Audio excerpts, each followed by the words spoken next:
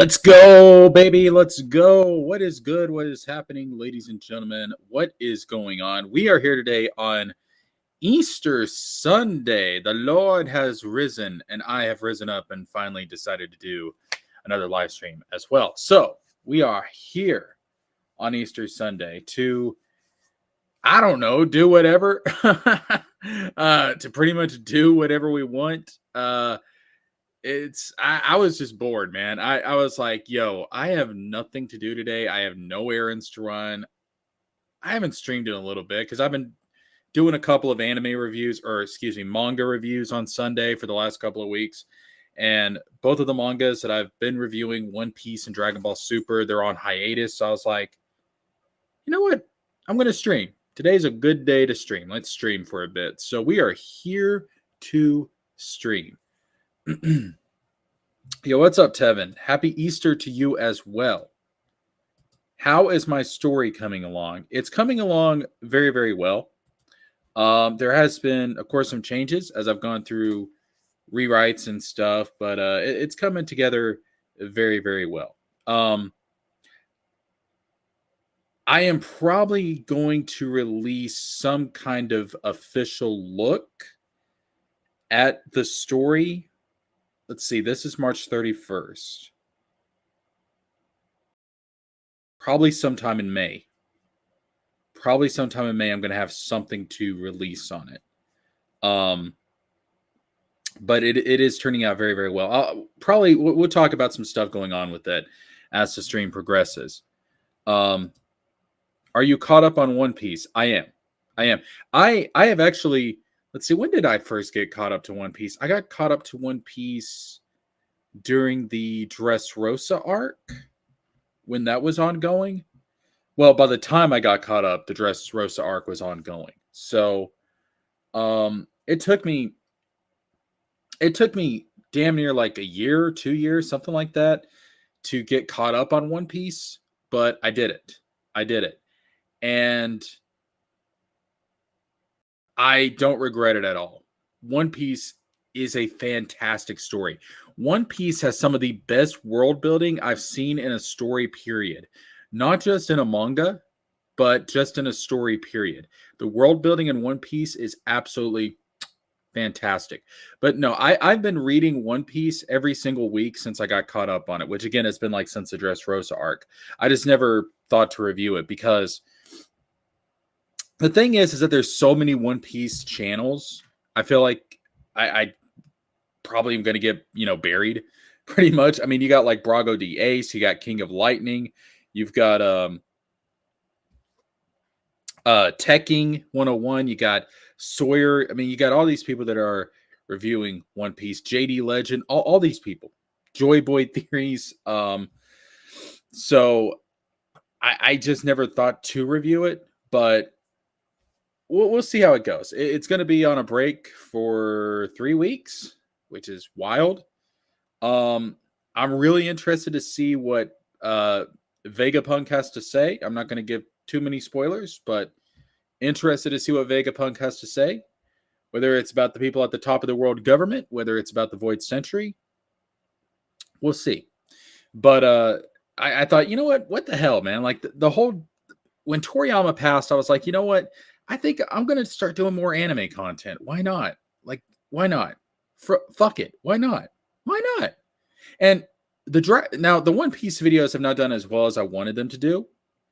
But the Dragon Ball Super chapter review that I did, which is as far as we know, the last chapter that Toriyama worked on or had some involvement in, as far as we know, because we've not gotten any updates on it yet, that actually did pretty decent, and I was pretty happy about that. So we'll see how this goes. We'll see how this continues. Hopefully we learn the name of the ancient kingdom in the next One Piece chapter. I don't think it'll be in the next chapter, because I think there's like 7 minutes left. It is still... Is it 7? Wait, is it 7 or 6 minutes now? It might be 6. I don't know. But there's still some time left before Vegapunk is actually going to do the announcement. So I don't think it's going to be next chapter. I think this will probably... Because see, we have a 3-week break, and then we're going to come back for a chapter, and then I think after that is Golden Week. So that'll be another break. So we may not be getting this reveal until like the end of May. I don't think it's going to be next chapter though. And here's the thing, if it's going to be the name of the ancient kingdom, it has to involve Robin. Robin has to be she has to be involved somehow, some way with this being revealed to the world because of her connections to O'Hara and the fact that O'Hara knew the name of the ancient kingdom. She needs to be involved in this. If she's not involved in this, that is really bad writing for Robin. And I don't like that, man. Because, listen, bro, Robin is probably my favorite Straw Hat. She's probably my favorite Straw Hat. So I think she needs to be involved in the name of the ancient kingdom. Personally, I think it's more so going to be about Emu and the true nature of the Gorosei. I think it's going to be revealing like, hey, people of the world government, the world government, the Marines, these are not the heroes they make themselves out to be. These are really fucked up people. That I think is probably what's going to lean to. There'll probably, I think if it does tie into Emu, you're going to have some stuff about the Void Century in the Ancient Kingdom as well, because I don't think you can talk about Emu without talking about the Void Century in the Ancient Kingdom because they are so tied together. But I don't want the name to be revealed unless Robin is involved in that revelation. Like maybe somehow the Gorosei are able to find a way to stop the message from going out, but Robin finds a loophole and she goes around him on some shady shit and she gets the message out to people somehow, some way. Okay, fine, good. But she needs to be involved in it somehow. Yo, what's up, Baki? How you doing? How you doing? Let's see. I'm currently reworking on my lore journal now that my second draft is done.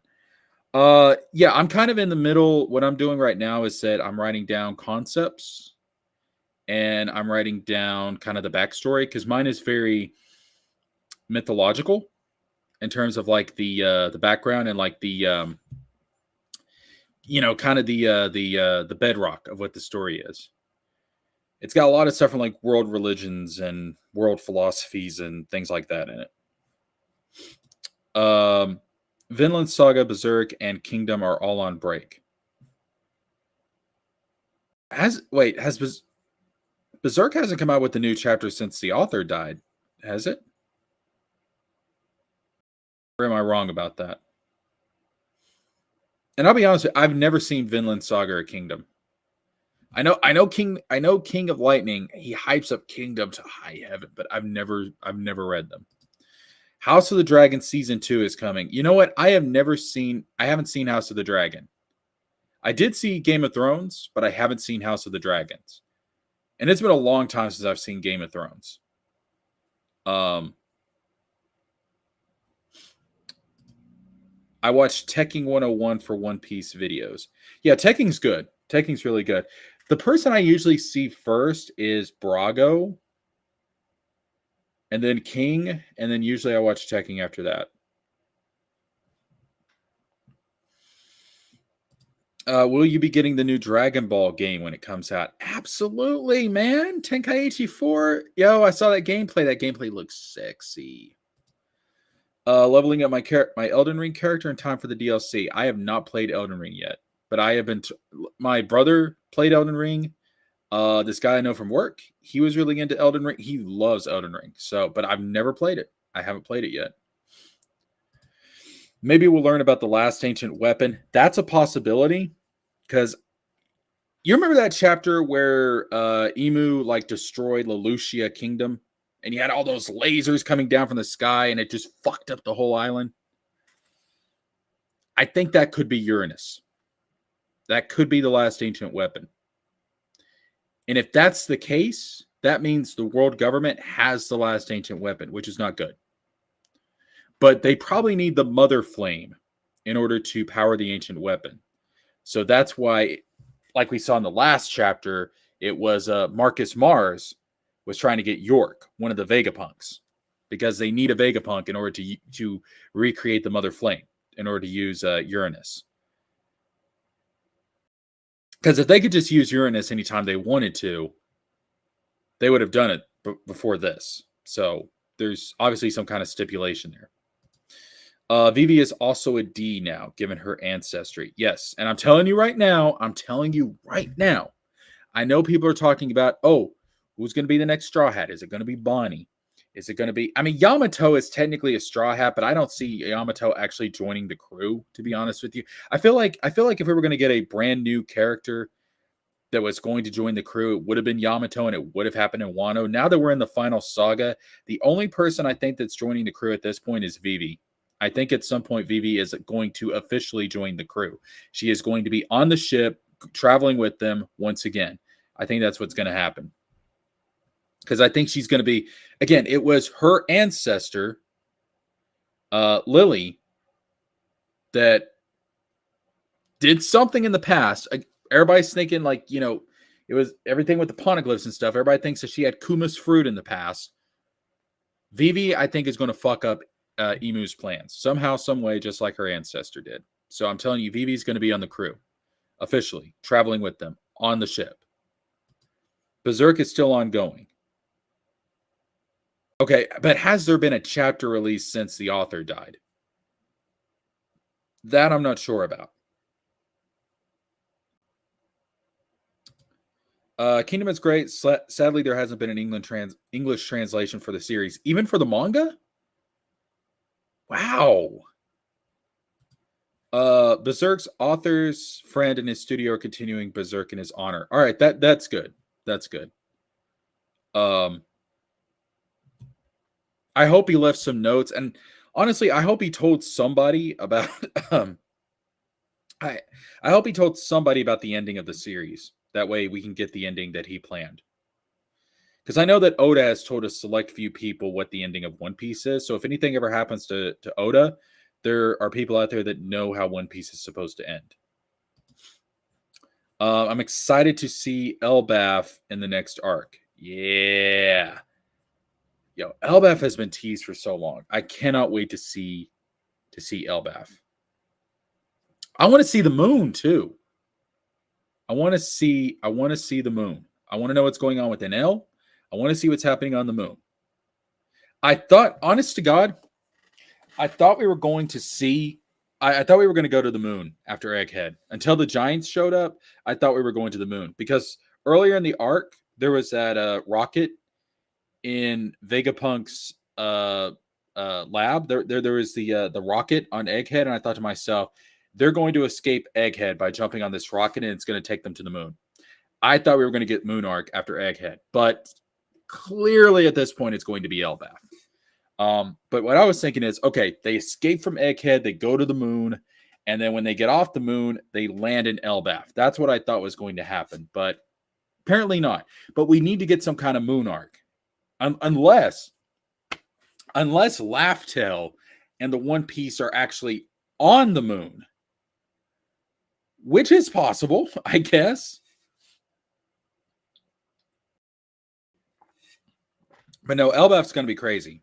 I think there's a good chance that Luffy actually meets Shanks in Elbaf, because we know that Elbaf is one of his territories. His friend knows the ending to Berserk. Good. Because here's the thing, even if they continue the series, if we don't get the ending that the author intended, what's the point? Because we're always going to have that lingering question in the back of our mind of, okay, but how is it really supposed to end? What was it really supposed to be like? So as long as somebody knows the ending that's working on the series, it kind of eliminates that what if from the back of our minds. And I think that's good. By the way, if you want to support your boy, the financial information is down there at the bottom of the screen. Of course, we are monetized now. You can always do a super chat. I will try to read as many comments as possible, but super chats get priority, of course. Of course. Tevin, I think you mentioned something about a Ripaverse art book. Yeah, there we go. Eric's got an art book out now. Yes. My first story isn't too long, just 8 chapters, small and short. That's fine. That's fine. You don't have to write the Epic of Gilgamesh. You don't have to write the Lord of the Rings. First off. Hell, even Tolkien didn't write the Lord of the Rings first off. He wrote The Hobbit. But no, that's fine. That's fine. You only need your story to be as long as necessary to actually tell the story you're trying to tell. That's it. Because I remember when Star Wars Rebels was ongoing, and after the first season, the writers came out and said that it was only going to be 3 seasons long, and people were like, "Oh, that's too short. You can't tell a story in 3 seasons." And it's like, yes, you can.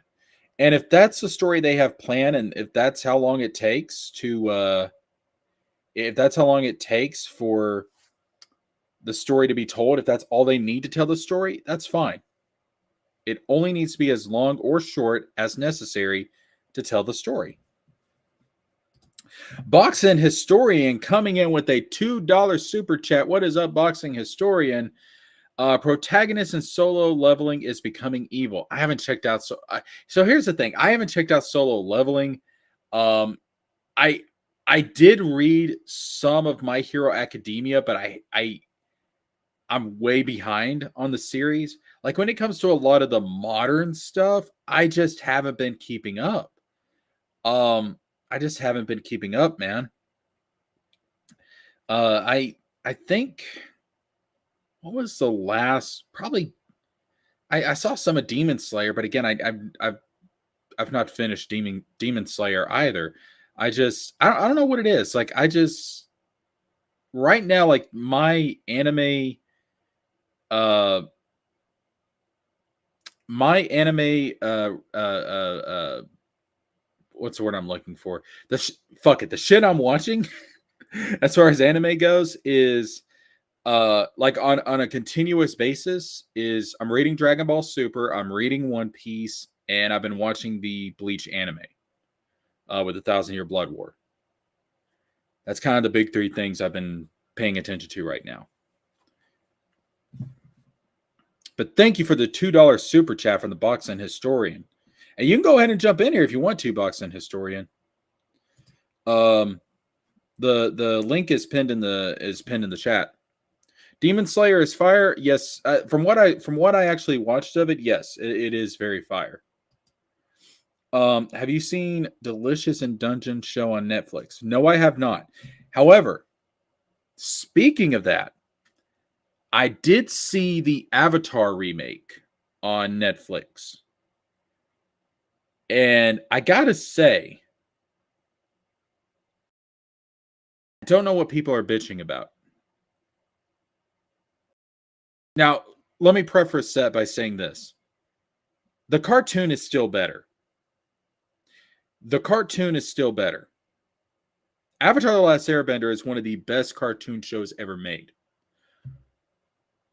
But the Netflix series is not a bad adaptation. It's not a bad adaptation at all. I think all the actors are good. The bending is fantastic. It beats the hell out of the M. Night Shyamalan film by a long stretch. And there's like some added stuff in there with Ozai and Azula, which I really like. And one of the things that still kind of shocks me to this day is the fact that in the cartoon series, there was no scenes between Ozai and Iroh. We actually get scenes with Ozai and Iroh interacting in the live action series. And I think that's one of the improvements over the cartoon. The actress for Azula is not who I would have chosen, but I'm not going to say that she can't do it. I think we need to see more of her in season 2. Like we need to see evil Azula. Like we need to really just see her just going ham. I need to see tactical Azula. I need to see the Azula that's planning shit out. The tactical genius. That's the Azula I need to see. And if she can pull that off, fine. Okay. If this actress can pull that off, good, awesome, great. And there is a little bit of a hint there that she can when she had that scene with Ozai, um, where she was demonstrating her lightning bending. I was like, okay, now I'm starting to see Azula. Now I can see Azula in this actress.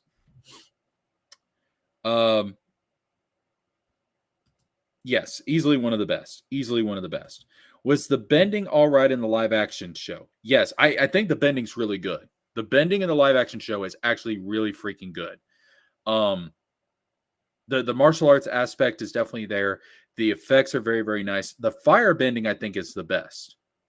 So they actually have the duel between Ozai and Zuko, and the flashback and everything where he gets the scar and everything, and they actually show the duel between them. That was fucking fire. That flashback, fucking fire, dude. Oh, and the actor they got to play Ozai, excellent. That is perfect casting. Perfect casting.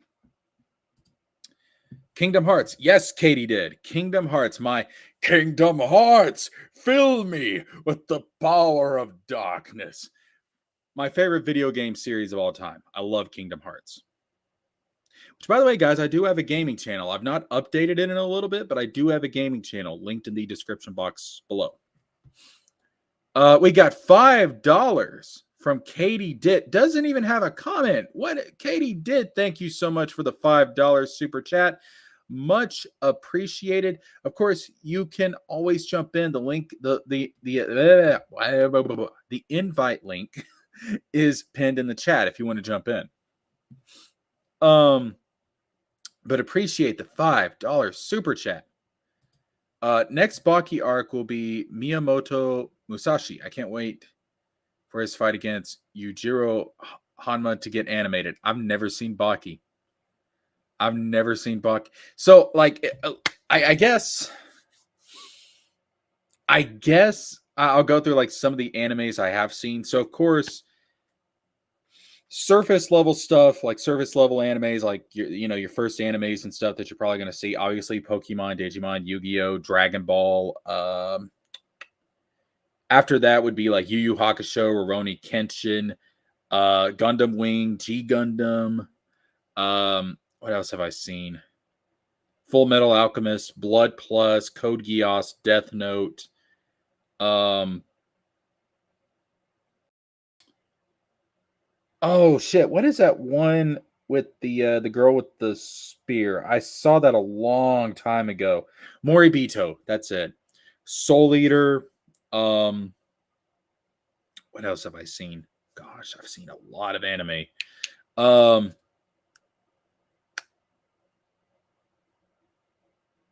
I'm just see like in my mind, I'm going to like different, obviously like stuff like Sailor Moon, shit like that. Card Captor, Sakura. God,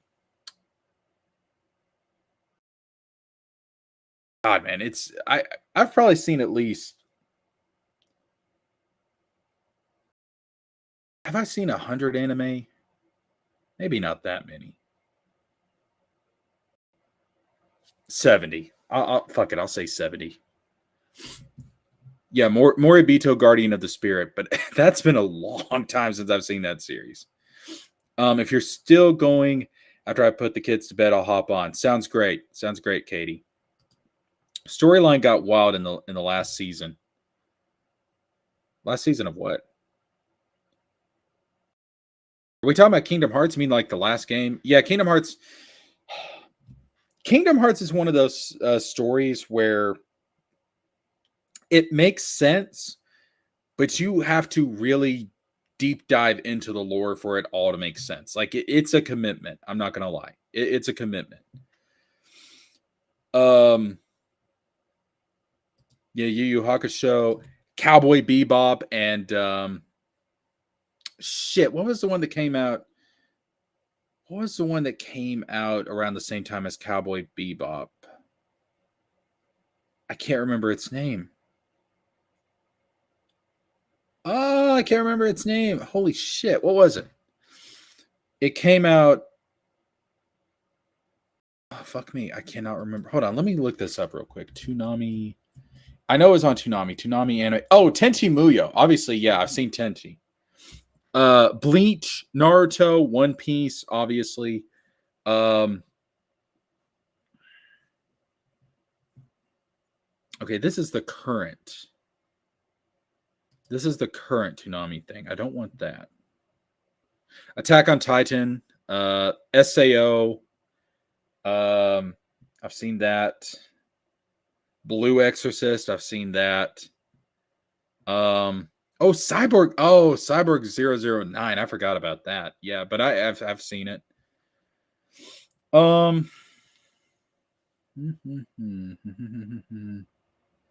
Duel Masters is an anime? Really? I thought Duel Masters was an American knockoff of Yu-Gi-Oh. Interesting. I did not know that. Oh yeah, Hamtaro. I've seen Hunter x Hunter as well. Obviously Inuyasha. I've seen Inuyasha. Where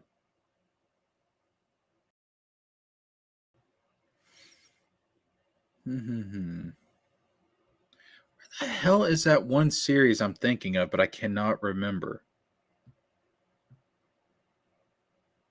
Outlaw Star. There it is. Outlaw Star. That's what it was. Yeah, I remember now. Outlaw Star. Oh, the Prince of Tennis, Rave Master.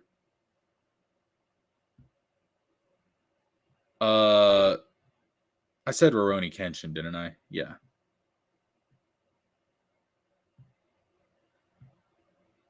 But no, I've seen, and technically Transformers Armada is also an anime, technically. Bakugan and Beyblade, yeah. I've seen both of those. I guess Voltron also counts as an anime, doesn't it? Yeah, I guess it is. Zatch Bell. And what was that one with the Bobobo? I've seen Bobobo. Zoids, I've seen Zoids. Zatch Bell and shit. What was the one that came on about the same time as Zatch Bell and Bobobo? Mare, I think it was called. Yeah. Point is, I've seen a lot of fucking anime, dude. I've just not been keeping up with the current stuff, but like Lifetime, and of course the Miyazaki films. Duh, obviously. Haven't seen Outlaw Star. I'll put that on my watch list. It's kind of a space cowboy type of anime. It's pretty good. A lot of these shows you're mentioning, I've been rewatching. Yeah, man, the old stuff is good stuff, man. Samurai Jack is inspired by anime, but I wouldn't count it as an anime. Yo, what's up, Box? Yo, what's good? Hey, can you put your phone echo? Say it again. Can you put your headphones in? There's an echo. Oh, there's an echo? Okay, 1 second.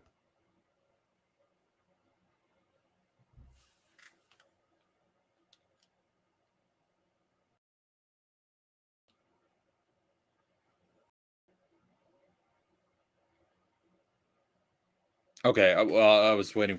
He's muted right now, so we're good. We can talk. Okay. But no, dude, I've seen a lot of anime. I've just not been keeping up with the current stuff. And that's just because I've been so fucking busy, dude. But no, there's so many animes out there. So many anime, so much manga, but I've seen a lot of shit. I'm surprised Kingdom Hearts hasn't got an anime yet. To be honest with you, I'm actually really surprised that Kingdom Hearts has not got an anime yet. considering how anime inspired that it is, you would think, okay, because I mean, look at Sora. Sora looks like a freaking anime character. So you would think, okay, this ought to get an anime at some point. And I'm just shocked that it hasn't. Classic Dragon Ball? Hells yes. OG, dude, I was just thinking about the ending of Dragon Ball, the ending theme. I was just playing it in my mind earlier today. Be as free as you can be, a childlike love, a fantasy. Oh, that's my shit right there, man. OG Naruto, yes. And OG Naruto in a lot of ways is better than Shippuden. If we're being completely honest, it's better than Shippuden. I'm just saying.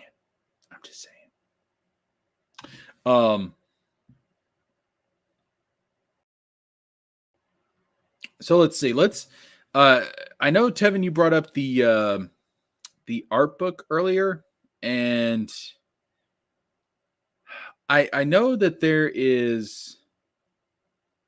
there was a segment on the biggest problem in the universe, and they were talking about this. And of course, you got to be careful because you don't want Eric to strike you because Eric's a bitch that way. So they didn't show a bunch of it, but they did show Avery's concept art and Altona's concept art, and it actually looks better than what's in the comic. Is there a Disney live action movie you would watch? Journey to Atlantis, Treasure. Oh, yes, Atlantis, The Lost Empire, and Treasure Planet are two of the most criminally underrated Disney films. A live action version of those films would be epic, but damn, I can imagine the effects would be expensive. Now, since we have Kingdom Hearts on the screen right now, I will say this. Two of my most wanted worlds for Kingdom Hearts 4 is Atlantis, The Lost Empire, and Treasure Planet. I want both of those worlds in Kingdom Hearts 4. In fact, if you go over to my gaming channel, and speaking of which, while we're at it, let me just go ahead and pull it up. Screen share, boom, boom. There we go. So if you go over to my channel, my gaming channel, which is JeskerJames, but instead of having the Z's, it has the S.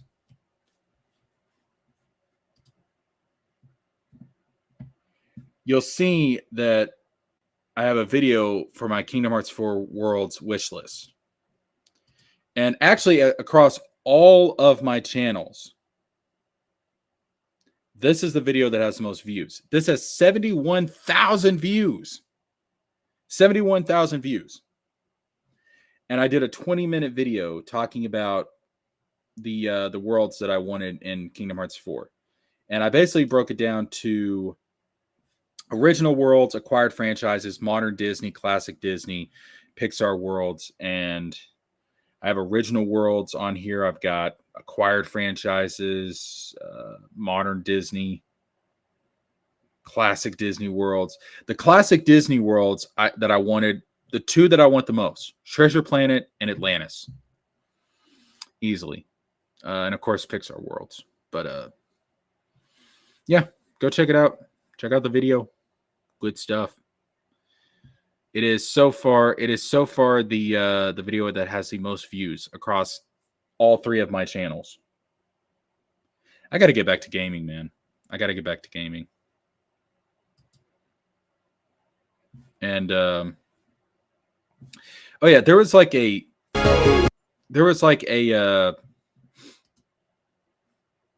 at one point Disney was planning to actually do a Kingdom Hearts TV series on the Disney Channel, or I guess it would be Toon Disney. And there was actually a pilot made for it. It's not fully animated, but it has like concept art, and you can see it here. And this is me reacting to it when that news broke. It's kind of wild. But I would love a Kingdom Hearts TV series. Hey, Am I echoing? No, you're good. You're good now. Oh, okay. Okay. I'm waiting to Um, log into my computer, but yeah. Oh yeah, my bad. Go ahead. so Omni says, I wonder how they would handle an Emperor's New Groove world. I would assume it would be kind of similar to Agrabah. Probably. Have you played a lot of Kingdom Hearts boxing? I always wanted to get into it, going back to the 2000s, but I looked at it in the store. It's like, should I buy Kingdom Hearts, or should I go ahead and just buy, I don't know, Dragon Ball Z Budokai 3 or something? No, I just did that, or bought some other game. So I'm going to tell you right now, it's a double-edged sword. Right now, you're living in the best time period to get into the franchise because Oh, really? it's so easily accessible. Okay. Because you have all the HD collections and everything, and there's even a collection called the All-in-One collection, so you can get most of the games in one collection. At the same time, the lore of Kingdom Hearts is very, very complex. I mean, it probably, out of all the fiction that I have consumed, it probably has one of the most complex stories. So if you're going to get into it, it's kind of a commitment. Uh, so you gotta. Well, shit. How many installments have they made? Oh, Jesus. So there's the original game. There's Chain of Memories. There's Kingdom Hearts 2. These names are wild, man. So get ready. 358 over 2 days. Okay. Birth by Sleep. Coded. Dream Drop Distance. And this next one, I'm not lying to you, this is the actual name of the game. Birth by Sleep 0.2, a fragmentary passage. Kingdom Hearts 3. Then you have the Melody of Memory, which is kind of a epilogue to Kingdom Hearts 3 more than anything. And then you have like all the phone games. There was some games released on smartphones. Oh, that's interesting. Yeah. So there's like the ones on smartphone are Key, Union Cross, Dark Road, and Missing Link is the new smartphone game they're working on. And then, of course, Kingdom Hearts 4 is in development. But it's they're only on definitely 4. yeah. Shit. No, but see, there's like a bunch of different like prequels and games that take place between the numbered titles. Oh. Oh, okay. Yeah. Okay. So, So they have spin-offs. Okay. yeah. Well, I hesitate to call them spin-offs because every game is important to the story. Mm. I mean, like you have to play the spin-offs. Like before you go into you can't just go from Kingdom Hearts 2 to Kingdom Hearts 3. You have to play all the spin-offs before you go to Kingdom Hearts 3. Because in a lot of ways, the spin-offs are actually the non-numbered title games are actually more important to Kingdom Hearts 3 than Kingdom Hearts 1 and 2 are. Okay. Yeah. And the timeline's all over the place. Like Birth by Sleep's a prequel to Kingdom Hearts 1. It takes place 10 years before the first game. 10 years. Yeah. So Kingdom Hearts. So pretty much it's a Disney game, right? Yes. You have Goofy and Mickey Mouse and all them other Disney characters. But the character himself looks very anime-ish, if you understand what I'm saying. Yeah, he's an original character. He's original. Obviously his design is inspired by Mickey Mouse, but he's an original character. Okay. And of course there's also some Final Fantasy mixed in there. They have Final Fantasy cameos. Oh no shit. But No, it's because see, if you're looking at it in terms of the timeline, so chronologically, if we're not looking at it in terms of release, just in terms of the timeline, all of the smartphone game stuff, that's the stuff that takes place furthest into the past. That's like the ancient past of the Kingdom Hearts universe. Okay. So it's like long before Sora was ever a thing. And then after that, you have Birth by Sleep, which takes place 10 years before Kingdom Hearts 1. Then you have Kingdom Hearts 1. Then you have Chain of Memories and 358 over 2 days, which build into Kingdom Hearts 2. After that, you got Coded and Dream Drop Distance, Fragmentary Passage, which lead into Kingdom Hearts 3.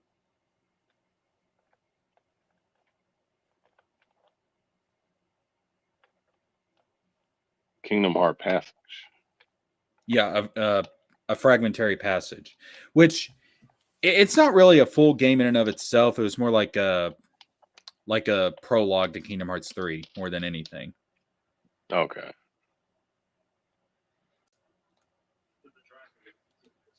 Yeah. Well, I look at it as Final Fantasy. It's hard. Like, I would love to get in those games. I would love to play them, but it just like I'm the type of dude like where I'm at right now with certain anime shows, right? Because I've watched Gundam Wing. I've watched certain Gundams, right? But huh? Yeah, for like 10 minutes. Yeah. But yeah, but I'm starting from number one to all the way to number one all the way to number no whichever one that they have right now. You know, I like to do Yeah. it chronologically like that.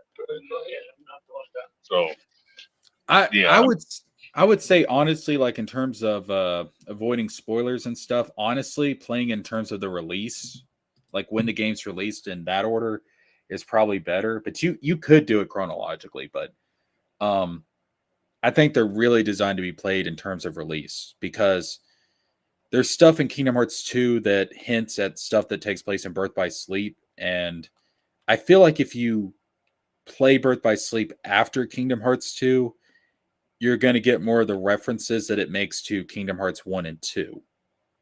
Because it makes a lot of references to Kingdom Hearts 1 and 2. okay. Well, well, thank God for YouTube because I guess you can go ahead and because they'll break certain games down if they have a story mode into the story mode aspect. They might add a little bit of the gameplay. Yeah. I think that's probably how I would have to catch up to it if I was to ever play it. Like, cause like even with Final Fantasy, I don't even know I know how popular that is, and it's going back to the late '90s, but I don't even know what's in the game. Well, Or yeah, Final Fantasy is easier to get into because each mainline Final Fantasy is its own self-contained story. Like Final Fantasy 1 has nothing to do with Final Fantasy 7.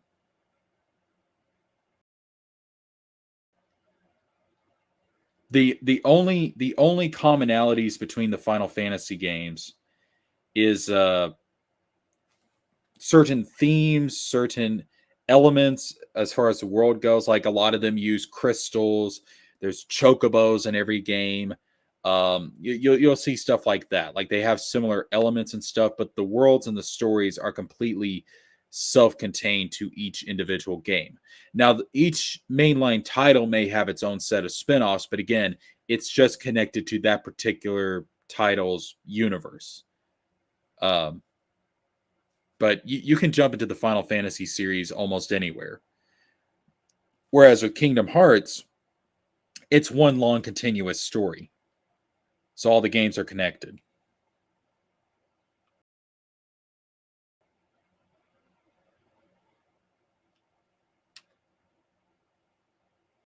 Okay, you must be talking to somebody.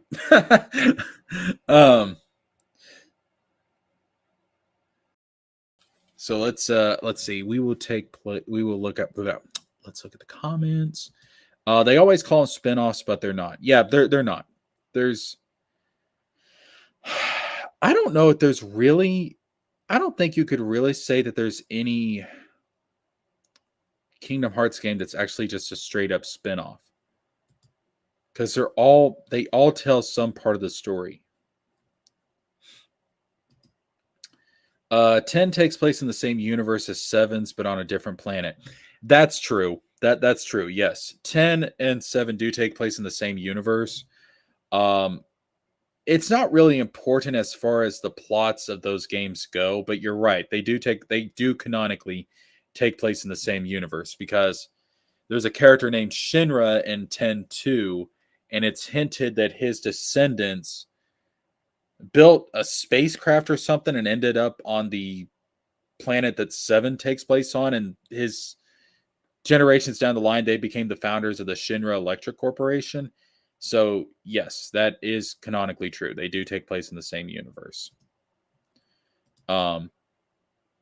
Which means essentially the far plane in 10 and the live stream in 7 are basically the same concept if they're in the same universe. But yeah, that's Final Fantasy is a lot easier to get into. This is true. But Kingdom Hearts, I mean, it's possible, but it is a commitment. It is a commitment to actually get into it. But imagine if Sephiroth got his way, he would have taken out 10's world. He would have.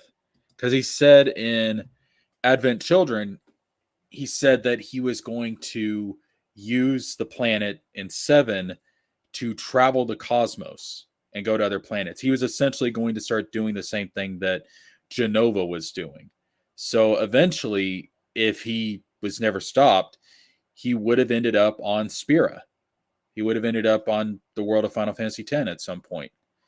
Now, again, because the Shinra in 10-2, it's his descendants who end up founding the Shinra Electric Company.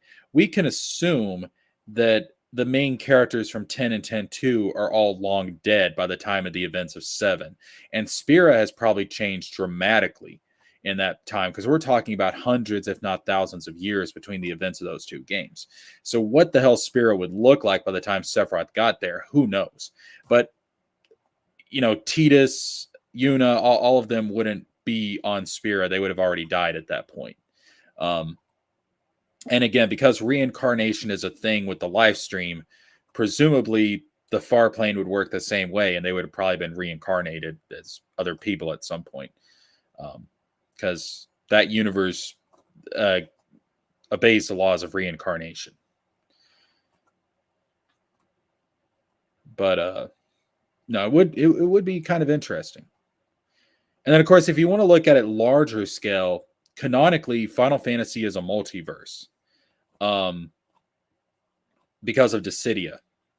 And they're all connected via the Void, which is why Gilgamesh is the same Gilgamesh in every Final Fantasy game he appears in, because he's traveling through the Void to get to other Final Fantasy universes. So it's technically a multiverse in that respect.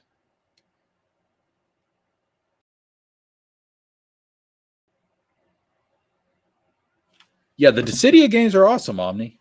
They're awesome. I love the concept. I remember when the first one came out on the PSP. Fantastic, dude. Because you got to think that was the first time that we had heard a lot of these characters speak, like especially the 2D game era characters, like the Emperor, like even the PS1 characters like Ultimisia, Kuja, Zidane. Like this was the first time we heard a lot of them actually get voices, which is wild. He appeared in 15 as well in Gladios' story, but wasn't that Gilgamesh different from the one that originates from Final Fantasy V? Because didn't he just take the name? Like I don't remember the story too well of the DLC for 15. Because this is just me. I personally did not enjoy 15 very much, to be honest with you. I didn't like what they did with how they fragmented the story across the DLC. I thought that was terrible. I wasn't a big fan of 15 in general, but wasn't it implied that the Gilgamesh in 15 like the Gilgamesh we know of from Final Fantasy V appeared in the world of 15 at some point and became like a legend, and then like the Gilgamesh that Gladios interacts with was named after him or something. So he just had like his like that Gilgamesh just had the name as like a namesake, like um a way to honor the original Gilgamesh or something. So it wasn't actually that Gilgamesh. I could be wrong about that, but I think that's what it was. I still love 15. I got all the figures of the characters.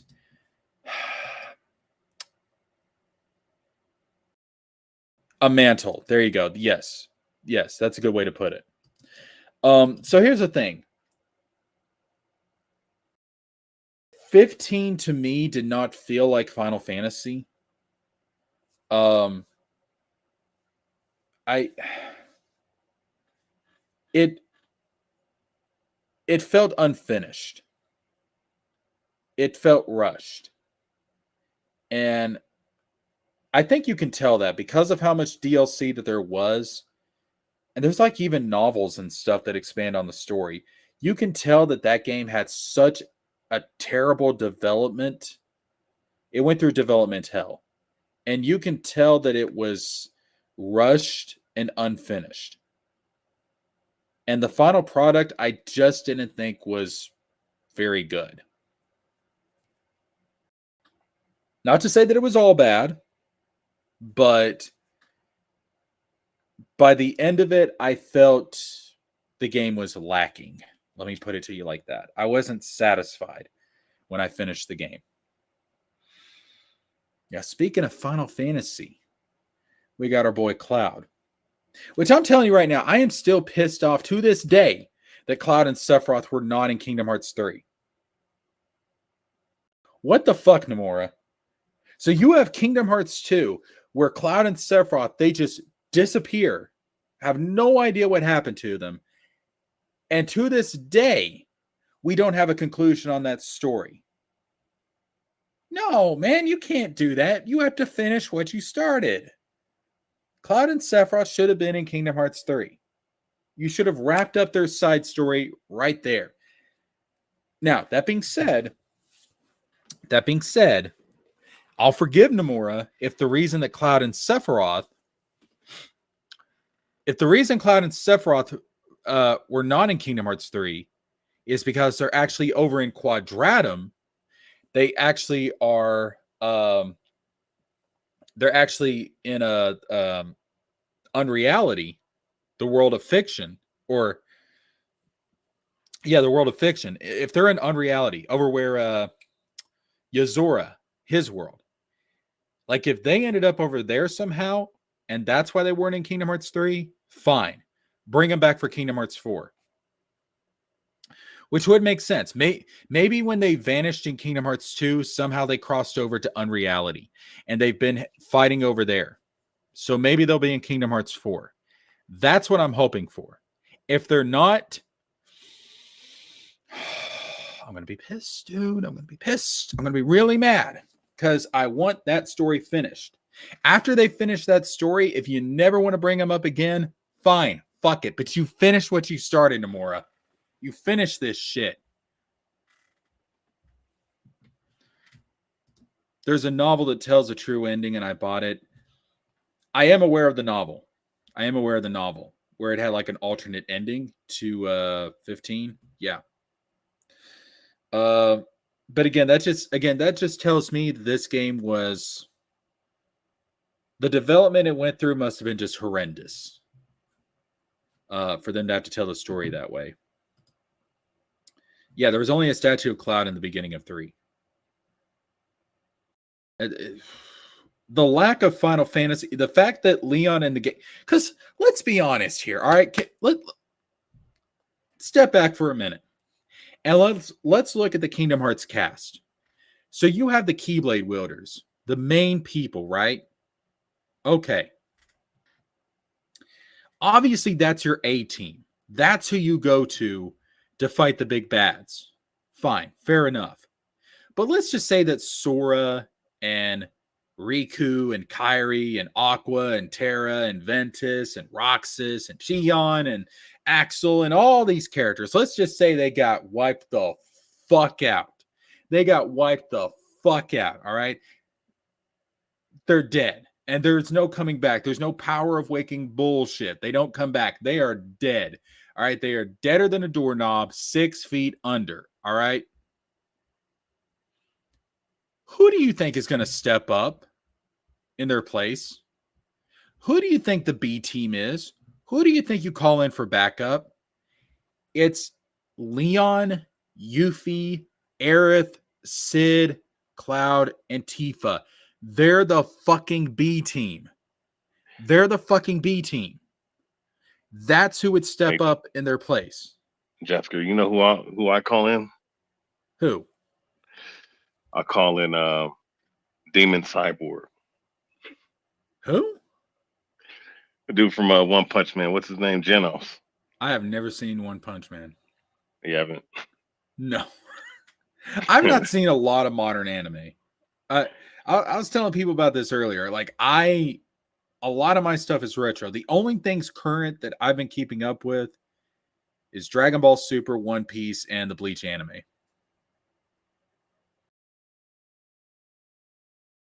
But no, that's who you call in. That's the B team. That's the fucking B team.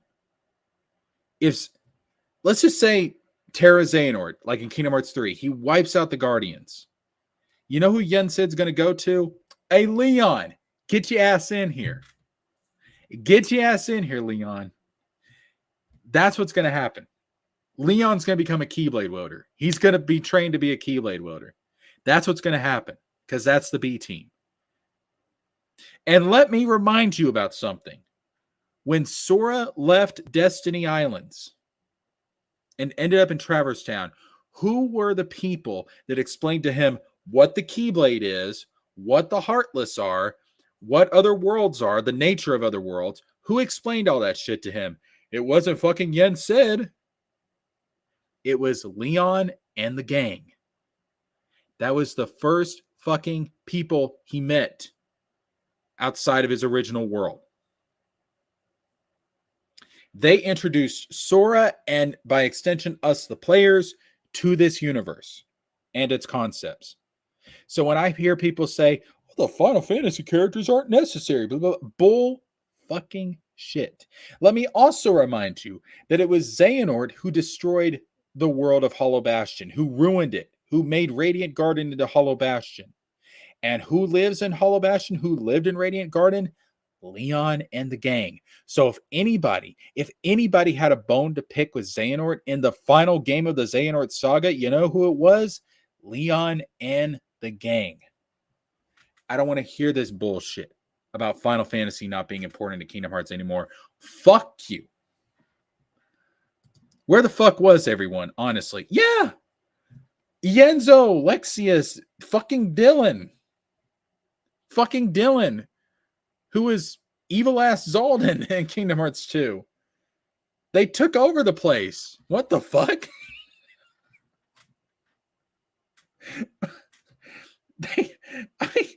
Leon and the gang rebuilt Radiant Garden just to get off-screened in Kingdom Hearts 3.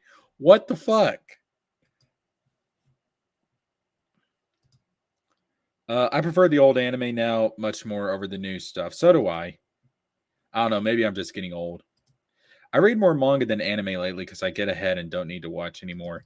That's kind of where I am too. If I'm reading a manga, I only go to the anime now for important moments. Like I only watch the One Piece anime for important moments.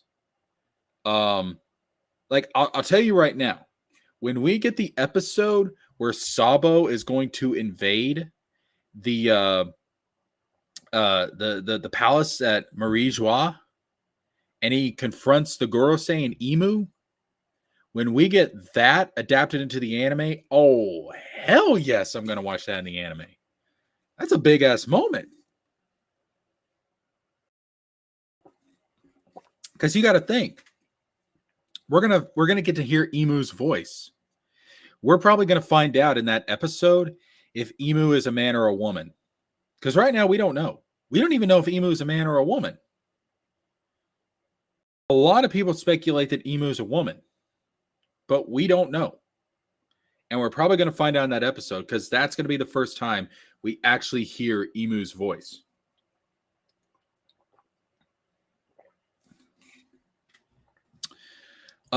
Seems like Kingdom Hearts 4 is going to be more Final Fantasy oriented.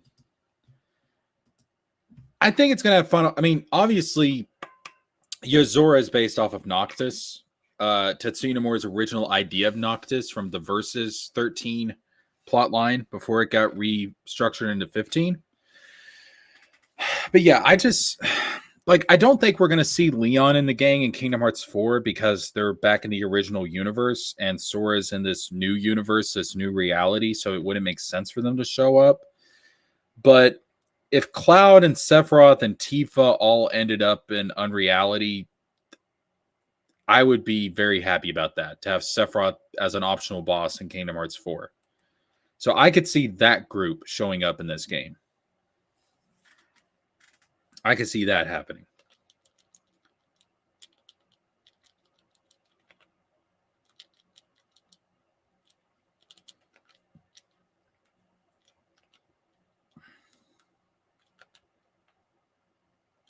I think Nomura is still bitter about how Versus 13 got turned to 15 and how he got removed from that game because he said Versus 13 was his dream game. So here's the thing. If you know anything about the corporate culture of Japan, they try to be very professional and respectable, and they try not to let company politics become a publicized. But if you read between the lines with some of the statements that Nomura has put out there, the dude is salty. The dude is obviously salty about what happened with Versus 13. Clearly. I mean, the fact that if you look at the secret ending, if you look at the ending of the secret episode in Kingdom Hearts 3 after the Yozora fight,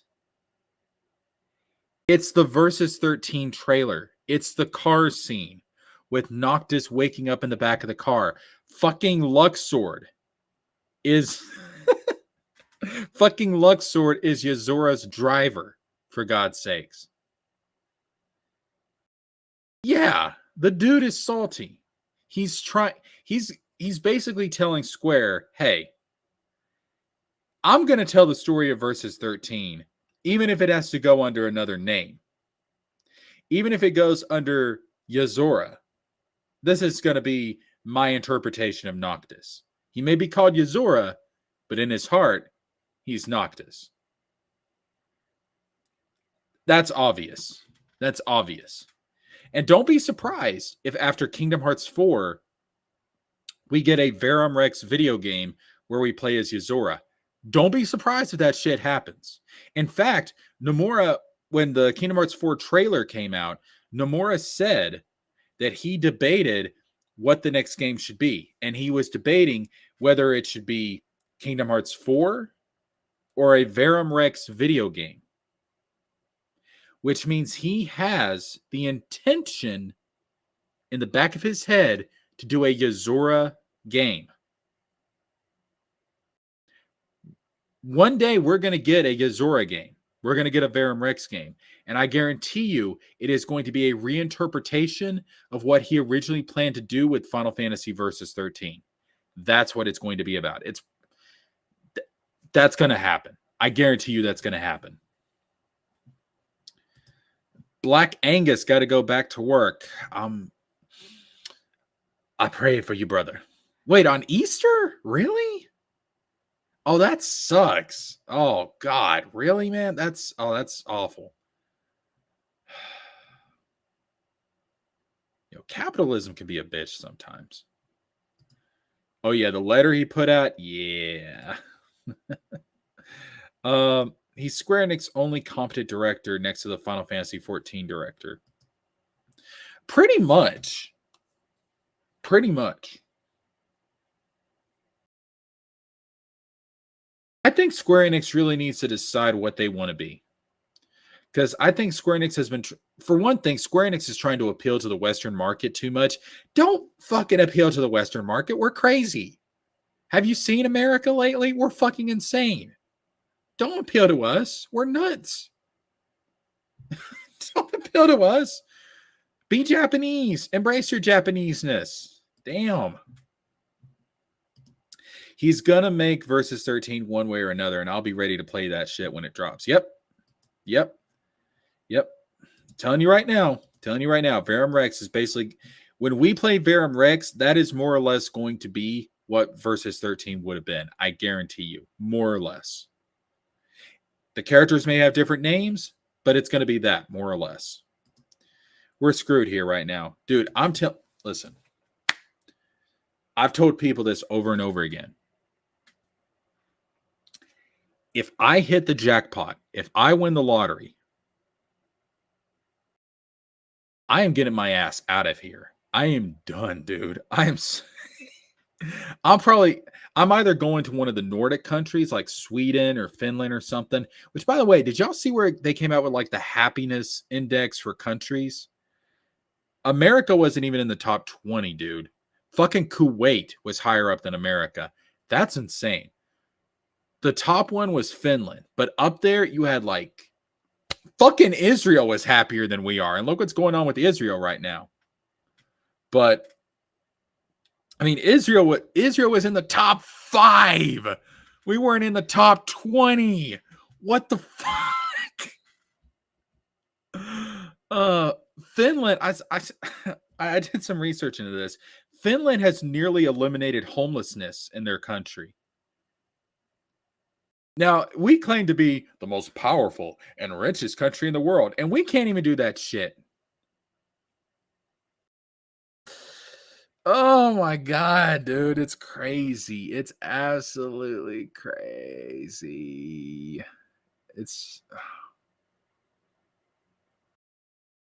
But no, like I probably moved to one of the Nordic countries. I'd get me a little house next to the lake and just live out the rest of my days there, to be honest with you. Or I might wait a minute. I might go to Japan. Hold up. Doesn't PewDiePie live in Japan?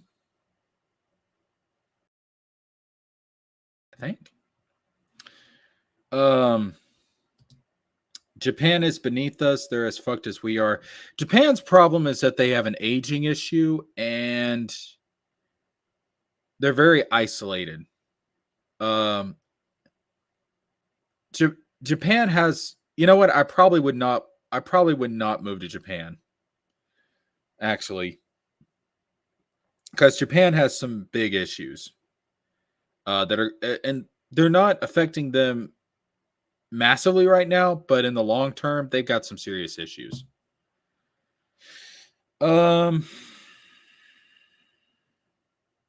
Something is very wrong, very, very wrong here in the US. I think we're dying. I'm going to be real with you. As a culture, as a society, I think America is dying. We have become stagnant. We're not a very cohesive society anymore, and that's not healthy. And I think we're dying. And I think that's reflected in the entertainment that we're pushing out. The reason why our entertainment and our storytelling has gotten so bad is because we're dying as a culture.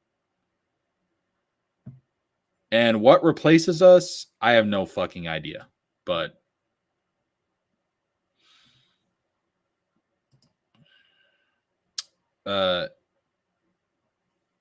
yeah, so PewDiePie does live in Japan. Yeah, that's what I thought. I concur. I concur, Jessica. Yeah. Oh, yeah. About America dying. Yeah. It's just, I don't know. Like, we're stagnant. We're so stagnant right now. If I were you guys, I'd also create a better comics group that's better than Comicsgate.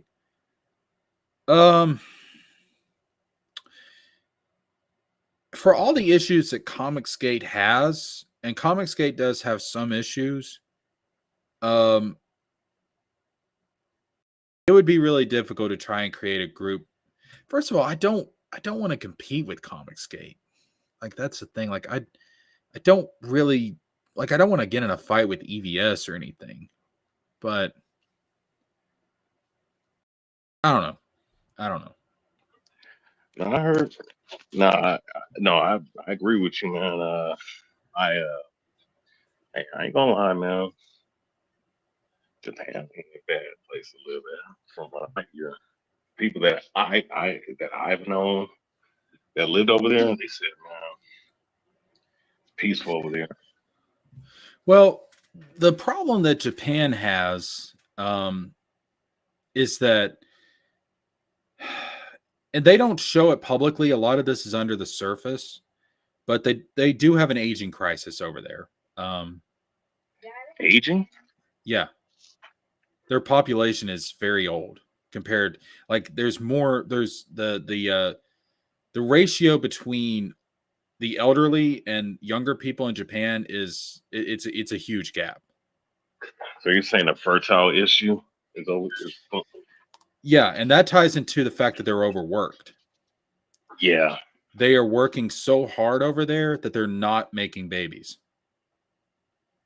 Now, the Japanese government has taken some steps to try and correct that, because I think in Japan now, if you have a baby, you can actually get a year of maternity leave. So they're really trying to correct that over there. They're trying to get people to create families. Because they don't have any young people there to support the structure of the society. So there are some issues in Japan. Still, and the thing is too, like, I don't know, like, a lot of it has to do with the corporate culture over there. It's not good, but the corporate culture in America is not good. Like, fuck some of these corporations in America. Fuck these corporations, man.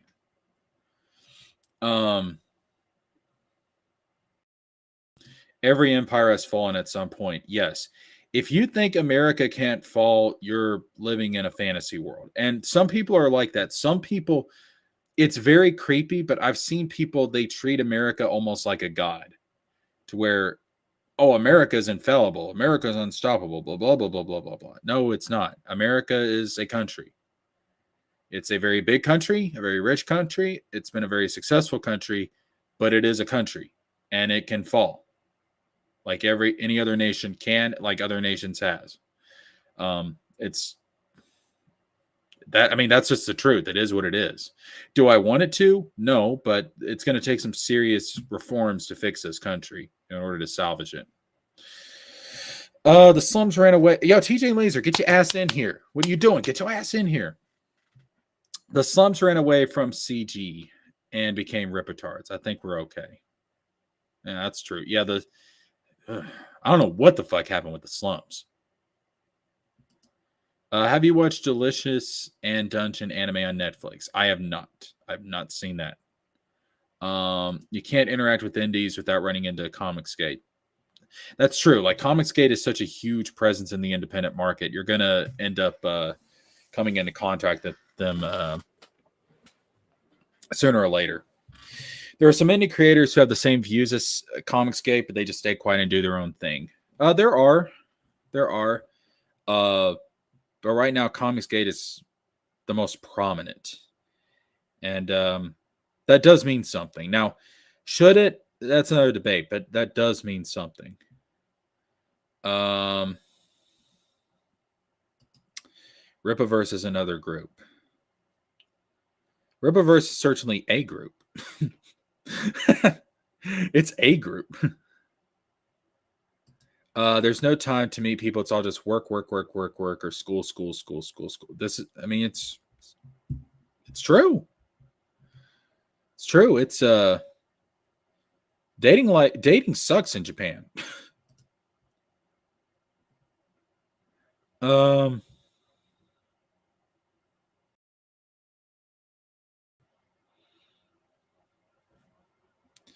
yeah, TJ is right.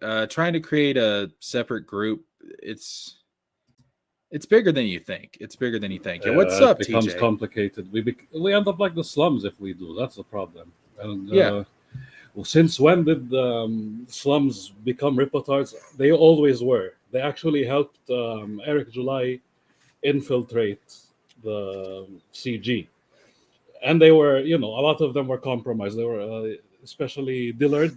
He's working for Yellow Flash, so it's like it is what it is. Oh, They might as well oh be man. ripotards at that point, right? yeah, And they're fanatics. They have the same views of Doug Tenaple and Smiller. And Smiller, of course, he's kind of a member of them anyway. These are like super fanatics, right? They're so fanatics that they're such fanatics that they end up as JWs, like in every sense of the word. They love yeah. the idea that the CG creators got canceled from C2E2. Which They that always was some they're a bunch bullshit. of prudes. They think anything that looks good artistically is degenerate. They're literally SJWs. Yeah, that whole thing with Comicsgate getting banned, that was some bullshit, by the way. That was terrible. I was like, you got to be. I mean, I would say I was surprised, but I'm not. I'm not surprised. I'm just really disappointed. I wish they would have been upfront, right? Like instead of Yes. announcing. That's the funny part. They announced that the CG creators are going in, and they made the posters and they made the promos, and then here we are. They last minute they ended up saying, "Oh no, nobody's coming here."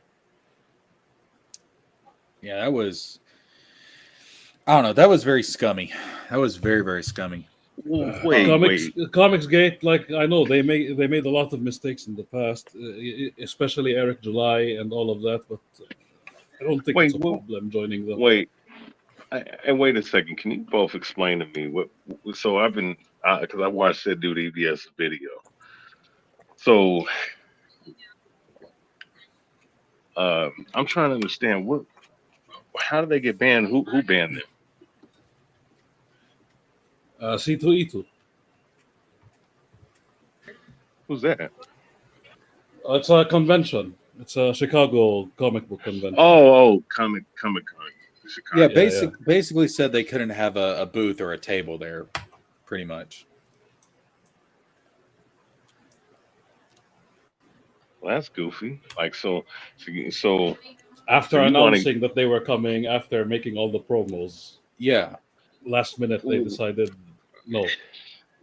that has to be some industry type stuff because I mean, if I'm not mistaken, these most of these guys from Comicsgate are guys from they that were pretty much blackballed from the industry, pretty much, right? more or Yeah, less. That's yeah, that would be that reason. Yeah, and getting back to the question of creating a comic book group outside of CG. So here's the thing, like obviously, like I don't agree with everything that Ethan says. I'm sure like there would be some political issues where we would bump heads, or like I disagree with him on stuff about having no 3D assets. Like I've said over and over and over, it's not about AI, it's not about 3D assets, it's about the way that they're used, it's about how you use them. Like we would probably, EVS is more of a purist in that sense yeah. compared to me. But that I being don't even said, think he likes digitized. I mean, our art is digitized, right? It's all yeah, digital. Like, I don't even think he likes that. He's very old yeah, school. yeah. But that being said, those are disagreements. I Yeah, like I that doesn't mean that I think that EVS is a bad dude.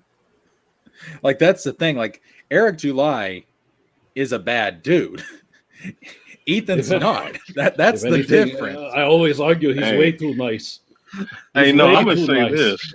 Hey, let me say something about this, because look, let me just say this, right? And look, I'm gonna look at it from this standpoint. I think there's hurt feelings on both sides, just to be neutral. But when I look at how one guy is operating and moving, and how the other guy's operating and moving, I mean, the other dude, he wishes old dude would go away. But then when it comes to EBS, the dude, even though he is going back and forth and criticizing you almost every live stream he's doing, and them other weirdos on the Geeks and Lamers, you know, program, he's at least telling Eric, why would you sit up here and go hug on one of these demon sisters? Let's just put it that way, and you give them editorial control over your entire fucking uh company. That doesn't make no fucking sense. Cause then you're setting yourself up, and then with the ass, that shit with him and ass and them sisters and this dude making sexual jokes and whatnot. You got to be a damn idiot, man, to have them as your editorial. I mean, like, as the main people, as your editorial people, man. Like, and he's giving them pretty much, game, if you will, telling them like, bro, like, you shouldn't have did all this, but it's too late now for him, you know. So I, Yeah, I look at it. Yeah, yeah. Go ahead. My bad. I think well, here's one of the things that separates Ethan from Eric is you got to consider when Eric was getting legitimate criticism, he went on the attack. He was calling his critics names and stuff like that. People have, pointed out that Ethan takes a while to get his comic book done and stuff, and that's true. And Ethan has actually acknowledged that fact. Like Ethan has listened to the criticism, and he's actually, he didn't go on the attack and stuff. He's actually listened to the criticism and taken the criticism, which is what you're supposed to do if you ever want to learn and grow. That's one of the big differences that shows how different the character between Eric July and Ethan is. And that's the thing. And I think people also need to realize Ethan, yes, he is very, very super conservative. We all know this. But the thing is, Ethan has said before, it's not about being conservative or liberal or whatever in Comicsgate. It's about the fact that people shouldn't be canceled for their politics. Like, that's the big thing that Ethan has a problem with, is that Yeah, people shouldn't be canceled for their politics. And that's true. I may disagree with we need to somebody. get along as Yes. artists.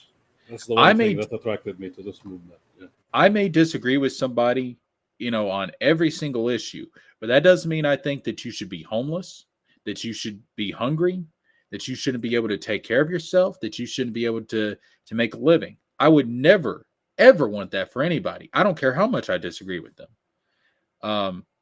That's why I don't believe in canceling people. I mean, unless it's for something like super terrible, like you know, uh, doing unspeakable things to children. Let's put it like that. But in that case, you should be in jail, or making certain, abusing people in very sexual videos, like a couple of sisters that I know of, something like that. But we're Oh at that God. point getting into the extremes.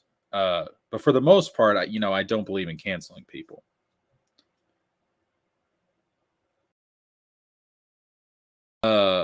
Let's see. Let me go to the comments here. How do you see Yellow Flash book doing if it ever comes out? It'll probably do decent just because of how much of a following he has, and he'll get some of the Rippaverse people. So there'll be some overlap there. I don't think it'll do as good as any of Eric's stuff, though. Well, here's my thing, right? Because I observe all the all variables, right? And this is piggybacking what you're saying, because I have heard people say that EBS is a racist or whatever reason, you know. But my thing is, I don't see that, at the end of the day. And a lot of the people that follow EBS, I mean, they're probably, they're of his age, you know, demographic or whatever. When I look at, a lot of Eric's followers, You know, it's the same old common thing with these guys. They always accuse you of doing something or being something that you're not. All in juxtaposition, trying to protect um, Eric July in his company and in his product. You know, it's very cult like. And I've seen this before. You know, I've seen. Okay, you don't mind me telling us a brief story, a brief summary of what I went through. Do you No, go for it. okay? Go ahead. Because I've look, I'm not gonna say who, what, when, where, how, and why. Right? I'm not gonna say that. I'm not gonna say that. But in a certain community that I may or may still be a part of, I did go through something with a particular guy who was a professed co-leader, right? Was amongst him, amongst his group and whatever, everything. You know, of course, not no more. But I see a lot of parallels to this dude Eric July with the same guy that I'm speaking of. And, whenever they don't get what they want, whenever they're criticized for certain actions or certain things that they do, they cry like little bitches. Very much so. Um, and they have a cult following of people who will defend them no matter what the fuck they do, no matter how egregious the offenses are to what they do. They will continue to defend them as if they're their damn father figure or God or pretty much their damn God, right? Even to the point, right? These particular individuals will put out your information, dox your family, Yeah. put dox your living situation in, you know, put you in a situation of a potential life and death situation, like set you up type of thing. This is how far things can go, right? And I've dealt with that personally, even being accused of things that's all that's a complete lie, but will destroy your reputation, right? I have Hmm. been I've went through that myself with a character very similar to this guy, right? Different genre, different type of dude, right? Very similar to how they act, you know, very juvenile-ish actions and childlike behavior. So when I start seeing things in these parallels, and then you have certain guys that will come and try, because this individual I've tried to help him in his group. Don't move like this. You move like this, you're a damn fool. No, shut the fuck up. I know what the fuck I'm doing. I've seen all these characteristics from Eric July from an entirely different other person who's on YouTube. Very cult like, and their followers empower these people to do what they do, and that's a big issue with what I see with Eric. Man. Until somebody tells him to stop, someone he respects, he's not going to. Thing is about that though, I don't think Eric really respects anybody because he's gotten to a point now to where I don't think that I think in his mind he doesn't think he can do anything wrong. And that any kind of criticism or any kind of suggestion that he can do wrong, he takes it as a personal attack.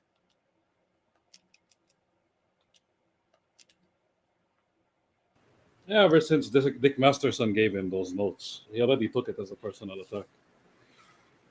Yeah, so I just don't see anybody being able to reason with him at this point. I think he's going to have to hit rock bottom in order to wake up. You And know, the sad thing is there were times where I thought, okay, maybe we're going too far. Maybe we're giving this guy too much of a hard time. But after what him and his minions did to KT, nah, mm-mm, nah, nothing is no, too far. No, these guys deserve everything we dish out, yeah. and probably more.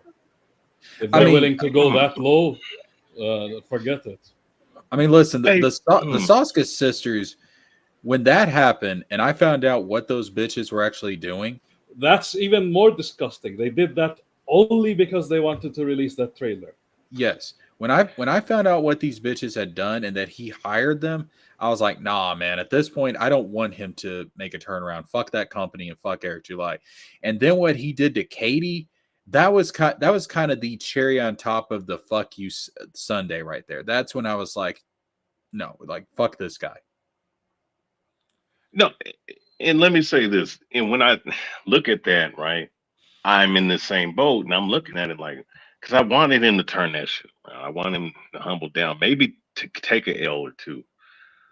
But the Sasuke sister shit is what did it in for me, especially when he doubled down and sat up here and lied, right?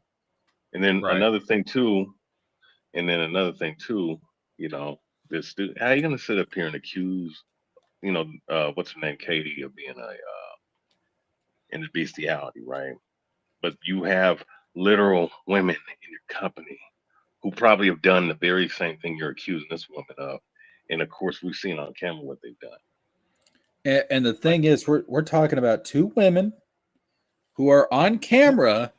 And these are Meanwhile, Yellow Flash, his butt buddy, gave what's it called, the redo of Healer, a 12 out of 10. yes. A, But let us a schlock hentai, what's it called, show where kids are getting raped. yes. That's a 12 out of 10. And then let us not forget that these sisters, these are twin, full-blooded sisters.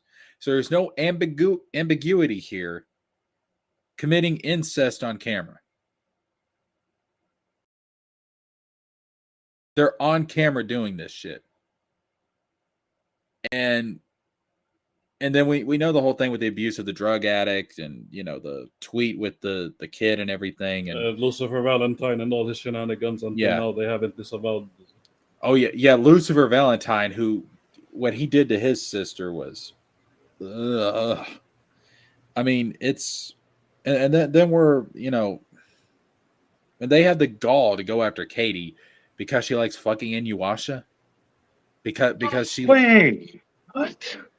Literally, Yeah, all what? she did was giggle at a bunch of goofy pictures, and then from that to she's fucking dogs. Imagine, Yeah. from 0 to 11, Oh, and it man, backfired. I like Eventually, it Inuyasha. backfired. I mean, I like Uni. I love, man. I'm almost done with that series. I'm on final act. Like, so you liking Inuyasha is the reason why you're in the bestiality or dogs. Yes. But redo of Yes. Healer is okay. Giving a redo of Healer 12 out of 10, that's okay. But Inuyasha, forget it. The logic on these people. Well, that's crazy. Well, I have a theory about all this. I think there's some level of xenophobia here. I think these people just don't like Japanese culture, Japanese people to a certain extent. I think too, they see how popular manga and anime have become, and I think You know what the thing is? Take this as a golden rule. People who are prudes, um, 9 times out of 10, they're actually extreme perverts that are into the most heinous shit. That's Yep. what we're dealing with. That's what Yellow Flash is in a nutshell. Him and his goons. Yeah, I do think there's some level of fear because anime and manga has become so popular, and they kind of see it as, I don't know, like I think there's some level of resentment there. You know what I mean? So I think they have a problem with people that like anime in general. I think they even bully manga artists who are within CG, like Leon. Yeah, that doesn't surprise me. These people are not. Like And anybody who's more skilled than they are, they end up bullying. and let me be clear, Terrible. I'm not saying this in the SJW the way that SJWs use it, but they are not exactly the most tolerant of people. You know what I mean? Yeah, but that also goes back to because they're prudes. Yeah. Yep. I think all of that is true. I think all of that is true. Because, I mean, even this story I'm working on has a very anime-esque flair to it. So, I'm sure once I'm ready to reveal something about that, they'll probably have something to say too. Wouldn't surprise me. Now, by the time you're done, I think they'll just disappear.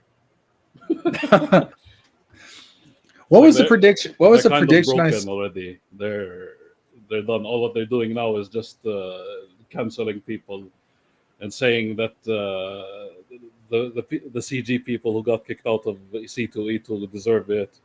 It's like they can't hide their hatred anymore, and everybody's looking at them strange now. They're What was full on the ripatard. Yeah? What was the prediction I made that Ripaverse would go bankrupt by 2025? I think I said. Oh, it was before Superman Legacy comes out. Yeah, that's what I said. Yeah. And then Eric would have moved on to another grift. And then he completely forgot about the Rippaverse. And I think maybe the Rippasand will just stay because you can't really, you can't really remove all that stuff from the warehouse, right? I think it will stay. You can't make everything vanish from that warehouse, right? Everything has to stay there for a while. Yeah, I think that's. Question is though, if he does go to another grift, what is the next grift going to be? Back to streaming, and then he will appear on Sturgis's stream and LG. That's my prediction. Do you think if his comics end up going up, if they end up going under, do you think he's really going to give a shit about Sturgis or any of his defenders at that point? He never gave a fuck about them. Well, that's true. I think they're just now. useful idiots. Yeah, he's just happy that they're around. Like if think about it, the Jesker. If you had somebody like Sturgis, who's worshiping the ground that you walk on and dresses up like you, and like he has the same hairdo as you do and all that, I'd be scared for my life. I'd be scared for my life. Eric, on the other hand, he's fine with it. Like here's a white guy growing literally the same beard, that all what he wears is Rippaverse shit. Because you know what I'm thinking? What was that movie that came out? Misery, where that girl kidnapped that author or whatever? Yes. Like that's what I would be afraid of happening. It is. Misery, that's what I would be afraid of. Oh God, like that's fucking terrifying. Like, can you imagine Sturgis doing something like that to Eric? I mean, I wouldn't be surprised if he does that. I mean, on the one hand, just like the movie. On the one hand, I kind of feel bad about it, but on the other hand, part of me would be laughing on the inside. I'd be it's hard. It's really hard to feel sorry for Eric because he's so despicable. It's like after what he did to Katie, after all the Soska shit, it's hard. Yeah. Yeah, that especially like what they did to Katie, that was just fucking disgusting. Imagine, I was so nice that I gave them a pass even after the Soska shit, but what happened with Katie, that's the one where I'm like, nah, this is where they crossed the line. Yeah, the Soska stuff did it for me, but like once the whole thing with Katie happened, that was really kind of that means cemented it. Yeah, that means if you hate Eric, all bets are off. They'll do anything they want to you.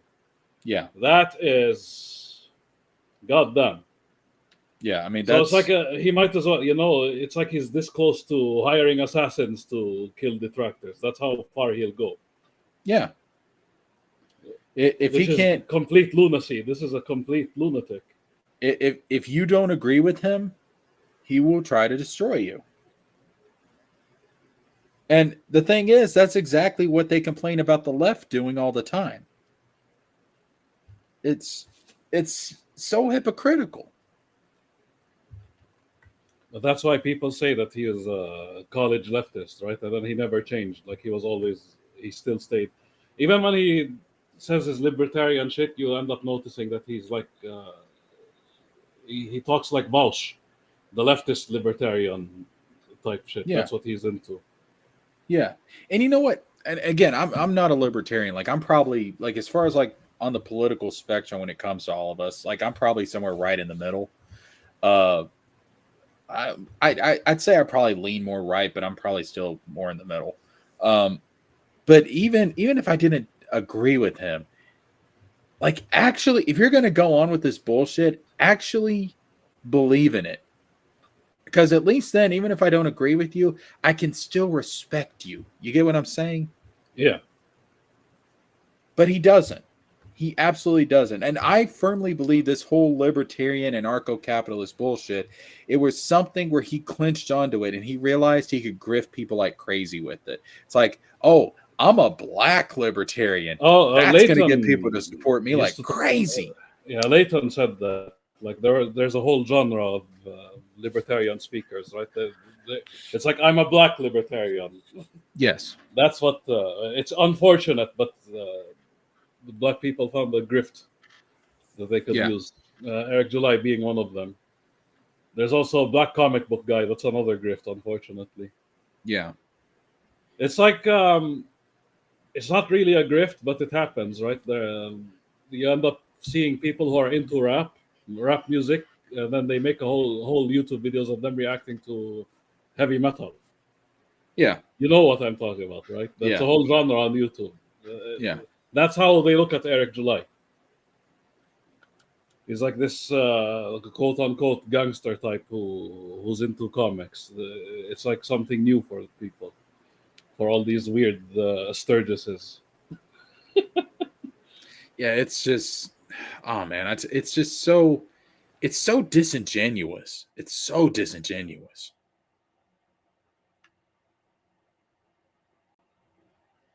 So TJ, what's your opinion on Kingdom Hearts? I've kind of gotten everybody else's take on that. What's your opinion on Kingdom Hearts? I haven't played it. Damn, I gotta y'all. You unboxing a story now to jump into it. Y'all have to jump into it. But from what I'm looking at, it looks nice. It is. Now, there's a lot of games, and the lore is very, very. I mean, it probably has some of, even though it's a Disney game, it probably has some of the most complex lore I've ever seen in a story. Period.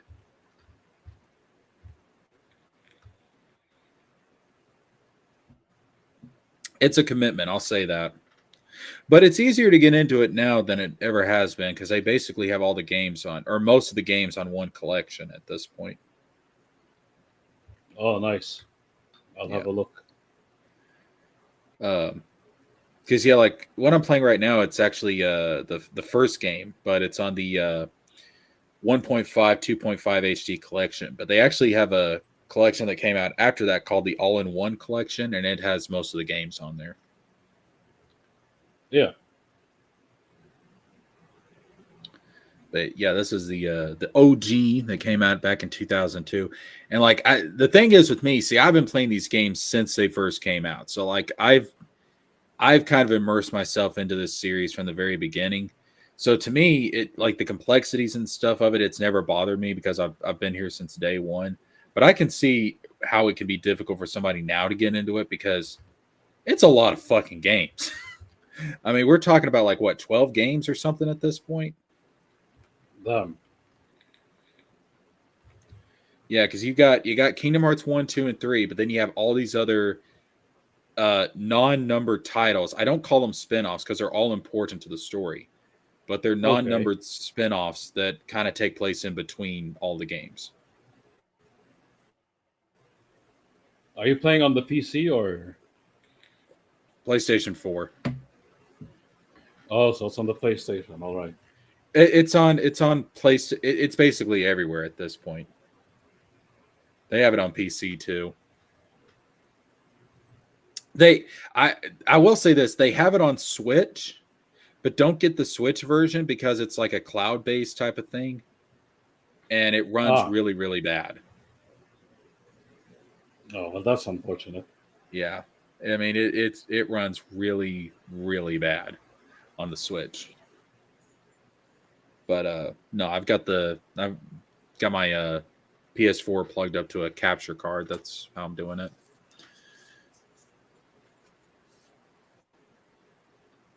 So this is the Tarzan part of the game. Yep, this is the Tarzan world. And interesting to note about this is that this was right before Disney lost the rights to Tarzan.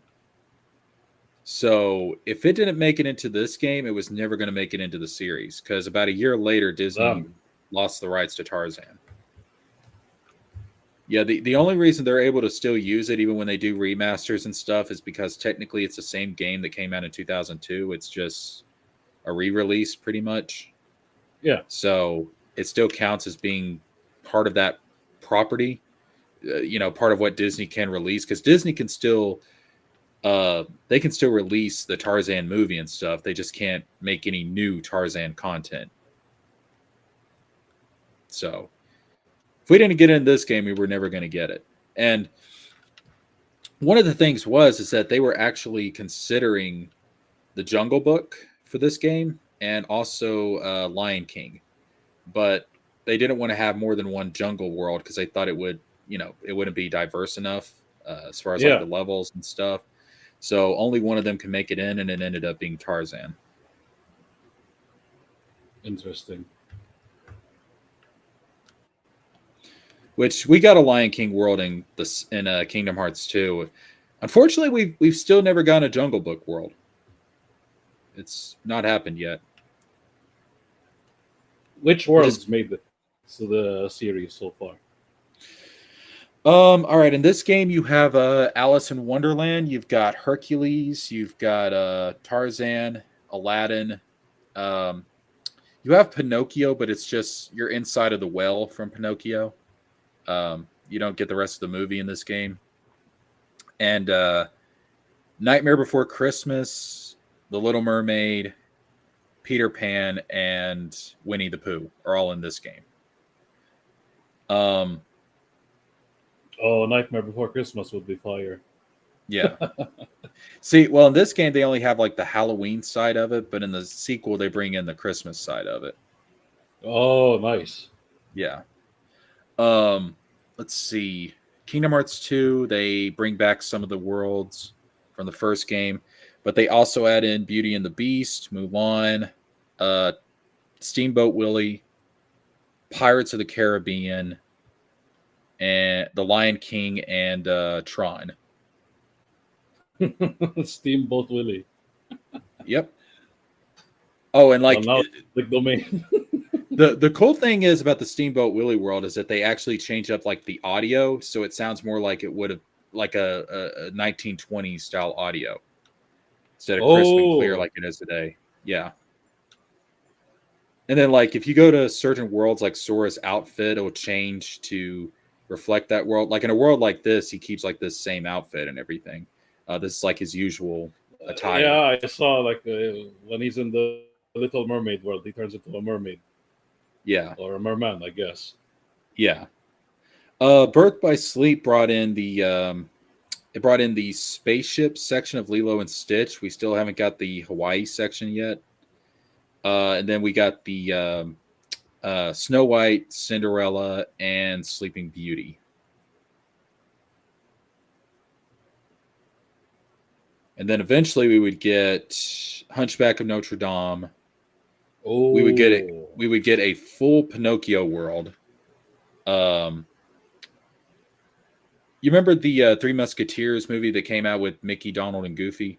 Yeah. Yeah, we got that. Fantasia, we got that. And then let's see. After that, the next game that got new worlds was, I guess, Kingdom Hearts 3.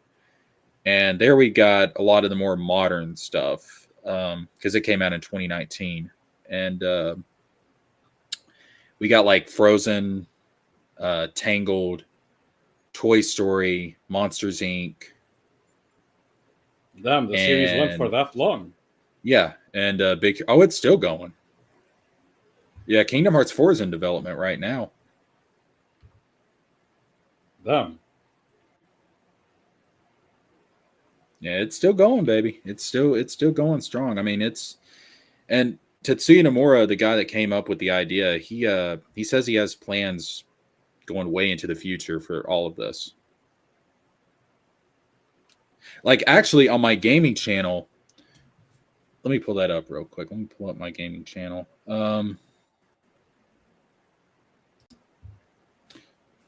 So on my gaming channel, the video that has the most views is actually Kingdom Hearts 4 World's Wish List.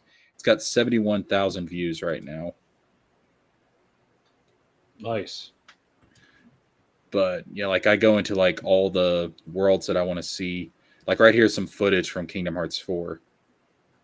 There is going to be a, so it's got more of a realistic take to it in terms of the graphics and everything.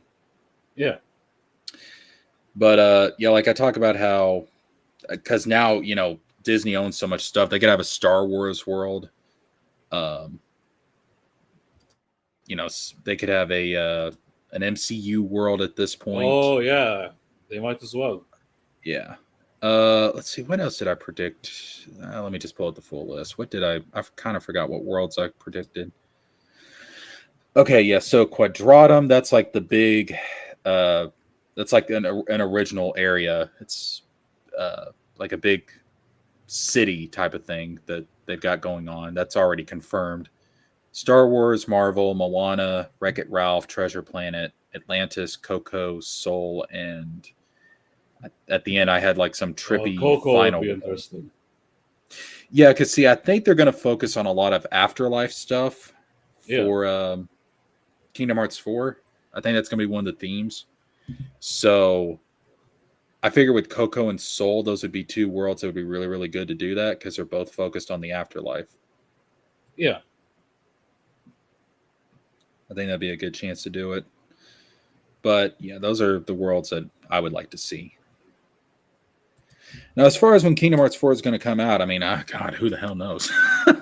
I mean, it took them till 2019 to come out with Kingdom Hearts 3, for God's sakes.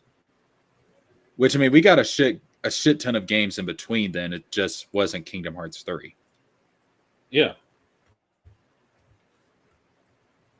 But yeah, I'll pull up some of the stuff. I'll pull up, let's see. Let me go back to the main screen for this.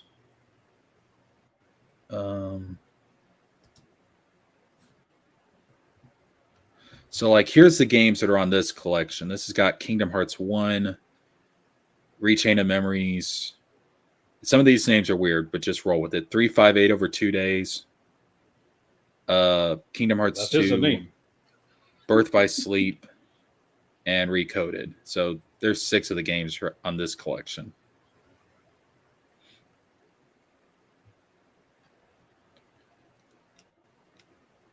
I'll jump into Kingdom Hearts. I'll show you what the Nightmare Before Christmas. See, in Kingdom Hearts 2, so Sora's got an outfit for the Halloween section, and then he's also got a separate outfit for the Christmas section. So in one, he's like a vampire, and the other one, he's like a Santa with a black Santa outfit.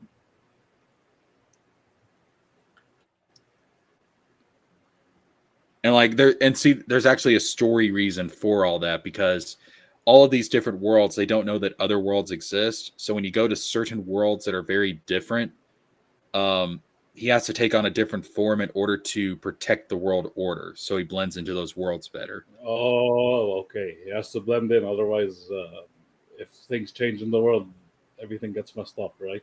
Yeah, you don't want other worlds to know that. You don't want each world to know that other worlds exist. Because part of the lore is that there was this ancient war in the past, and all the worlds were one at that time, but everybody fought each other, and it caused the world to break off into many smaller worlds. So they try to keep the worlds separate and keep them from knowing about each other to prevent another war from happening. Let's see. Where is the save file? There it is. Halloween Town. So yeah, this is Sora's outfit in Christmas Town. It's got like a black Santa thing going on.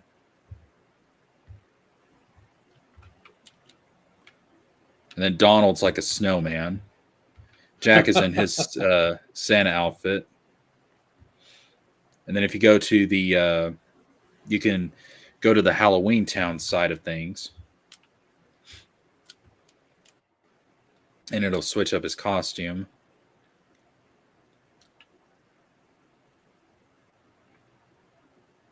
So if you go to Halloween Town, he's like a vampire. Okay. Yeah, Jesker. Old school anime is the best, bro.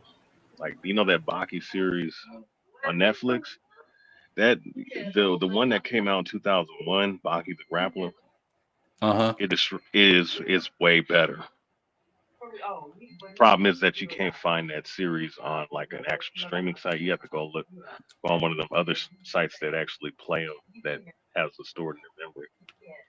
I've never seen Baki. I've never actually seen I Baki. highly recommend it. It's insane. That's all I can say about it. See, that's one of the problems with checking out new anime is because there's so much old anime that still needs to be viewed. I mean, there's so much, dude. Bro, you hit the nail on the head, bro. That's why, like, I'm going back and I'm doing it. I'm blending both minds, but honestly, it's hard to really go back. And it's hard not to go back and rewatch a lot of this, like Initial D. There's so much stuff that I haven't watched, and there's stuff that I have watched. But I want to rewatch it again. It's like revisit, right? Yeah, like you was mentioning about Morbido Guardian of the Spirit. I've seen that whole series on Cartoon Network, but I'm rewatching it again. Yeah, I've seen Moribito, but it's been a minute. So this is the Tron world right here. Oh, they even have Tron. Yeah. Yeah, in this game they have like the OG Tron, and then in another game later on in the series they have was it Tron Legacy? I think it was. Yeah. Yeah, they have that as well. But yeah, they have like, I mean, oh yeah, let me show you the Steamboat Willie world. Let me show you that one. Oh, and see the thing is, like, instead of the see, they'll do this sometimes, like with the Tron world, it's actually inside of an original world called Radiant Garden. And there was like this researcher named Ansem. So it's actually inside of Ansem's computer. So they kind of blended the idea of Tron with an original Kingdom Hearts world. Then there's obviously Final Fantasy characters in here as well. Like Aerith from 7. Yeah, people who hate multiverses would probably hate this series, I would say. Because the whole thing's basically a fucking multiverse. Yeah, like here's the world map. You got all these different, like here's Pirates of the Caribbean, Aladdin, Nightmare Before Christmas. Here's the Lion King world. Sora becomes a little lion cub.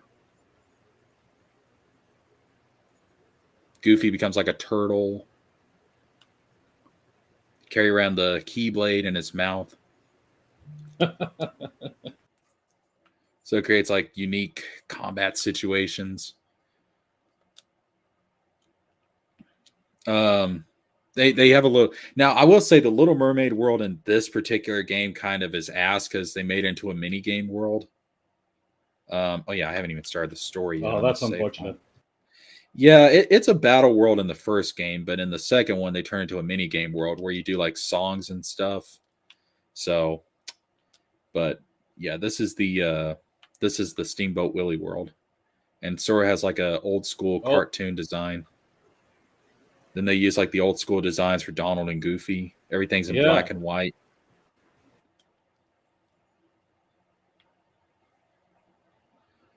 Got like some of the old school characters like Clarabelle Cow.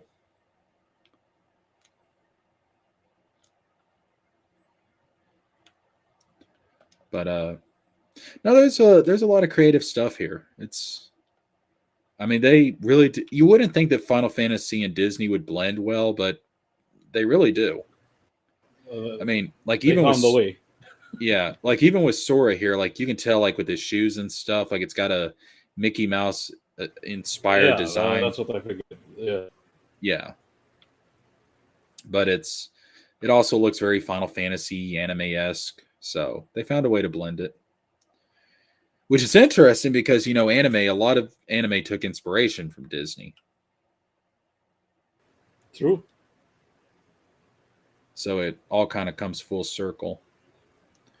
Yeah, let me go to the let me get into the Little Mermaid world and I'll show you the designs there. Go ahead and skip this scene. So yeah, here you actually become a merman. Yeah. Goofy's like a sea turtle, and Donald Puss is an octopus. Donald Puss. That's his new name in this world now, Donald Puss. I love it. But no, I from the moment I played this, I just fell in love with the creativity in this game, like the way that they are able to blend everything together. It's just I imagine like it wasn't an easy process to get this to work. So many lawyers involved, I bet. Oh, I'm sure. Yeah, like I would hate to see if Square Enix and Disney like got into an argument. I would hate to see the legal battle over all this. Oh God, yeah, It'd probably be a exactly. pain in the ass, dude. So many deals. Oh my god, it'd probably be a pain in the ass. Okay, you can feature Little Mermaid, but so and so should happen. None of this should happen to Ariel. Oh, that's actually None so. of this should happen to Ursula.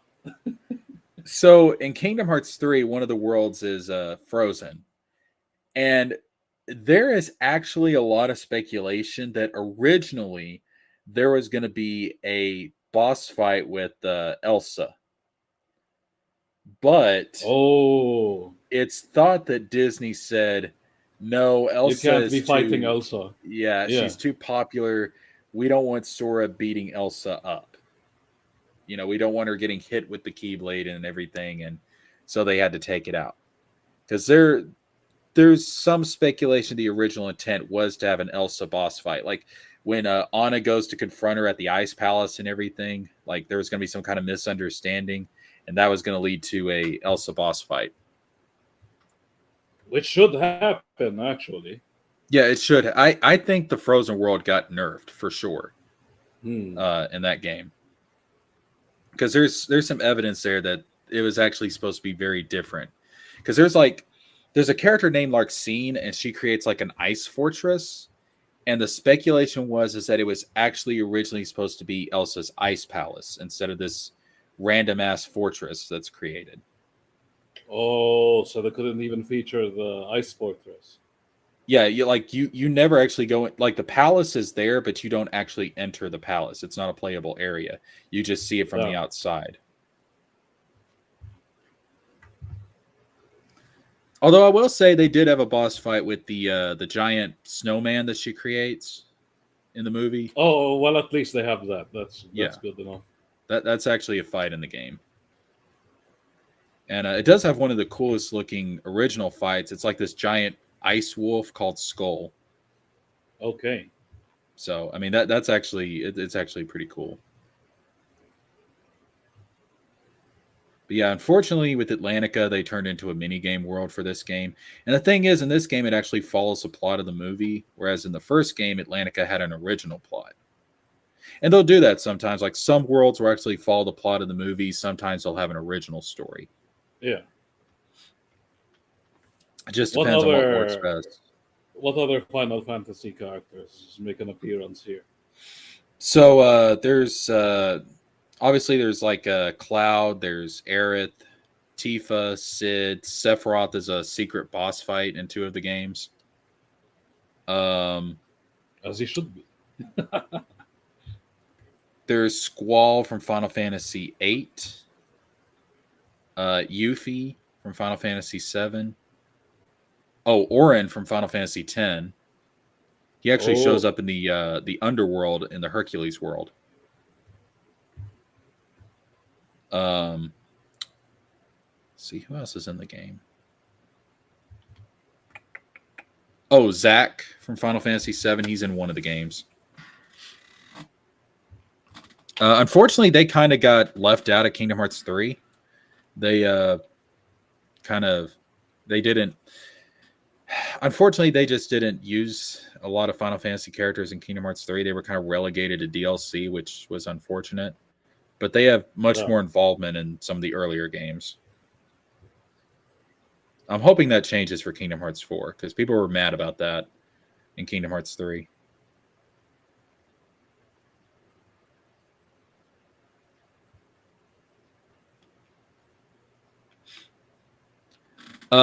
So while I've got you on here, since you are an artist, did you see the art book for the Ripiverse?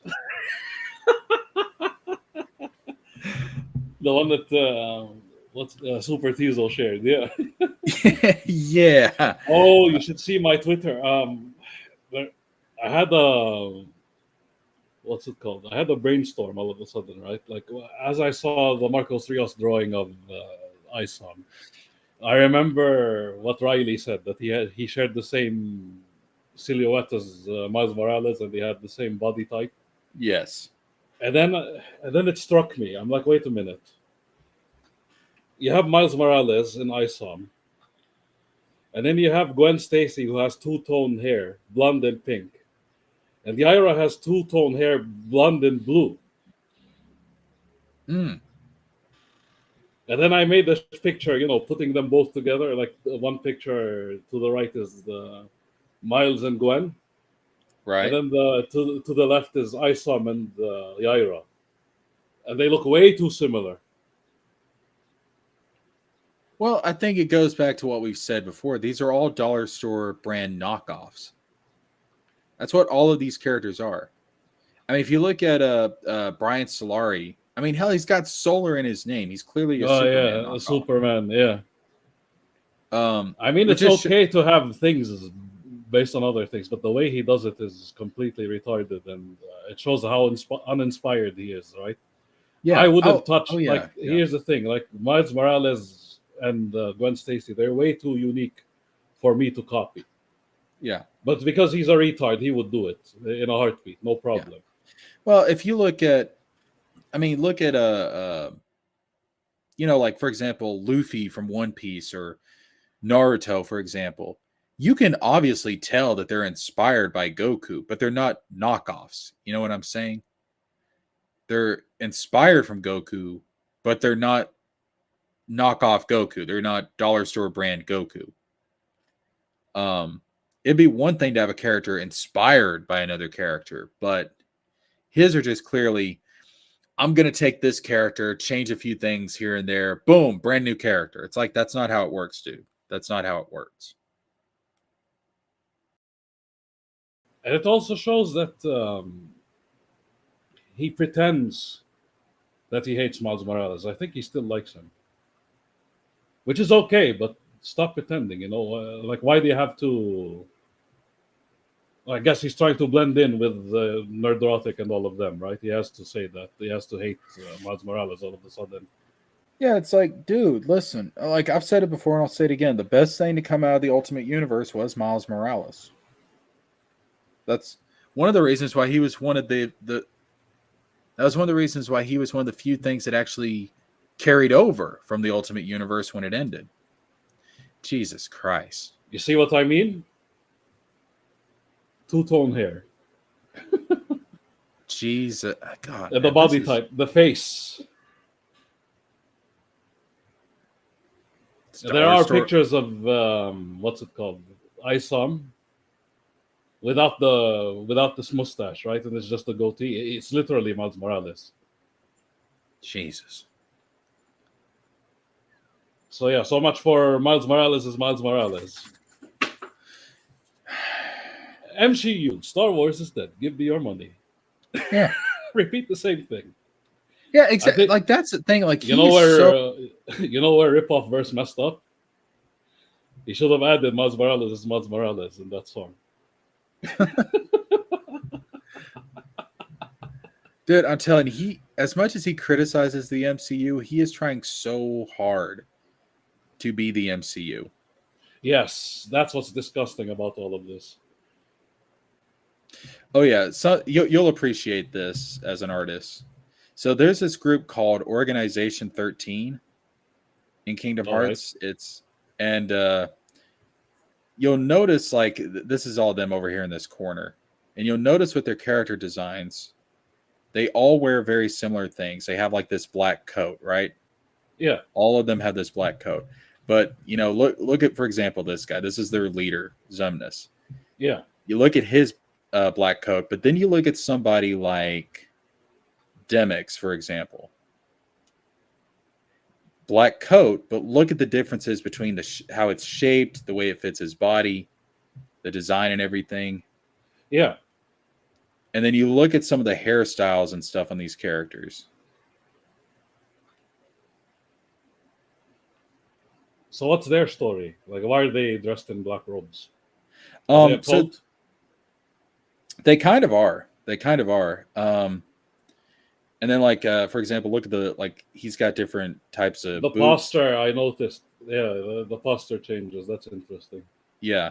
So what I like about this is that he created these characters where they all have a similar design, but they all have a distinctness to how the design is incorporated.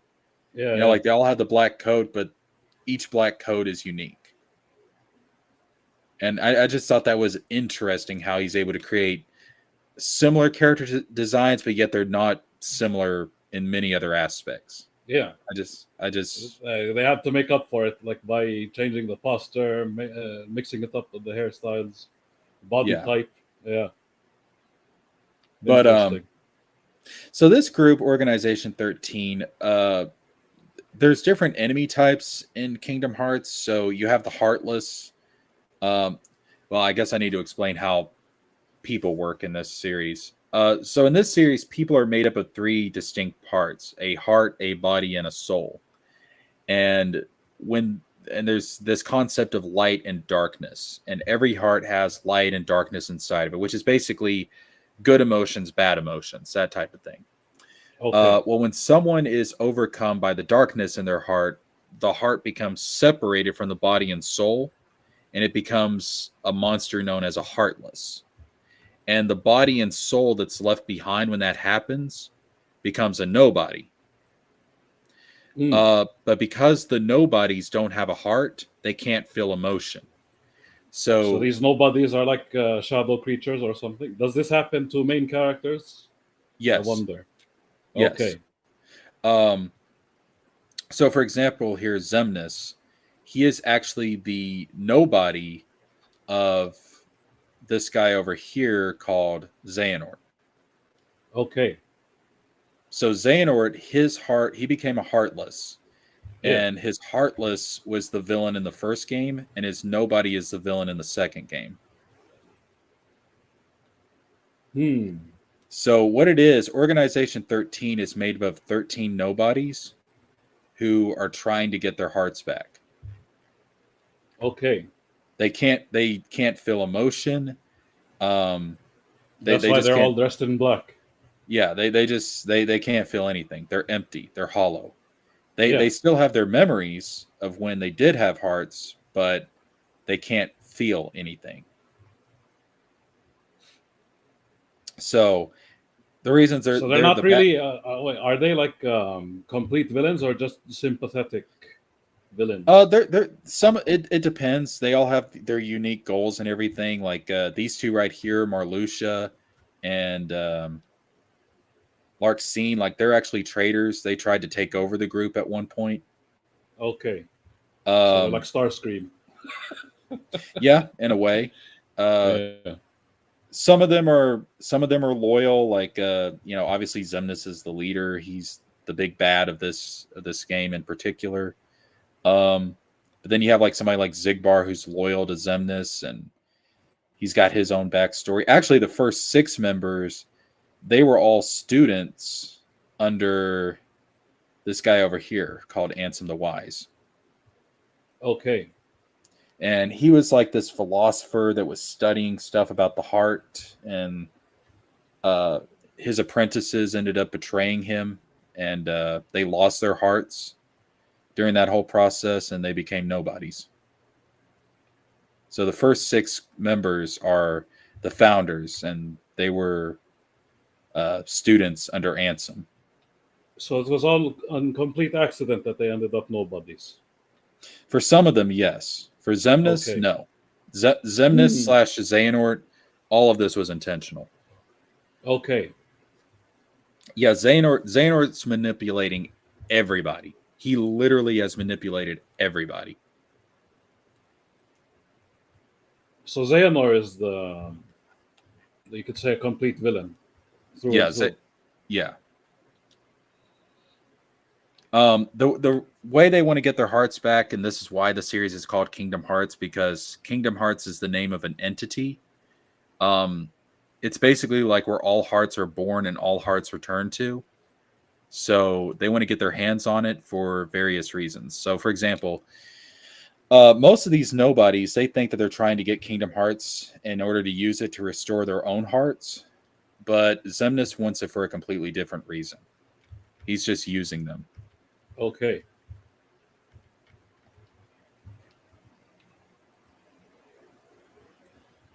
So, like I said, it has some of the most complex lore I've ever seen in a It story. is. Damn. Yeah. Would you would you still be interested in it if it was just Kingdom Hearts without the Disney stuff? The Disney stuff is what initially got me into it, because obviously as a kid I was really into Disney. Yeah. Um, that's tough. Probably, but I don't know if I would have got into it from the beginning. True. Because I got into Kingdom Hearts before I got into Final Fantasy. Kingdom Hearts is what got me into Final Fantasy. So I didn't have like Final Fantasy to go off on to actually get into Kingdom Hearts. Oh, and then of course you have like Maleficent from Sleeping Oh Beauty. yes. She's like the main Disney protagonist, and Pete, he actually is her subordinate. He serves under her. A protagonist, or you mean antagonist, villain? Oh, antagonist. Yeah. Yeah. No, the main protagonist is our boy right here. That's right. And then of course these are his friends Riku and Kairi. Then I don't think I need to go over who Mickey and Donald and Goofy are.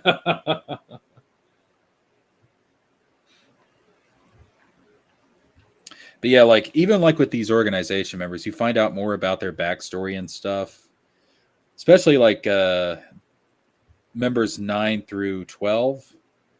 We found out a lot about them just recently. Okay. But no, yeah, see, this thing up here, this is actually Kingdom Hearts. Big heart-shaped moon. There's actually different types of Kingdom Hearts in the series. So like there's the real Kingdom Hearts, which is the thing that all hearts are born from and all hearts return to, and it's like the original. But then there's like what is known as like an artificial or a man-made Kingdom Hearts, and that's what this thing is. And this is made up of the hearts of people. It's Damn. something that the organization forced into creation. And that's how you have Heartless running around, I'm guessing. Yeah. So like in this game, it's revealed that every time Sora was defeating a Heartless, they would release a heart, and the organization was collecting those hearts to make this thing. Oof. Yeah. And then, like in the So first they were game, playing you all along. pretty much. In the You, first you were game, doing their bidding without knowing. yeah, when Sora finds out, he's pretty devastated about it. And like in the first game, Xehanort's Heartless was using because not only do people have hearts, but entire worlds have hearts as well. And the Okay. Heartless was stealing the hearts of worlds to make their own Kingdom Hearts. So you have like the Kingdom Hearts made out of people's hearts, a Kingdom Hearts made out of world hearts.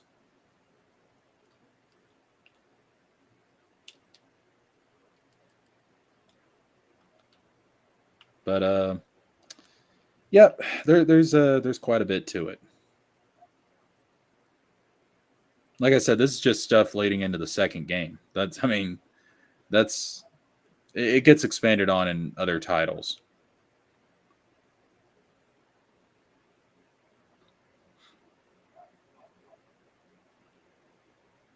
But so you've seen the Rippaverse art book. What did you think about some of the designs? Huh. It's not the well. I've already given my opinions about the designs. They're very bland, lifeless. But Marcos Rios, for some reason, in that book alone, um, it was like he drew those back when he was a beginner, I guess. And it's like he's improving in real time, but not really.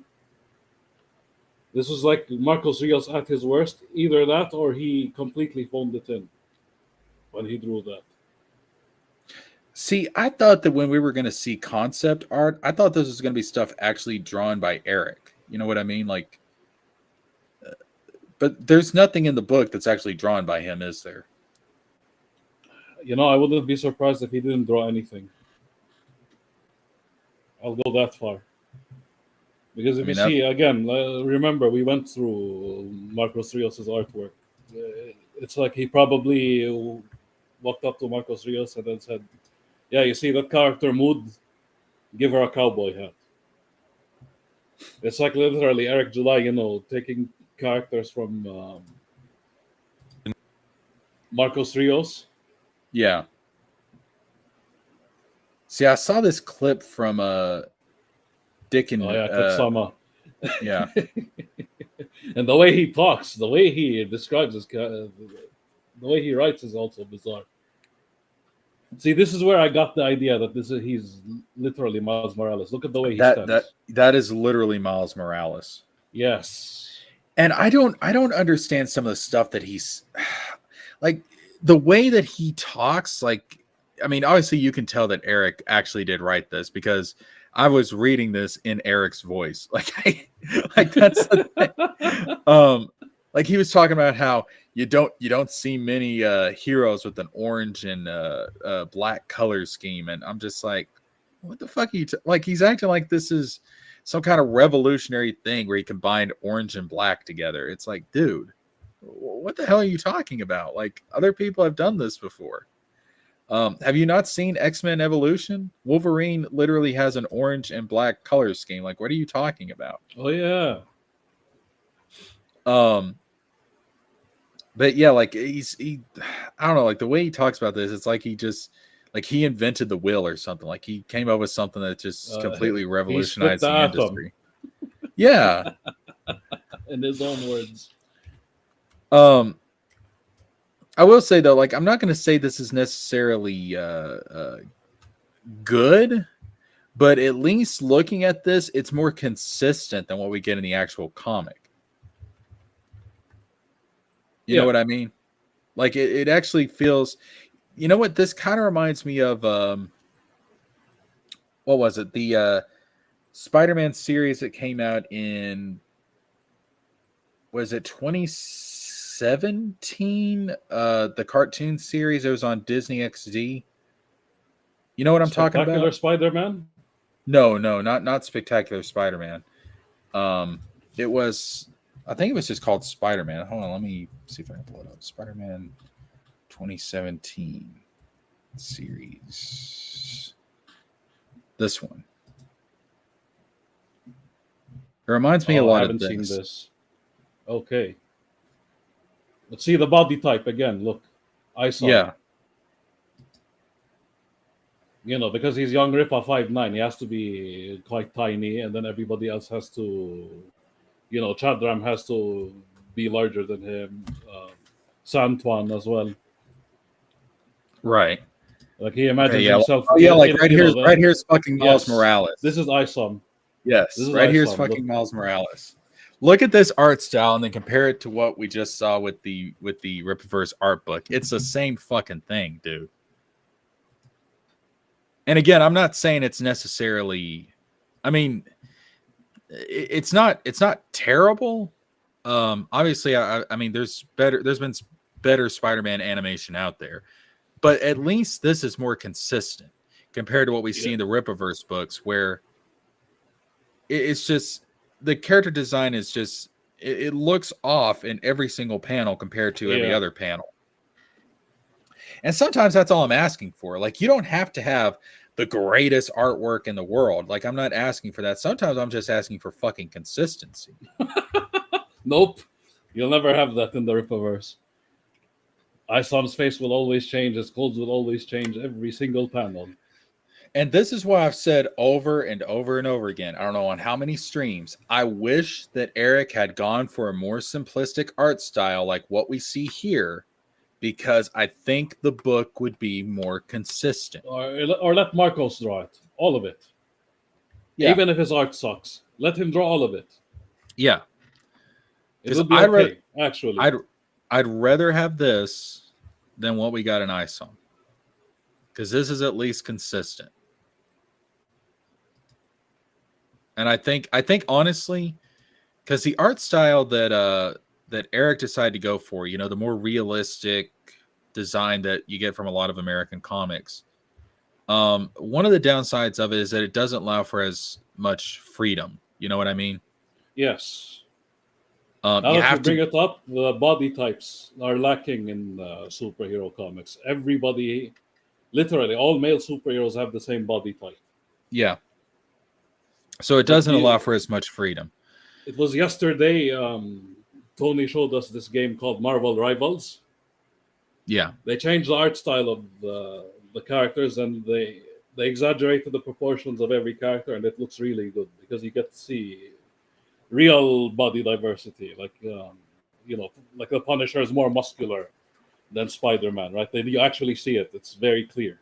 It's like, it's not like they almost share the same body type. No. Because of the exaggeration, you see the Punisher having bigger arms, broader shoulders, and the Spider-Man looking a bit squishy compared to him. That's one thing anime has over the Western, unfortunately. Yeah. And I think Eric probably should have gone for something like that, because in his case, it's like he just has Isom, the one Isom, and his body type is like everybody else. Yeah. And then the Santuan or the Chadram. That's it. Who just happens to be tall people. Yeah. Yeah, I think if he had gone for something more simplistic, it would probably have boosted the at least the consistency of the quality of the book. But because he decided to go for this ultra realistic art style, and a lot of his artists are just phoning it in with deadlines, that's the problem. On top of that, so it's bad enough you brought me here, you hired me to draw all this shit. You're giving me a deadline as well. Yeah, like everything has to be on winter. The fuck? How much time are you giving me? Yeah, I thought one of the things about being an indie comic creator was say you were trying to break away from the trends of the mainstream. Like, instead, you're just creating the same type of work environment. Like, what's going on, Eric? What's happening?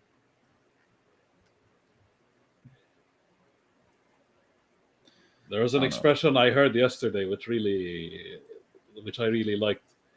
Indie comics are basically punk rock on paper. Huh? You're not wrong. That's what it should be.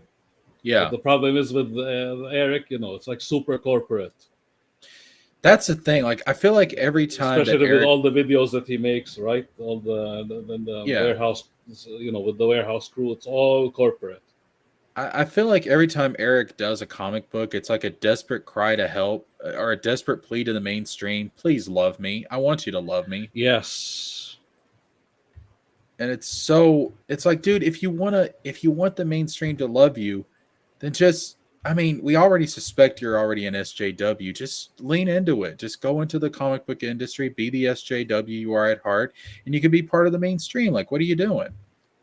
No, he is doing that, but he's just not saying it. Huh. I mean, that's pretty much Think true. about it. You will, in a million years, you won't see Eric July getting thrown out of the C2E2. He's woken up for them. So you're telling me if he tried to go into a convention right now that he's going to be welcomed with open arms? No problem, yeah. Wow. I mean, that would really say a lot. Think about it, and his audience are woke enough. I mean, literally woke enough to also co-sign everybody getting canceled. Oh yeah, they don't care. If Eric says it's all right, they'll throw their principles aside in a heartbeat. Uh, well, I mean, people are saying credit where credit's due. Sturgis actually didn't like that people got thrown out of C2E2. Really? Yeah, but sometimes I think he's virtue signaling. But I'll give him credit, sure. Man, don't make me have to give Sturgis credit. Like I I know feel it's an awkward situation. yeah, I kind of feel nasty. I feel nasty now. Like it's like, ugh, don't do this to me. But hey, at least you know what? At least he did something right for once. We'll give him that. Yeah, He said something right in his for once in his entire existence. yeah. I guess to be fair, to be honest, I guess you have to give credit where credit is due. Exactly. But no, let's go back to the ISOM art his book art real book. quick. So again, like this is I almost kind of wish he would have just gone with this art style because even though it's not as detailed, it doesn't have as much going on with it. That's kind of one of the things that makes it easier to keep the quality consistent. And if he had gone for this from the start, and again, this is also what's weird is that this is very similar to the art style that he has in the animation that he does. Yeah. The trailers that he puts out, very DCAU esque in that regard. Yes. And I feel like if he would have just gone for that, people probably wouldn't have as much issue with the art as what they do now. But just because he was trying to copy Marvel and copy DC because he wants to be Marvel and DC, even though he says he hates them, he wants to be them. He had to try and copy the ultra realistic art style. And I think that screwed him in the ass. Not just that. Just look at the roundabout way he approached this. He hires all these artists only so that Kanan White walks in and redraws everything. you, you should have just stuck to Kanan White from the beginning then. It's like he's throwing money for no reason. He's giving Deborah Carita too much money for no reason at all. Only so that she would draw something and then mess it up, and then Kanan White would walk in and redraw it. Oh man, I tell you what, and the thing is, this shit did not have to happen. He did it to himself. So here we go. God, Now this, the Tumblr shit. Look at that. yeah. It's Now like her this, having a good time and shit. now as much as I said, okay, as much as I say that, let me pull it up again. Where's the? There's one thing about Marcos is he really is a Tumblr artist. Like I wouldn't be surprised if you can find him on Tumblr. Now, as much as I said that this right here does not bother me as much, and it really doesn't. Like I could live with this. That's fine. This, on the other hand, he can't be Altona, bothered to draw feet. this right here, holy shit. Now this does not look good at all. I mean, It's always this with the square noses. I don't know what's up with Marcos Rios and the square noses. yeah, this looks all sorts. And look, another thing, look at the arms right here. Like her right arm is bigger than her left arm. Oh, Like that is just disturbing. That look is at that. really Her upper body is bigger than everything else. yes. Like that. Like the proportions are off wildly here. Is it because Ugh. of the pay? Wait, I wonder. Wait, let me see. Oh no, but this is Super Tizo. He did. This is his scan. So it must be. So it must really be like this.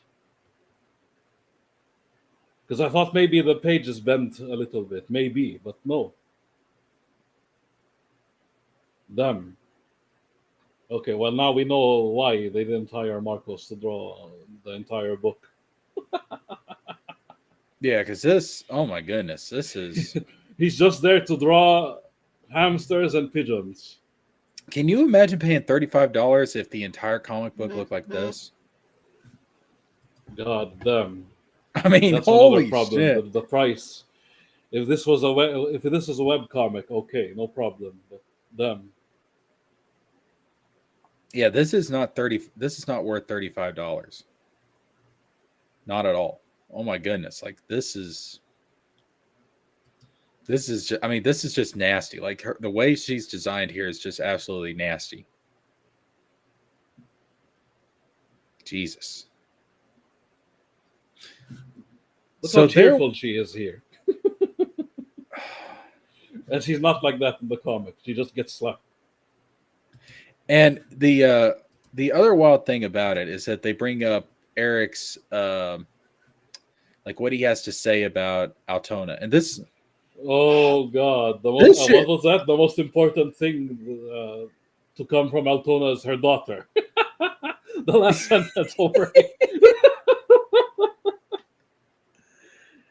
The writer of my son, ladies and gentlemen. listen what he says here. He says support characters. I feel like it should be supporting characters, but whatever. Well, I'll roll. I'm not an English teacher. I feel like that should say supporting characters, but whatever. Support characters are arguably just as important to develop as the main ones. Creating ISOM marked the creation of my universe Bible. He doesn't have a universe Bible because he brought in the Soska sisters after the creation of Altona. So at the time that he created her, he didn't have a universe Bible, and the Soska sisters are supposed to be the keepers of the lore. So I don't know what the hell he's talking. Now about here. here's the situation, right? Like after he got humiliated online, he's going to let the Soskas run everything, and he'll just walk out, like as if nothing happened. Now get this. He's just a warehouse guy now. My universe Bible, in which I document everything for continuity purposes. Oh wow! I guess that's why there was such a big just jolt between ISOM 2 and ISOM 1. Yeah, that makes sense.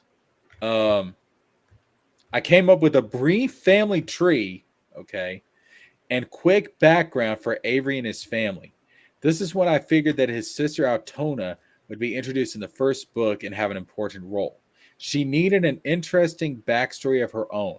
I tied her to the biotech company Projexus because this right here, this is where he tells on himself, because that could create some interesting storylines going forward in the future.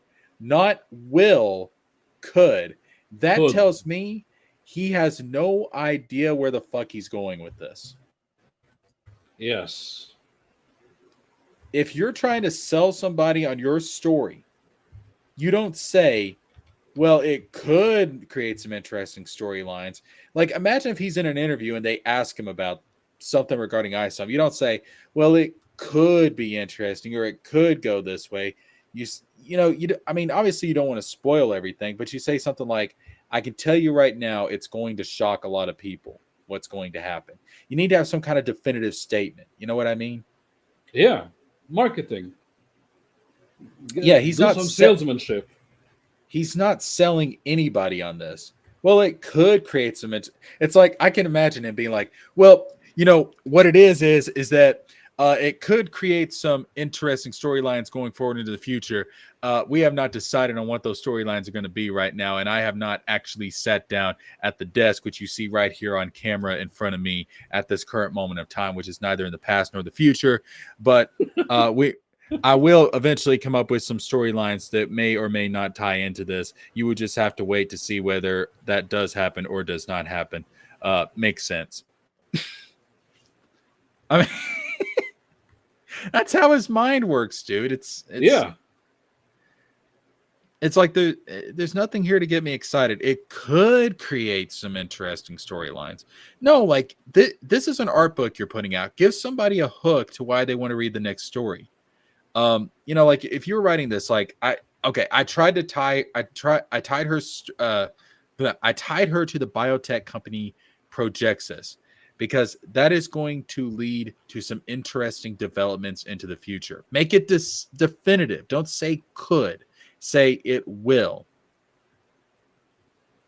I mean, But then again, this is the same guy who makes you pay $75 for a bunch of cards, where the Watcher character says, "I'm not so sure what this character does or what they can do." yeah. You're the Watcher, for God's sake! You're the Watcher of the universe. You should know. And then these cultists that are his fans, they actually go out and buy this shit, and every time they do, it makes me lose faith in the human race a little bit more. You know what the sad thing is? There's somebody out there who is also a YouTuber, who also has his own comic book, and does his job 100 times better than Eric July. Do you know who that is? I think of a couple of people, but Moist Critical. EBS, who? Moist Critical, Charlie. Oh yeah. He has a comic book series called Godslap. I actually bought the first issue and I read it. Yeah. You don't see this guy bragging about his comic book, but it's good. And here's the funny part: it has the same premise. It's like somebody who walks into a club and starts messing up shit. That sounds like the setup to a bad joke. It's it's like a cyberpunk world, and the main character happens to have this strange ability where, literally a god slap. Like as long as he uses his hand to slap, like he can tear everything apart in front of him. So you can entire armies of people get shredded by his one slap. Was he ever disrespected though? Because I think in the first I don't know if issue, I he can did relate get to a character disrespected. that hasn't been disrespected.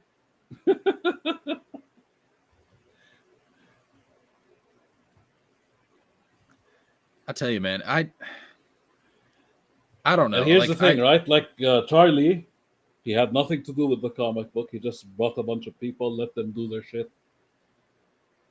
He let somebody write it for him. He let somebody draw it for him, and then there it is. It's YouTube merch, but it's good YouTube merch. Yeah. And at the end of the day, that's what you're going to care about as the final product. And in the case of ISOM, I mean, I don't know. Like if I wanted to spend $35 on toilet paper, I guess I would buy ISOM again, but because that's all it would really be good for.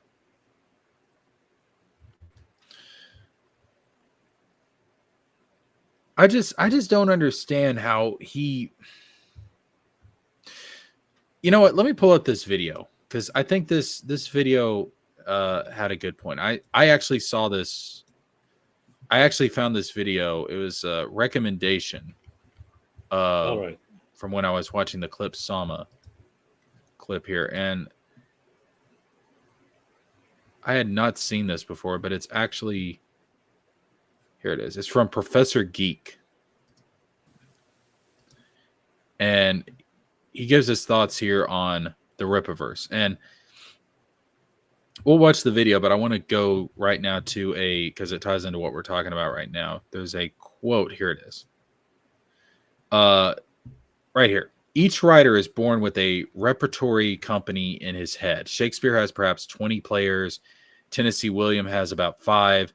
Samuel Beckett 1, and maybe a clone of that one. I have 10 or so, and that's a lot. As you get older, you become more skillful at casting them. So I have to think that Eric probably had the idea, even if he didn't have all the details fleshed out, he had at least the template for Avery Stillman in his mind years and years ago. And it's Miles Morales. Yes. That's what my theory is. And so you would think, okay, if he's going to actually get serious about this and make a comic and actually bring this character to life, you would think he would take it seriously, because you would think if you have a character stuck in your head for that long, that character means something to you. You know, it's almost, again, like to a creator, it's almost like their child. Like bringing this back to Kingdom Hearts, like Tetsuya Nomura has said before that Sora is almost like a son to him. I don't think he wanted Eric July wanted to make a universe. It's too much pressure for him. He just wanted to make characters. It's just I mean, Bloodroot is the perfect example of that, right? Let's get a black girl with a cowboy hat, and she lives in a castle, and she has a dragon and wolves and an alligator. And he just didn't think about how to put it all together. Yes. That was for everybody else to figure out. That's really fucking lazy. I need an ice lady. Starfire, but ice. But also she's Gwen Stacy because she has two-tone hair. And she's the girlfriend of Isom. That's it. That's all the effort Eric July gave for his thing. And this is exactly why, here's the thing, right? You walk up to any indie comic book creator or, any comic book creator, any writer. Once you're in a conversation with them and you bring up any of their characters, they never shut up about them. They just keep going and going and going. Yeah. They'll just keep talking. And you're like, calm down. You're spoiling the entire book now. Yeah, because you can't help it. If you do that with Eric, though, he gets mad. Yeah. Because he doesn't want to give away the fact that he didn't write anything.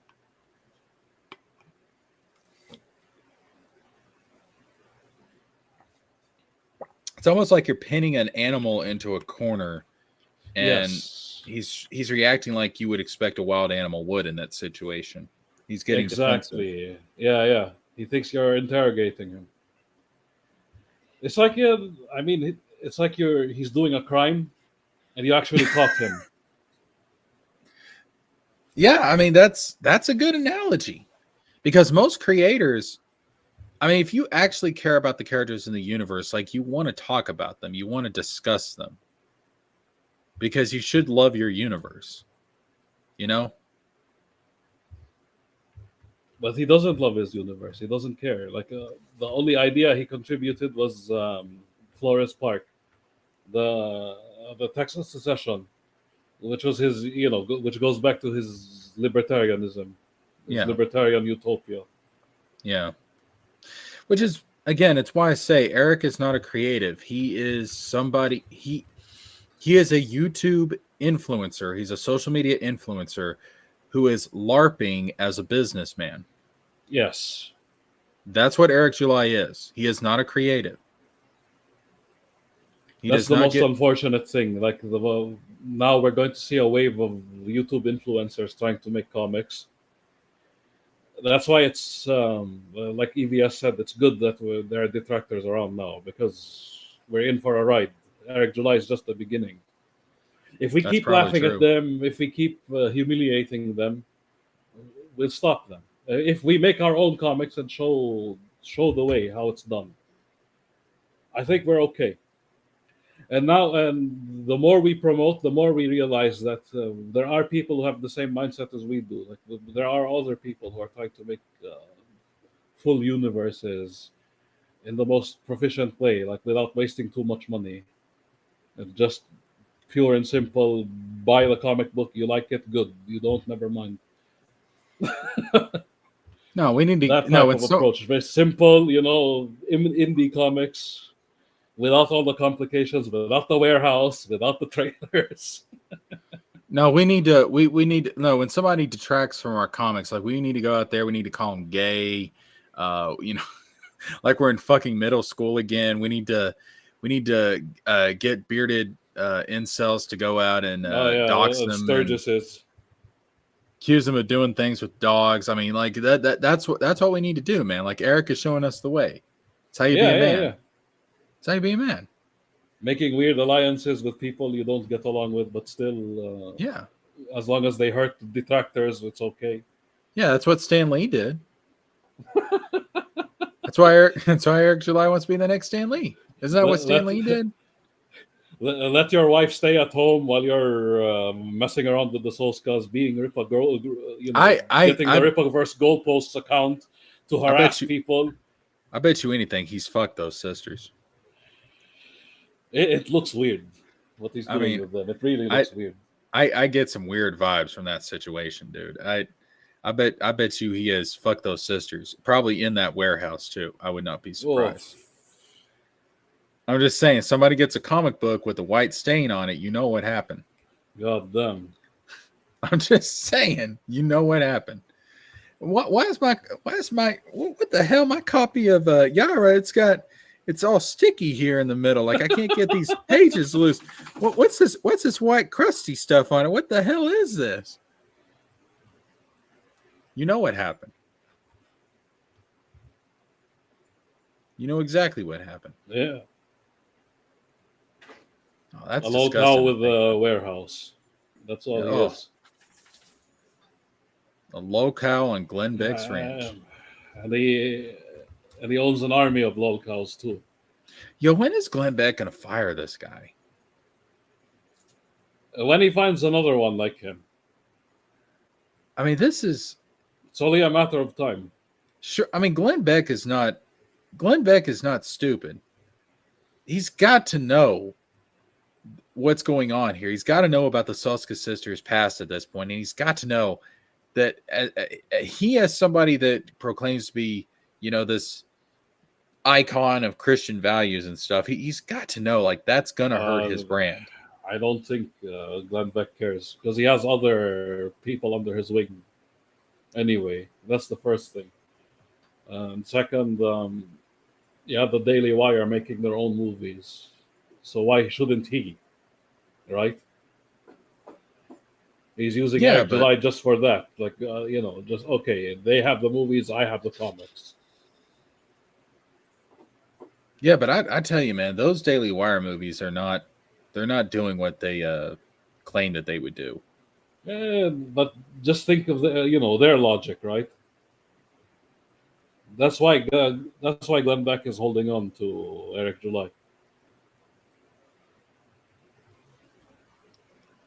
I don't know, man. That's a risky gamble. That is a risky gamble he's taking. And the best part about having Eric July around is a lot of normies are watching The Blaze. They don't really know that Eric July exists. Well, that's true. That's true. There's no matter what Eric July does, it doesn't reach the ears of anyone. I mean, among normies, of course. That's the one advantage Glenn Beck has. So you're saying that it's almost like Glenn Beck is trying to keep Eric hidden? Yeah. And he doesn't need to do much to keep him hidden. He's already hidden as it is. That's really sad, man. I mean, if I was Eric, I'd be pissed off about it. Oh, he's pissed. He just doesn't show it. I mean, that's why every time he's actually pissed, he blows a gasket, right? Because it's like a pressure cooker. He's been gaining all this pressure, all this anger from other things, and then the moment something makes him really mad, he explodes. Oh yeah, like Rhodes. Yeah, exactly. You ain't gonna trip up a libertarian with those hoe-ass roads, man. Fuck them hoe-ass roads. That's Eric July in a nutshell. So what was the point he was trying to bring, Professor? Okay, so this is actually an interesting video. I liked his take on this. So, and this really shows you why Eric's not a creative. So let's watch this and we'll talk about it here in a bit because this is actually a really good take. And I've been following, what's going on with the Rippaverse because I think it's fascinating. I really do. And I think that, long before Eric July ever created the Rippaverse, like I said before, he's never really been one of the channels that I followed on my own. A lot of people would tell me that he, along with myself, are some of the channels that abstained from going off and reviewing all these things, So I know he kind of falls in with a lot of those channels that do, constantly, we got to talk about this, we got to talk about that's going on Disney. But before we continue, Good night, Tevin. Thank you for tuning in. Much appreciated. Good night, Evan. We gotta, do a review of this or whatever. But he himself stopped doing that, and I always respected him for that. If I understand that, if that's my understanding is correct, there that Back he in the wouldn't go day, in I and used to review every respect little Eric thing, and he July was just talking for about trying to make his own comic book, and he used to say that he stopped talking about Disney and Marvel. But I changed my mind when I saw him go back to that shit. He can't help it. So I'm with Professor Geek over here. No, I think most of us were on board with Eric in the beginning. It's just, the comic came out, it wasn't living up to the hype he created, by the way. Just want to put that Yeah. out there. He was the one saying all this shit. You remember he used to say that, okay, I made my own comic book. I don't need to talk about Disney anymore. We're done. Yeah. He used to say that. Yeah. Look And what then he's doing now. And then when we go and criticize him, he attacks us. He doesn't, take the criticism. He doesn't listen to it. He doesn't try and improve. No, he just attacks everybody. No. Forget all that. I'm just saying he still talks about Disney. Oh, yeah. I know. He talks about Disney. He talks about... That was my beef from him. That was my beef against him from the beginning, right? That's really what made me a quote unquote detractor. It's like, okay, you just said that you stopped talking about Disney. Why are you still talking about Disney then? Why are your comics like Marvel? because he wants to be Marvel so fucking bad. All he knows is Marvel. Exactly. That would be like me. Imagine this. Imagine if we, me, Finbar, Tony, that entire crew, with all the people who joined us in the comic book, they're others. Yeah. Like, imagine if all we knew was the Rippaverse. Like, all we've been watching is the Rippaverse. Like, all the comics we've seen is just the Rippaverse. And then we wanted to make something against him. The end result is the Rippaverse comics. That's exactly what happened with Eric. All he knows is the MCU. Yeah. All he knows is the CW. All he knows is the animated series, the DCAU. That's why all you see from him is things like that. There's nothing new that he's bringing to the table. No, and that's one of the reasons why everything feels like a knockoff. But no, I feel what you're saying. Like he has this company, but he's not acting like a businessman. You know what I mean? Like that is the worst part. Yeah, it's like he's still doing gay ops. He's still using his minions to harass people. You know what it kind of reminds me, and given like Tim Pool's not going out and doing that type of shit, but he does kind of remind me of Tim Pool in one very specific way. If you watch Tim Pool's content, Tim Pool's getting up there in age. I mean, the guy's not getting any younger, but he still wants to act like he's this young punk skater kid and stuff, and he's not. And it's like that's why he's hanging on to that beanie. Yes, Tim Pool cannot let go of who he was and accept who he is now. And you have this. It's almost like you have two Tim Pools fighting with each other, and he's having an identity crisis. I kind of feel like that's the same thing with Eric. He can't let go of the YouTube critic that he was and embrace the CEO that he is now. And these two Erics are fighting with each other, and he's having an identity crisis. Can you call that a YouTube critic, though? Is that really a YouTube critic, what he's been doing? Think about it. Well, that's what he would look at himself as, is what I'm saying. It's more like a carnival barker, or you know what I mean? Even as a critic, all he would say is basic shit that everybody else would say. Like anything Nerdrotic says, he will say it. Oh yeah, well that's anything what the Quartering would say, he would say it. That's what that entire segment of the internet has become. It's an echo chamber. Think about it. All these SJWs who watch the Geek Getaway accuse us of sounding like them. But the thing is, we would actually, I would step out and say, for example, like make females have different body types, but make them look good. Yeah. I wouldn't hear that from Nerdrotic and this crew. Yeah. All they would just say is, "Oh, everybody looks like Lizzo now," and then they would Yeah. end it at that. And their idea, like, okay, like I like what you said there. Have different body types, just make them look beautiful. But the thing is that we have a very diverse idea of what beauty is. Like, beauty does not fit into one little box. Their idea of beauty is one idea of the female body, and Is that's it what but is it their idea or is it the talking point? What do you Think mean? about it. Okay, BTM reviews. Remember him, our good friend. Yeah. What he used to do. I mean, I think he's still doing it now. He's making a compilation of all the video titles of these guys and seeing the similarities between them.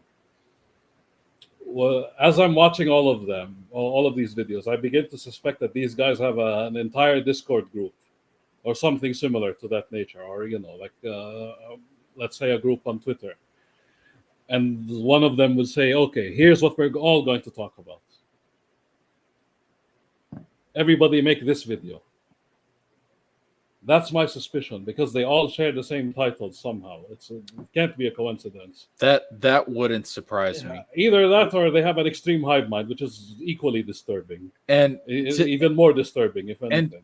and the thing is, that's what they've accused the mainstream of doing, where the mainstream gets a talking point, and then all these companies get together, Yes, and they all just repeat the same thing over and over. It's like, you guys are doing the same. Gamergate, remember? Yes. All the journalists would sit down together and say, "All right, this is what we're going to write. Gamers are dead." Yeah. And they're just doing the same thing. It really is a parallel economy. I mean, it's ridiculous. Literally parallel. The same thing, just a different name. Yeah, it's insane, but yeah, it's crazy. All right, let's see. Back to Professor Geek. Yeah, the problems with the industry and stuff like that, but wouldn't go in and try to promote everything. So I had sort of a general respect for him, just on that alone. But then he created these comics, and the idea is great, cool. Somebody who thinks the way we do, about a lot of these industries and wokeness, in the comics and stuff like that, is creating these books and everything. That's great. And of course, it was very, very popular, very, successful.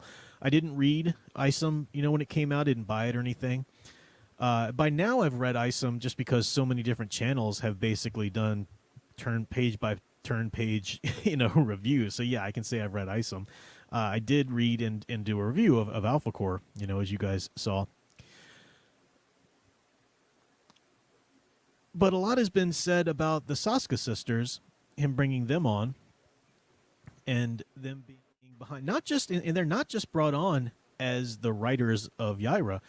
They're brought on as like the editors of his books. I mean, I think he calls them the keepers of the lore. They're like they're the ones that are behind everything, are really kind of the head. I mean, Mike Barron is writing a book for him, and Mike Barron talks about them as his editors. These are my editors. They tell me what to do here and there and this and that. So it's not just a matter of these are the writers of one comic book.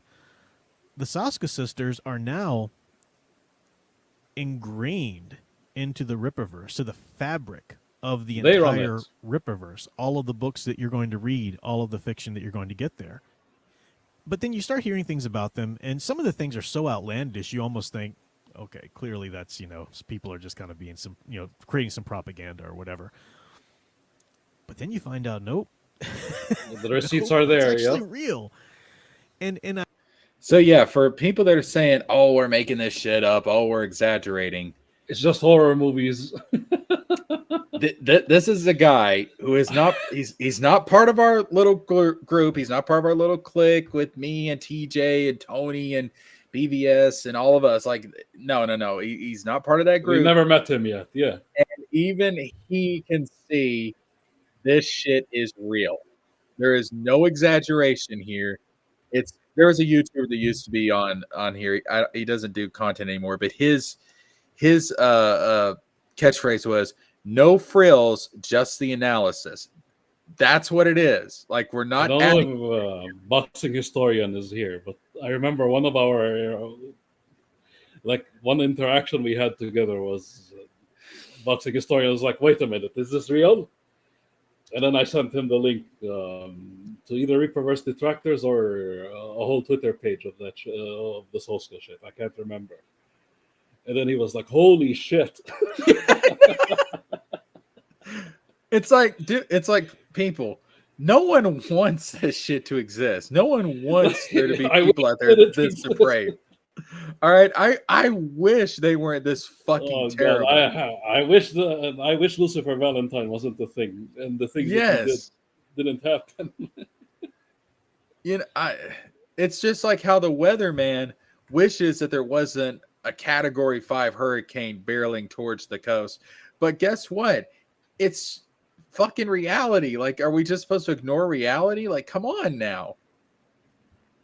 Like, no, I mean, the receipts are there. They're absolutely there. And their SJWs, which is exactly why the Yaira now is literally a mammoth. Like Mm-hmm. all, all the all the mammoth memes actually came through. They made her 7 foot tall gargantuan muscle girl, which is weird. Also, I do want to point out this guy has a Naruto action figure in the background. He likes anime. He must fuck dogs. Oh, Yeah. oh. If it's not redo of healer, he must fuck dogs. That's Yeah. the He's that's got the rule now. he's got the animu stuff in the background, so he must fuck dogs. Redo of healer is okay, but every other anime on Earth, it's a problem. That's right. That's right.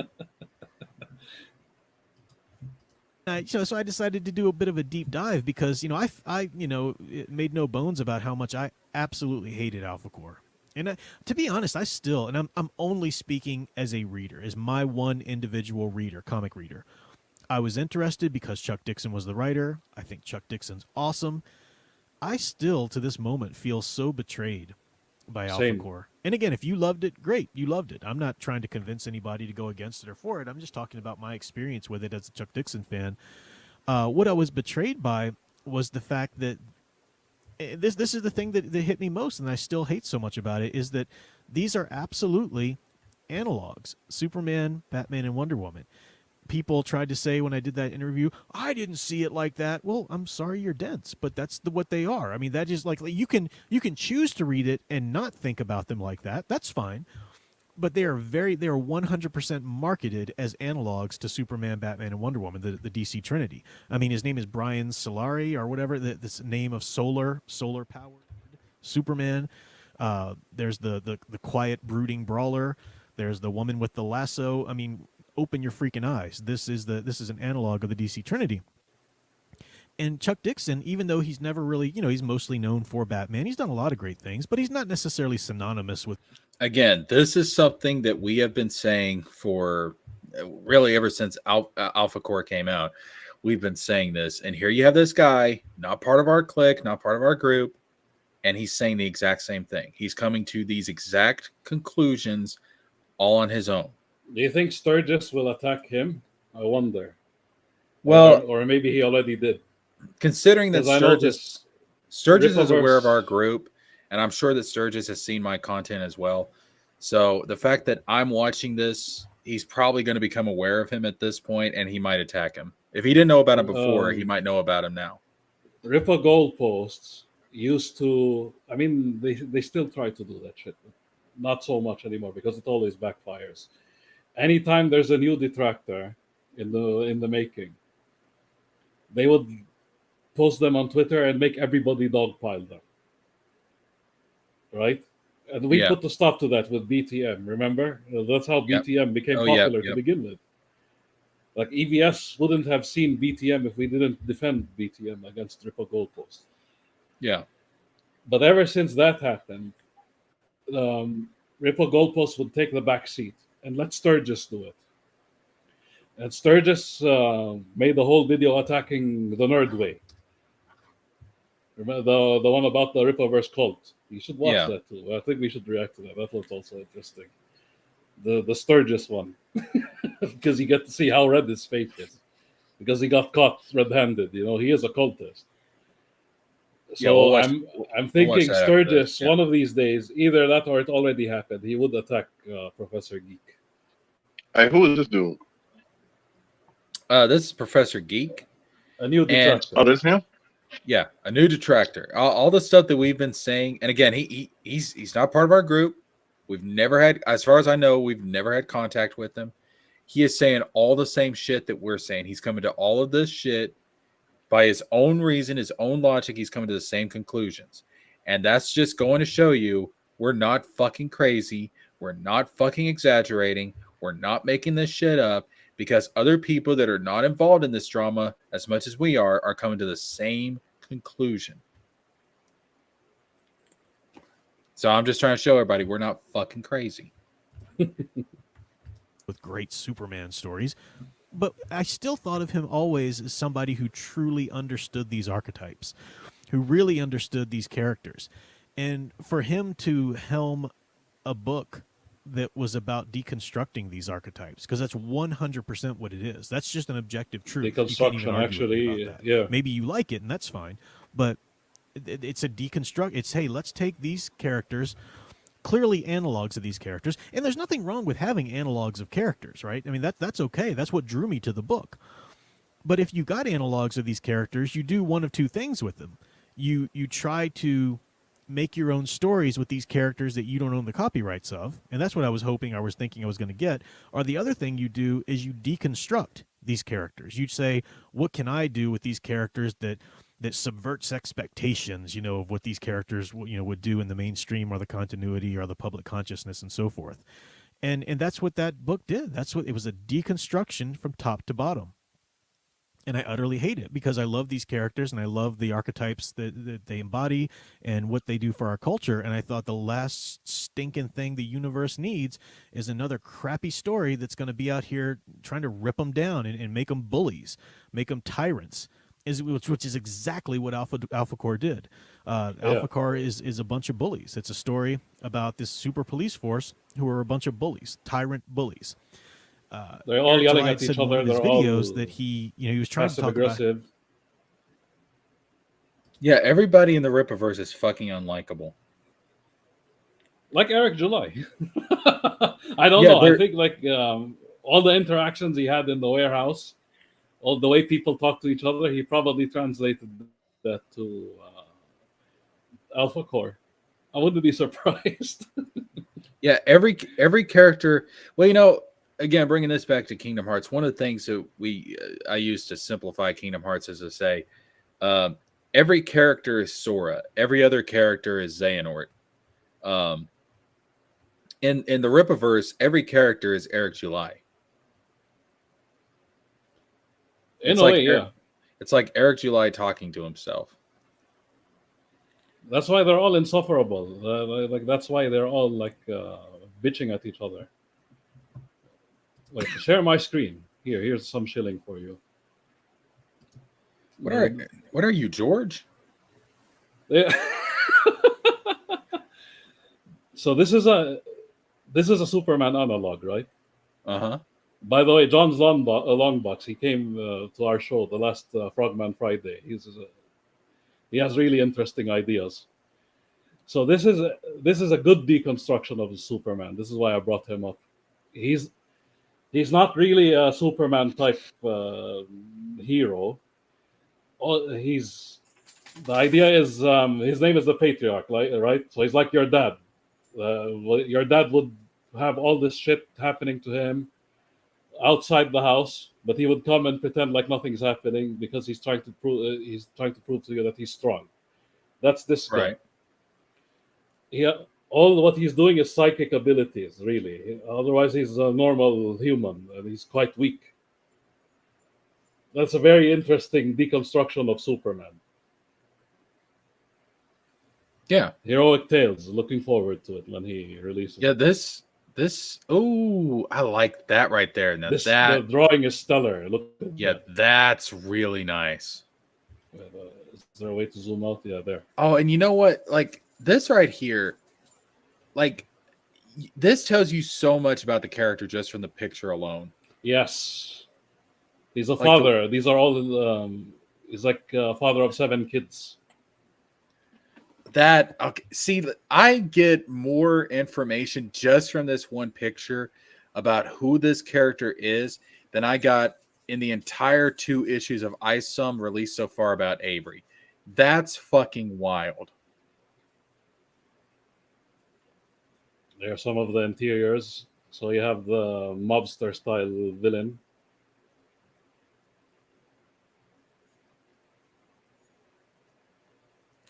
I like his Looks very promising. costume. I like his Yeah, costume too. The the colors, yeah, the purple and gold. That's really nice. Yeah, the purple, the gold, the silver. That's an interesting combination. I like that. It's sticks OG out. Superman, but taken in a completely different direction. Yeah. Now, see, this is a color scheme I've not seen a lot of. All right, This is a Eric. good Like, Superman analog. yeah, Not Brian Solari. Whose artwork is this? I forgot his name. Where is it? Renzo Rodriguez. He's actually Spanish. Oh. But look, he found somebody overseas, but his work is stellar. Look at that. Oh no, that's a good cover. Yeah, that's really nice. That artwork. Oh, go ahead. My bad. Yeah, this just I don't know. This pops. I like this. Purple let me and share. Let me share the link so that you can share. Yeah, see this chat. Again. This like Eric wants to talk about. Oh, like it's I thought about putting orange and black together as a color scheme. Like that's never been done before. But this is like I've never seen these colors. I can't say never. I probably have somewhere, but rarely have I seen these colors put together like this, and it looks really good. It really sticks out. So John Bua, he actually studied Roman history. That's why he likes putting Roman stuff. See what do they call it? The wreath. And then these are like Caesar's colors, the purple and gold. It's interesting. Yeah, I never got to ask him though. Like the spider. I wonder if he got that from the. You know what I'm talking about? The Nick Cage Superman, where he was about to fight the spider. Yeah. I never got to ask him. Maybe next time, if he appears on the show again, I'll ask him. It can't be an accident that he's fighting a spider here. Yeah, I'm gonna put that link in the chat. Tell people to back this now. This looks very promising. Hey, he's a Superman character with a beard on. That's kind of cool. Yeah, it's like he's gruff, like your dad. He never shaves. Yeah, and boxing historian. That's the idea. Boxing historian. Look at this one page. Like this is his family. These are his kids. This tells you more about who this guy is, what his personality and his characteristics are like. You learn more from this one fucking page about this guy than you do in 2 issues of ISOM about Avery.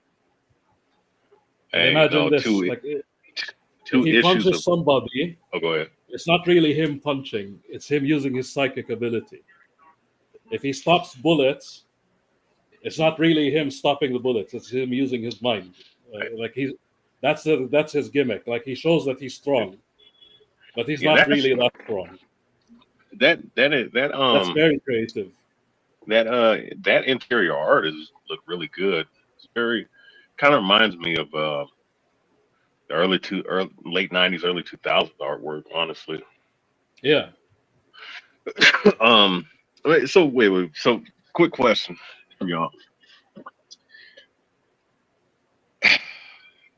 So if I'm asked, right, by somebody who could be a potential consumer or somebody that could be detracting, right? If I sit up here and someone asks me what are my powers to my character, do I throw a hissy fit and act like a bitch, or do I just answer the question of what specific powers he has? Just answer the question. Well, in John Longbox's case, he never would shut up about his powers. He just I kept mean, going on and Listen, on and I on. would be listen if it was my character and someone asked me, I don't care if I'm offended by it or somebody's being interested. And I want to tell them, bro. This is my creation. I'm going to talk all kinds of shit about my character, like he or she is the shit. Like Exactly. I yeah, my guy is super strong. I'm gonna put out numbers. He's 100-ton range. All right, he has super speedy, but he's not a speedster. You dig what I'm saying? He's not, he can shoot energies, certain type of energy. See, I would break it down. You dig? Like, no, yeah, but that's because you actually care about the fucking character. Eric doesn't care about his characters. then why does he act like he does? Then? My question. Because he likes pretending. I'm telling he It's is LARPing. It's Yeah. LARPing. That's exactly what it is. That's exactly what it is. All right, but yeah, go back this people because I mean that looked really sexy. I want an action figure of that guy now. But let's see what else Professor Geek has to say. Oh, and by the way, while I'm at it, you get a subscribe. There you go. Go subscribe to this guy. You just got another subscriber, sir. There you go. All right. How diverse he's made Ripperverse with all the different characters and the different books. And if you don't like this book, then maybe you'll like this book. And I kind of like that about the Ripperverse at first, because I applauded him, and I still do applaud him for the motivation. Let's have a company that's not just to create. I mean, the indie comic books are great, right? I love them. I review them all. I try to literarily analyze them. But they're going to vary in quality, and so I just follow the ones that I know that are really good.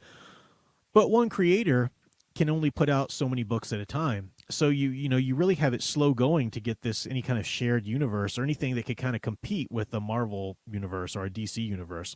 And the way Ripper was talking about his books, it kind of seemed like he was, really kind of going at it the closest we could get to really compete with something like that. As it is right now, I think Graham Nolan's Compass Comics is the closest we really have to competing with that because the books are coming out very regularly and they're all somewhat interconnected. They are in the same universe, so I kind of like that. So that's an example of something, and I thought that the Ripperverse was going to be that, and I think he's still aiming for that. He is putting out books pretty quickly, and I still do. I admire that aspect. But he said that the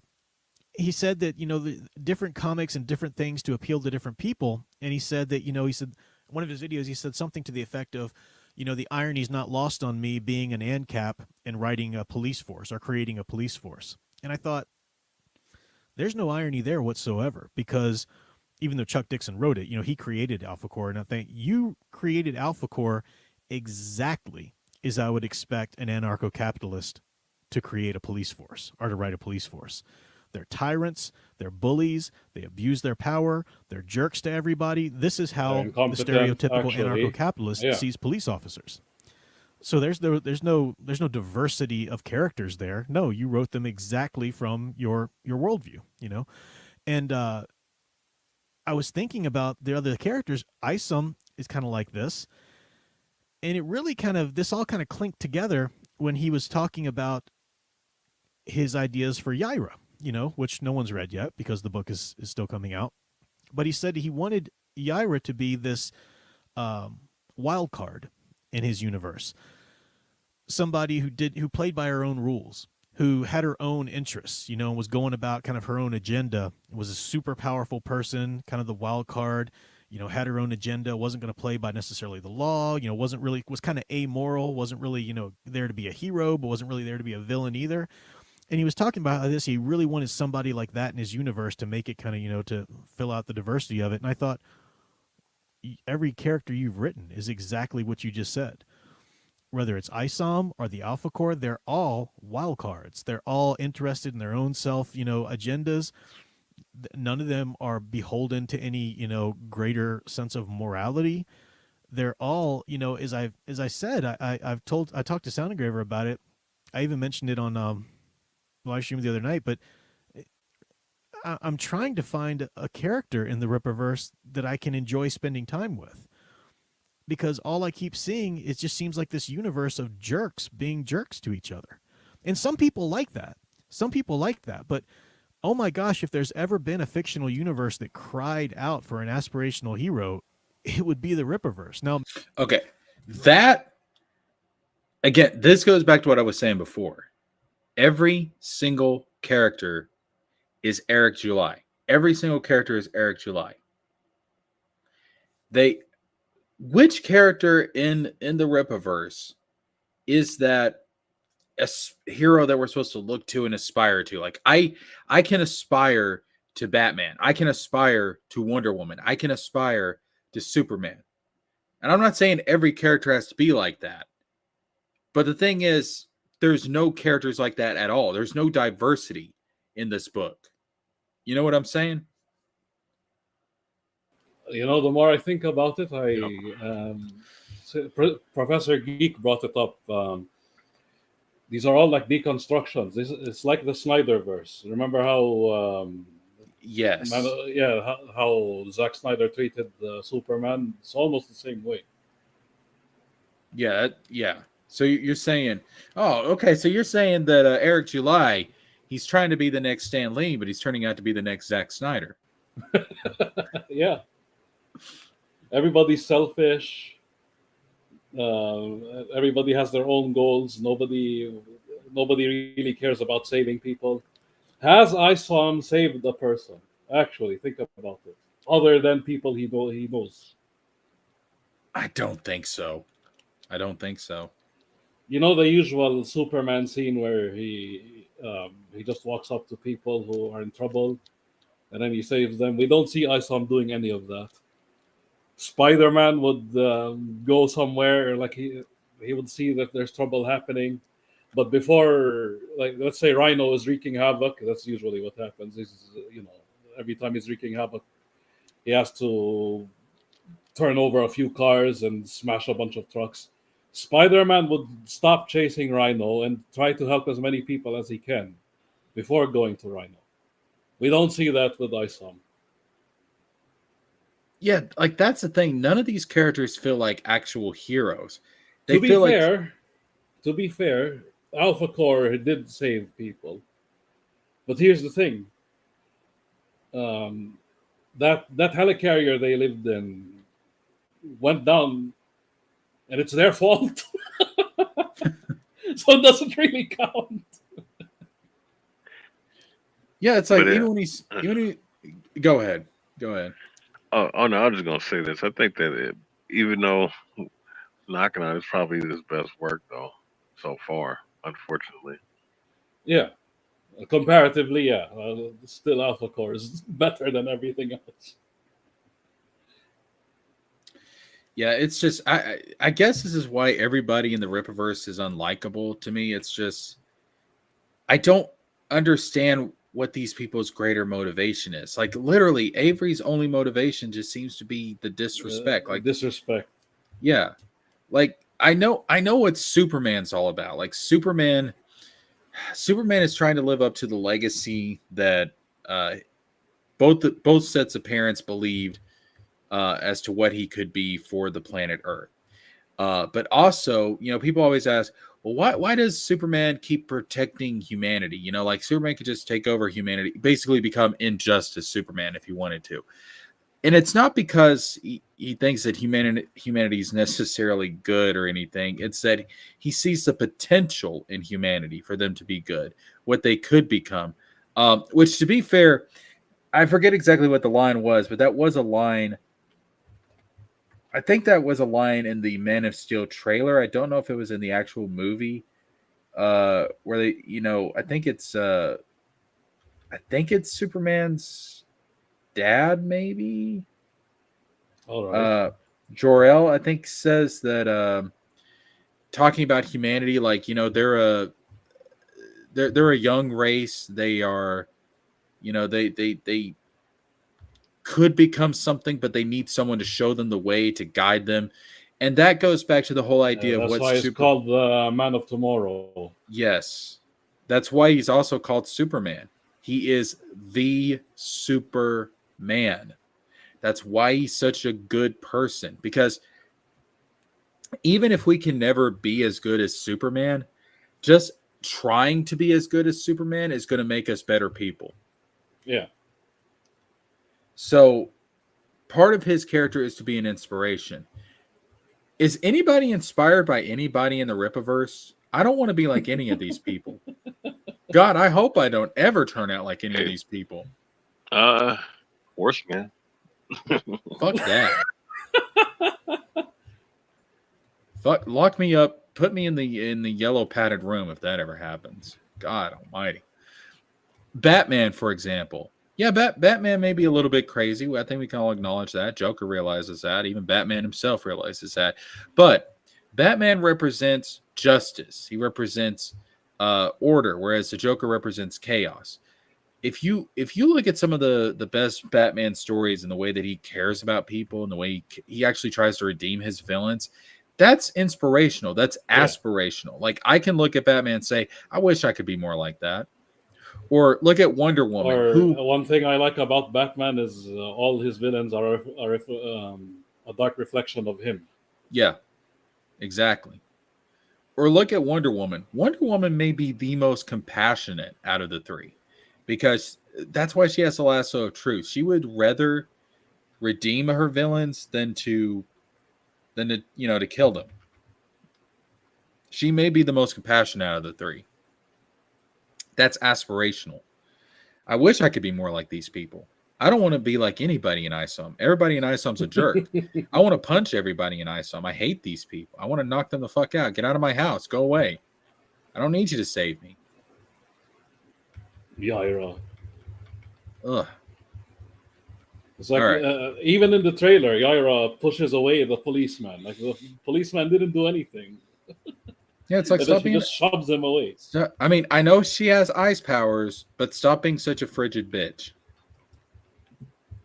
Maybe, the Gooding character hasn't come out yet. I don't know much about that character. Maybe, who knows? Maybe they're going to kind of push Gooding as an aspirational character. Mike Barron's writing it, so again, you've got a seasoned writer. But again, since Alpha Core turned out the way it did, that's no guarantee that it's going to be great.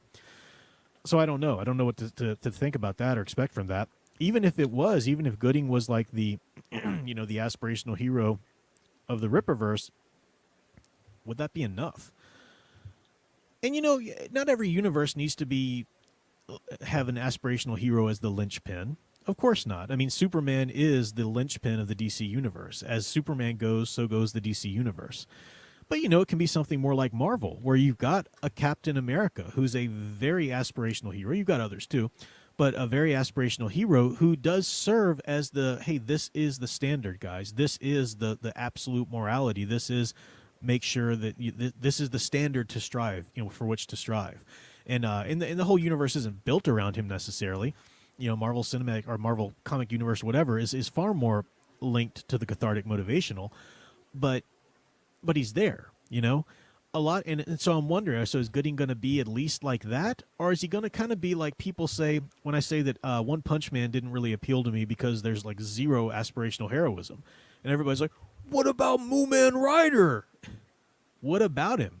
He's almost laughed at by the very show. I mean, he's got these like a couple of little sweet moments, and then that's it. Like he's completely ineffective and has zero influence on the goings on around him in that world. At least in the animated series. Maybe that changes with the manga or whatever. I don't know, but or the manga, sorry. But that's not really enough. So all of these characters seem to be the same. So I'm looking for reasons to dig into this more because, again, I like the fact that the Rippaverse channel was so big, kind of organically from this kind of thing. But that's kind of a rookie move when it comes to writing. When all of your characters kind of come out the same, this is something that as a writer you need to start to understand about yourself early on in your writing process. Every writer has a certain cast of characters in their head. You've got your own little cast of archetypes. Who was it? Gore Vidal, I think, had a great quote about that. That Shakespeare perhaps had the biggest cast of characters, but everybody has 4 or 5, maybe up to 10 if you're lucky, kind of a cast of characters that tend to show up over and over in the different characters that you write. So this one type of person keeps showing up in your stories or whatever, and this is what we're seeing. We're seeing this sort of quintessential anarcho-capitalist. Nobody mess with me. I want my respect. You shut your mouth. I do what I want. Kind of character, and that's very uninteresting to me. It's very off-putting to me That's as a Eric reader July. myself. Just speaking as myself, some people might love that, But so I'm looking for ways to get into this because, it's so big, and these people are involved. But then the Saska sisters are attached, and I have to say, pay attention to this part. When I looked into it, and I made sure I looked into it, and I'm not going to go into this, isn't going to be a stream that tears down the Saska sisters, because I have nothing against these ladies personally. Wish them all the best. But a lot of things were going on or being said about them. I looked into it and found out that was pretty much correct. A lot of it was correct. And it came down for me to the point where I can't support their work. Again, nothing against them personally, wish them all the best, but I can't support their work. I can't put money into their values, into their ideas, into their expressions. I don't want to be a part of making that more plenteous in the world. And because they have now been so irrevocably ingrained into the very fabric of the Rippaverse, I can't really support the Rippaverse at all. That was a shocking move. When I first heard that they were going to write Yaira, okay, that's one thing. But to straight up have them be the editors-in-chief or keepers of the lore, whatever they're called, of every single story. Yeah, I can't support this. And it's kind of a bummer because I was hoping, I like Mike Barron, I like Chuck Dixon, but to kind of lay that on top of everything else, all the other issues that I saw with the universe, I can't do it. Got to pass. How many people like that are out there that Eric has driven away because of what he's done with the Saskas?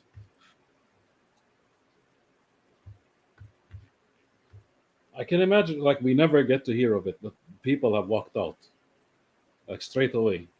Yeah. Which is kind of why he had a sort of a violent response towards it, right? That's why he went after Katie the way he did and everybody else. Yeah. So, the funny thing is, the logical thing to do was really just throw them out. You didn't need to do any of this, but here we are. Yeah, and I mean, again, this is a thing I've been saying throughout the entire watching of this video. We have had no contact with this guy. I didn't even know he existed till today. I don't know if he knows that we exist. I kind of suspect he does because, he talks about how people have brought all this up, and I'm thinking to myself, well, we're kind of the ones that are bringing it all of it up. We're the loudest voice on this, so probably he has seen some of our stuff. But we've not had any contact with him, and yet he is coming to these same conclusions on his own. You heard the man himself. He didn't believe the accusations against the sisters to begin with until he went and looked into it himself. He did his own research, which, people, this is what you should always do. Don't take my word for it. Don't take TJ's word for it, or Boxing Historian's words, Tony's words, EBS's words, Katie's words, whoever it is. Don't take our word on this stuff. Go out and do your own research, and you'll find, I would hope you would come to the same conclusion. Even in our case, every time we say something, we always give receipts. Yes, absolutely. And if we don't even listen to us, just look at the receipts we're giving you. And if we don't, we always clarify. My suspicion is, I think, I wonder. We always preface stuff before we say it. We don't say, you know what? I know for a fact that this is happening. I know for a fact that's happening. We don't do that shit. We always preface it by saying, My suspicion, what I think might be happening, like we try and differentiate between opinion and facts, and that's what Yeah. you ought to do. That if if a content creator is responsible, that's what they should do. This is my opinion, but this is fact. You see what I'm saying? Make that distinction. At least that's what I try to do. No. If you're watching anything that isn't redo of Healer, you're a dog fucker. That's the actual truth. Yes, absolutely. If you watch any other anime, you are a dog fucker. You're making sweet love to canines every single night. Which is ironic because there is a canine character in there. You can't make this shit up. This that's why, like, I see the slums as a complete joke. Like, Jesus fucking Christ, how much integrity do you guys have at all? None. The answer is none. All right. So what was the other video you were wanting us to check out? Oh, you have to look up Sturgis. I think the latest Sturgis video. Okay. Ripper versus a cult. Is that what it's called? I think so. Rippa versus a cult. This one, the one with Sturgis. Like, if you want to laugh at Sturgis, or you can watch the actual video. It's up to you. Hello, everyone. The first.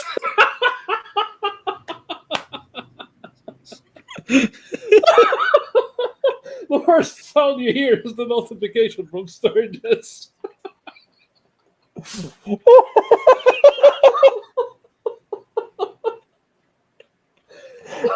As soon as you push play, that's what you hear. Oh. Looks like we're sticking to Sturgis. Oh shit. I thought something happened to your computer, and then I realized it was Sturgis.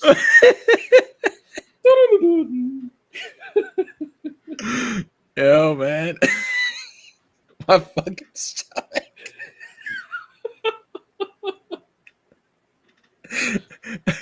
I'll tell you what. I'll say this about Sturgis. He makes sure you never have a boring day. True. His entire existence is a joke. And it's always funny. Anytime when I'm down on my luck, man, I always have to remind myself, at least I'm not Sturgis. True. Oh shit. Okay. I'm Renowned Zero. We are back again talking about this video in particular, talking about how the Ripperverse is a cult and its followers love it. So what we're going to do is we're going to watch the video. I'm going to react to it. I'm going to give my commentary on it. And we're going to get into this and just kind of debunk this whole entire thing. I know debunking doesn't normally happen on this channel. Oh, yes, it does. It happens all the time because these type of clowns always continue to lie. And, of course, this person in particular thought it was okay. Oh, yeah, I'm gonna go on with Frog Tony, right? The guy who always lies and is a huge grifter. Okay, wait a minute, hold up. I get it. I saw that Tony had a poll where he was asking if he should change the name. Is he changing the name to Frog Tony? He already did. Everybody said yes. Oh, he did. Okay, shit. All right. Because every time somebody mentions Frog Tony, you can't Google Frog Tony. That's the problem. Like, people in the EVS stream, like people on Trashcast, would hear EVS call, give a shout out to Frog Tony. You'd expect people to Google Frog Tony, but they won't find him. Or Drunken Peasants and all that. So it's unfortunate that everybody calls him Frog Tony, but it is what it is. Like, you have to, especially now that we have a comic book, right? We need to be easily found. Yeah. I think that was smart. I think that's smart. Yeah. I didn't want to vote in the poll since, I'm part of the group, and I was like, you know what? I don't want to influence because, obviously, I'm associated with Tony and everything. So I was like, Yeah. no, I want to keep it as pure as possible, where it's like the people, the crowd, I want them to vote in it and see what they say, because that's who's really going to And I think make the the biggest people impact. voted yes for that very reason, because they wanted Yeah. to easily find him on Google or Yeah. on YouTube. Yeah, I think that was smart. On Ripperverse stuff, now he's trying to shift the goalpost away to talking about Sweet Baby Inc., the guy who says video games are for losers and for children. Yeah, that guy. That guy's definitely going to be the savior of comics and video games. But we're going to get into this real quick. I did watch a little bit Hold of on it. a It's minute. really interesting how some of the things he... Yeah.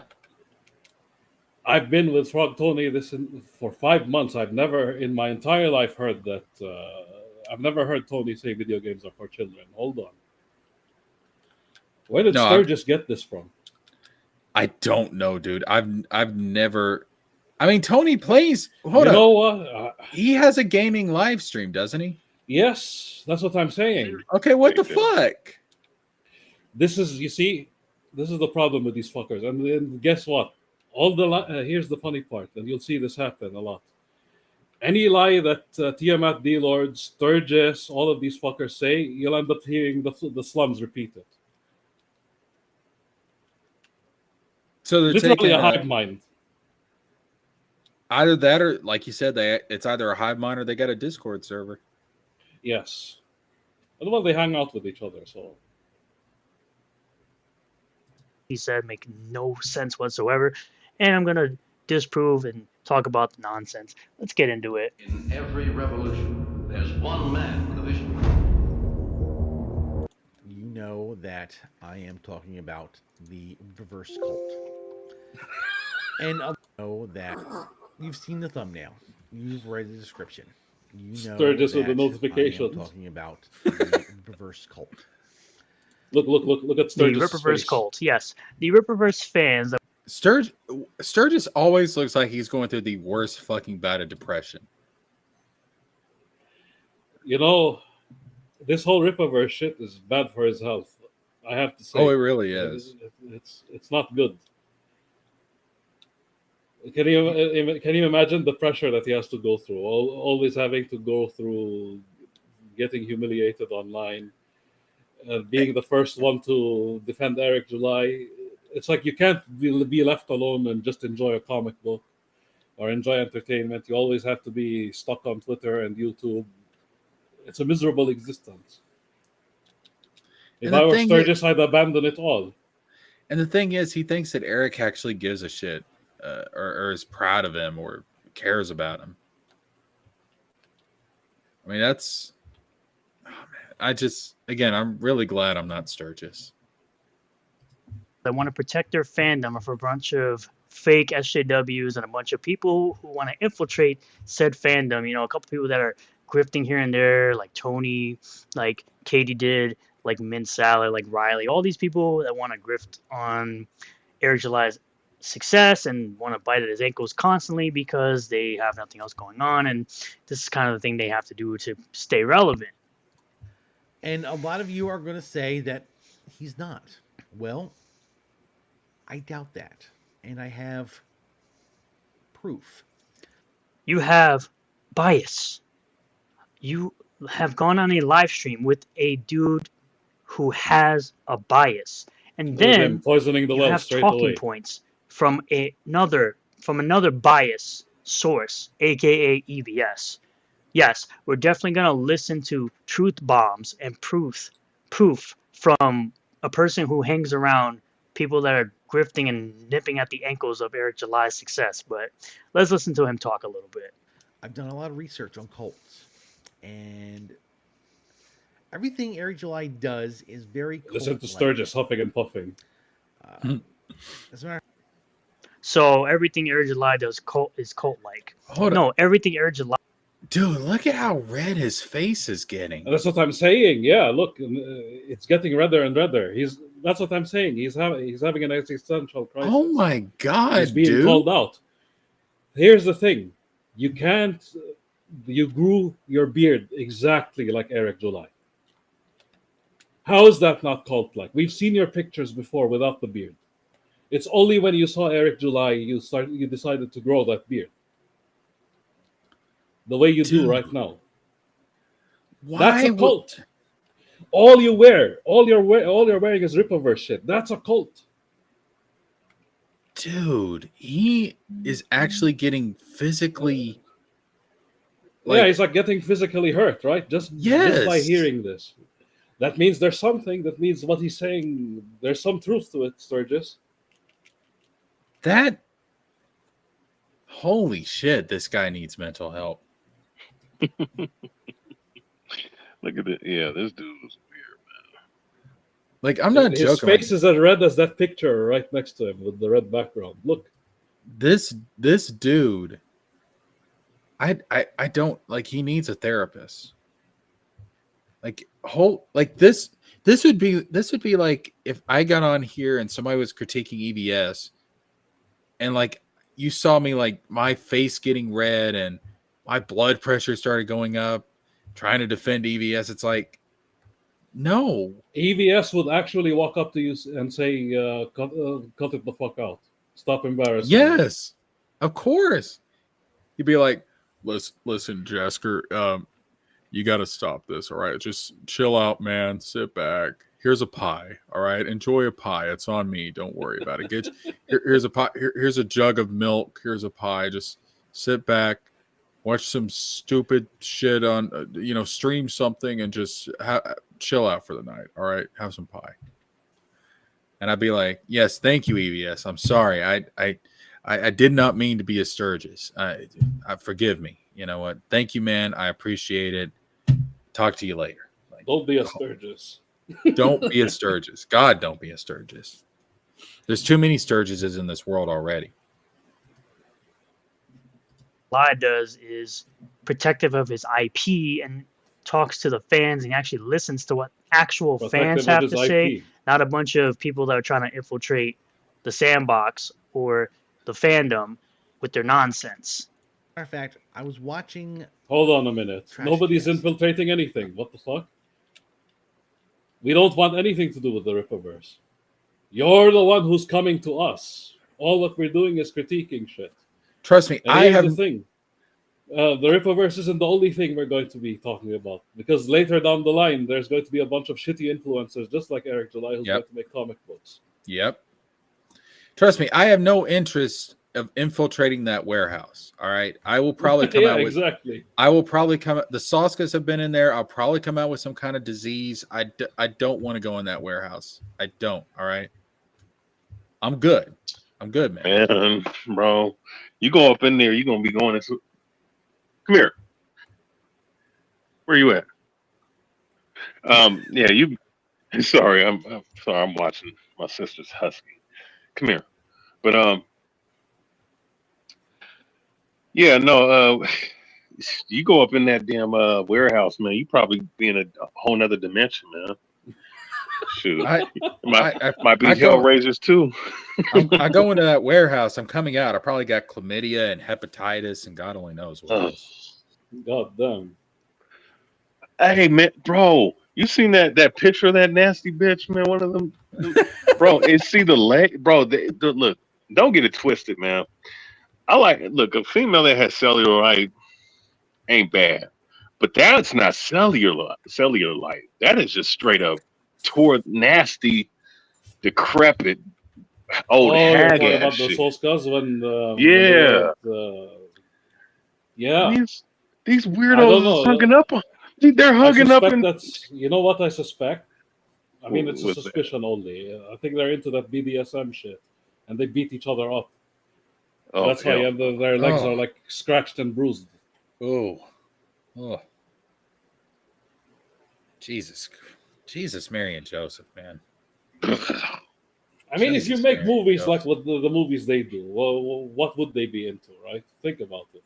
I mean, of course, yeah. Ugh. God, man, I tell you what, that warehouse, man, has got to be just a horror show.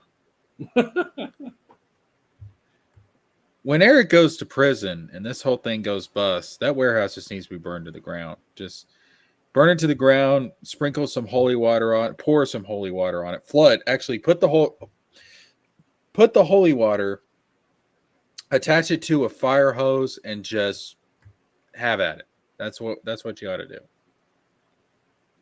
All right. EVS tragic guest recently, and he had So yeah, here we go. Oh, Again, a biased person. a guest on Paul Ravoche, and he nailed Eric July in one word so perfectly.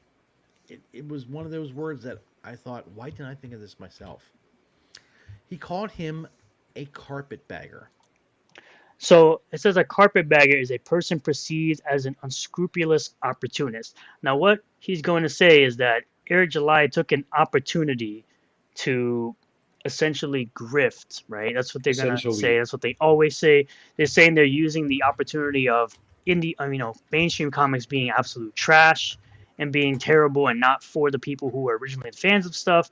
And now he's using it as an opportunity to take people's money because they're enthusiastic about something that they haven't been enthusiastic about in a very long time.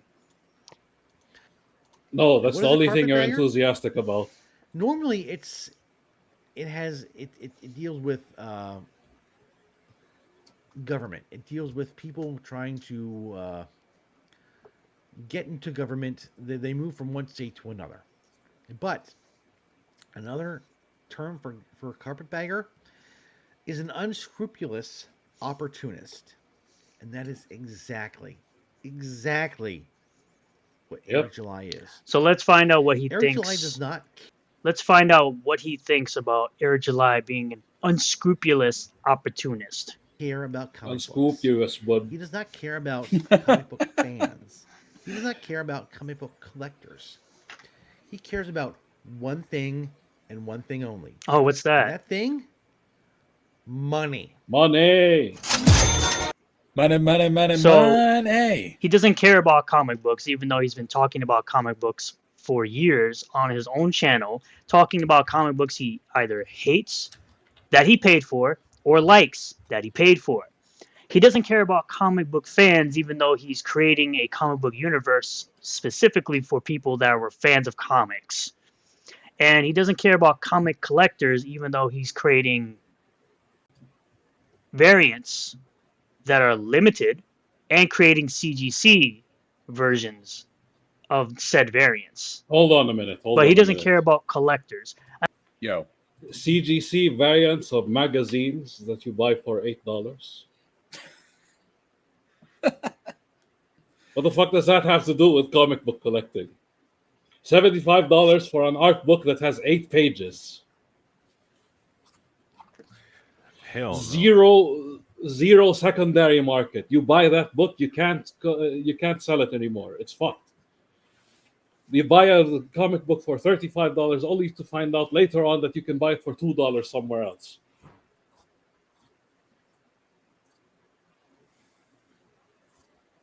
This is a guy who cares about comic books and collecting comic books, sure. oh man, he cares about the grift. He got a bunch of idiots to go along Well, with he his needs to bullshit. empty that warehouse. He overprinted. That's what it really is. Yeah. Is that an Alpha Core shirt he got on? Yes. Here's the funny part. Sturgis should never have responded to this video. He should never have made this video. You can't come here saying that fighting against the idea that Rippaverse is a cult when you have Eric July's beard and you're wearing Alpha Core Rippaverse merch. Which, And by you're the way, Sturgis. I'm gonna give you guys a little insight into the future of Eric July. So here in town, there's actually a furniture store owner who he went and he bought an ungodly amount of furniture all at once before he ever had anybody to sell it to. And I mean, it was ridiculous. Like, he had millions of dollars invested in this furniture, and he, over the course of decades, he was not able to sell all of it. And he is going to die millions of dollars in debt. Oof. Yes, that is what Eric July did with his comics. Whoa, really? Yeah. And I mean, this guy that ordered all this furniture, he had those old sinks where you like get the water in like a pitcher, and then you like dump it into the actual sink, the bowl of the sink. Like he had shit like that he had ordered. And I mean, this is decades ago. He's like 80 something now. And he could never sell that shit. Them. Yeah. That's Eric July's warehouse. That's what's gonna happen. That's what's gonna happen. They might do like the ET video game and make a crater and put all the Rippaverse comics in there. Hey, Find them in the fucking Arizona desert. yo. Hey, real quick, I got a question. Do you guys know about Dreamwave Comics? I know of them, but I don't know much about Not really. Okay.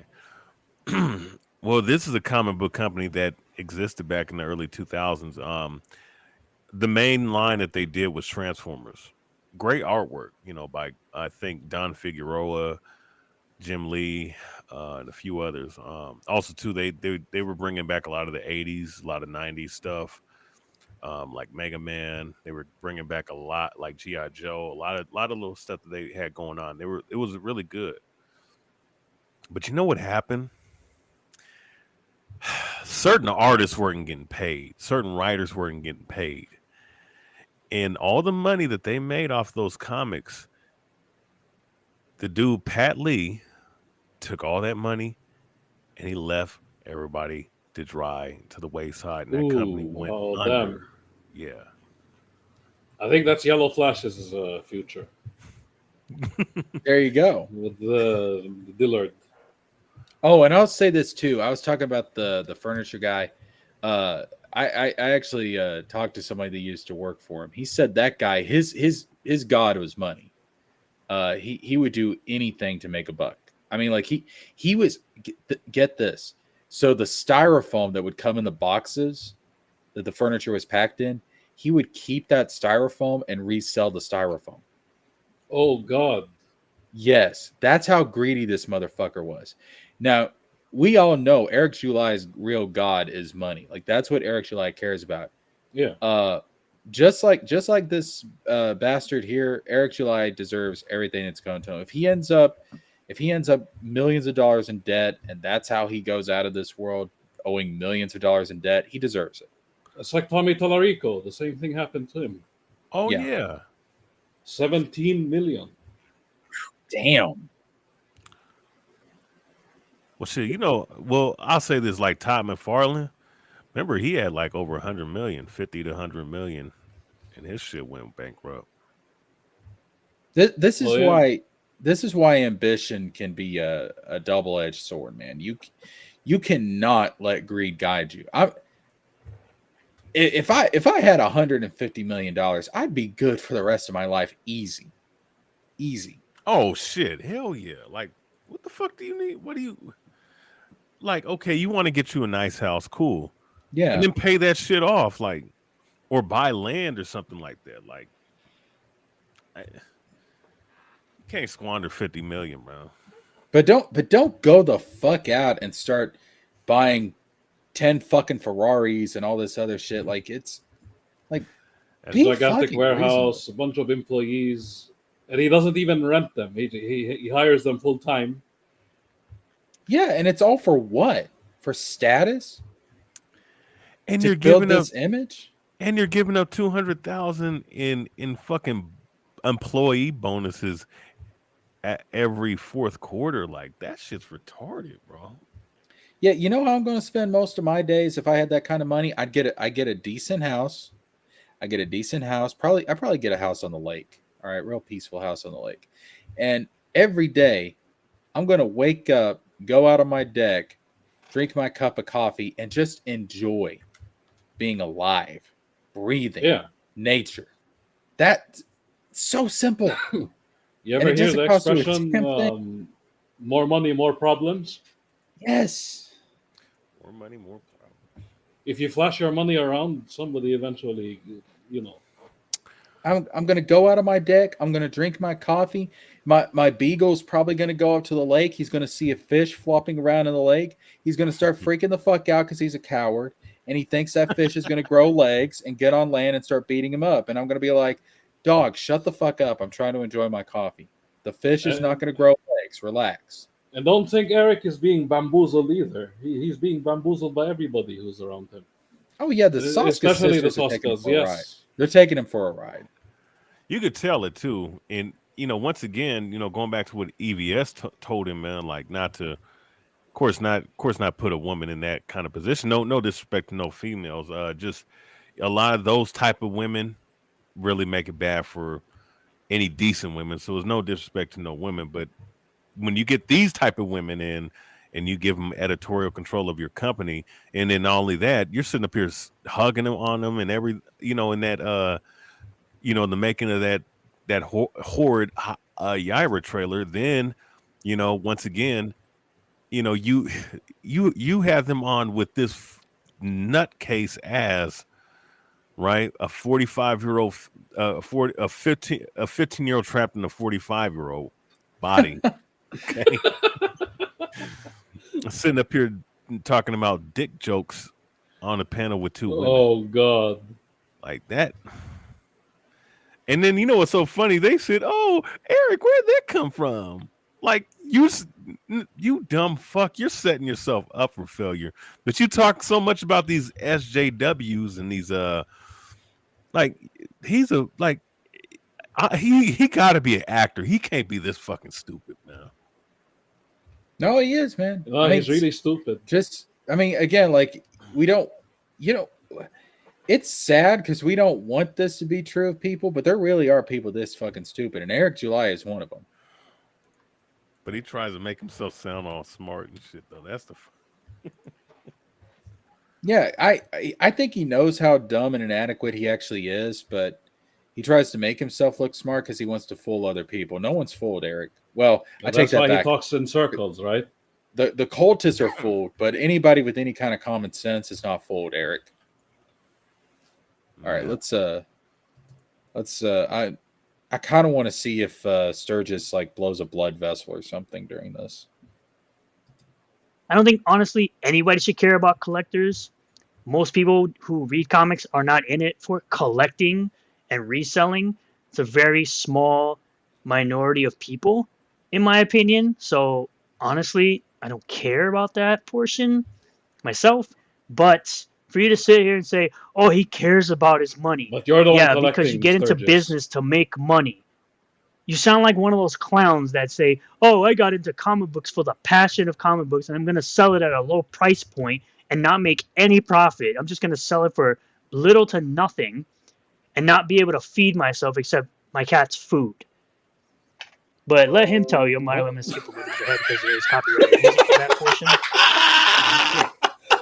All he wants Hold up. is money. Sturgis, some friendly advice. You know that you do realize you can mute that shit, right? The moment you push play, you hear the notification. What is wrong with this fucking? You can mute that shit. It's not that. Go into your settings and mute it. This goes back to your original point, boxing historian. Here's how retarded people can be. Sturgis. I mean, look at this guy, man. Like, I've had one interaction with this fool, and he said that, "Oh, you're just being a hater and a racist." Like, you fucking retard, man. Sturgis, before I start streaming, guess what I do? I turn my phone on vibrate so it doesn't interfere with the fucking stream, Sturgis. Oh, boy. This shit is not that difficult. Like, come on. Like, oh, and didn't he just say cat's food? Like, bro, come with your own material. You're copying off of Eric July. Eric July, again, further proof that he's in a cult. A cult member. Once again, I've had experience looking at cult members. They either dress like them, wear the same beard, act the same way, like, bro, and use same terminologies, trying to sound exactly like the person, or even look exactly like the person. Like, bro, man. I'm just waiting. I'm just waiting for Eric to gather them all at the warehouse and bring out the Kool-Aid. Yeah.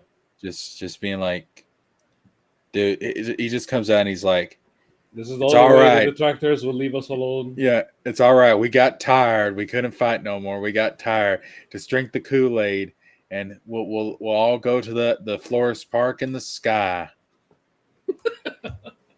And it's just like, oh no, and that happens. I'm gonna get on here and I'm just gonna be like, guys, I don't want to be insensitive. What happened today was a tragedy.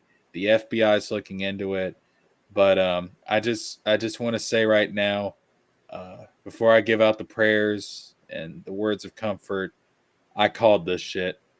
Yep. I knew this shit was gonna happen. I called it. We saw it coming. You know what the funny part is? 9 times out of 10, especially in the indie comic scene, a lot of people are well off and they're just doing this as a hobby, like a side gig. Yeah. So they will charge the comic books like for cheap, $5, $10, no problem.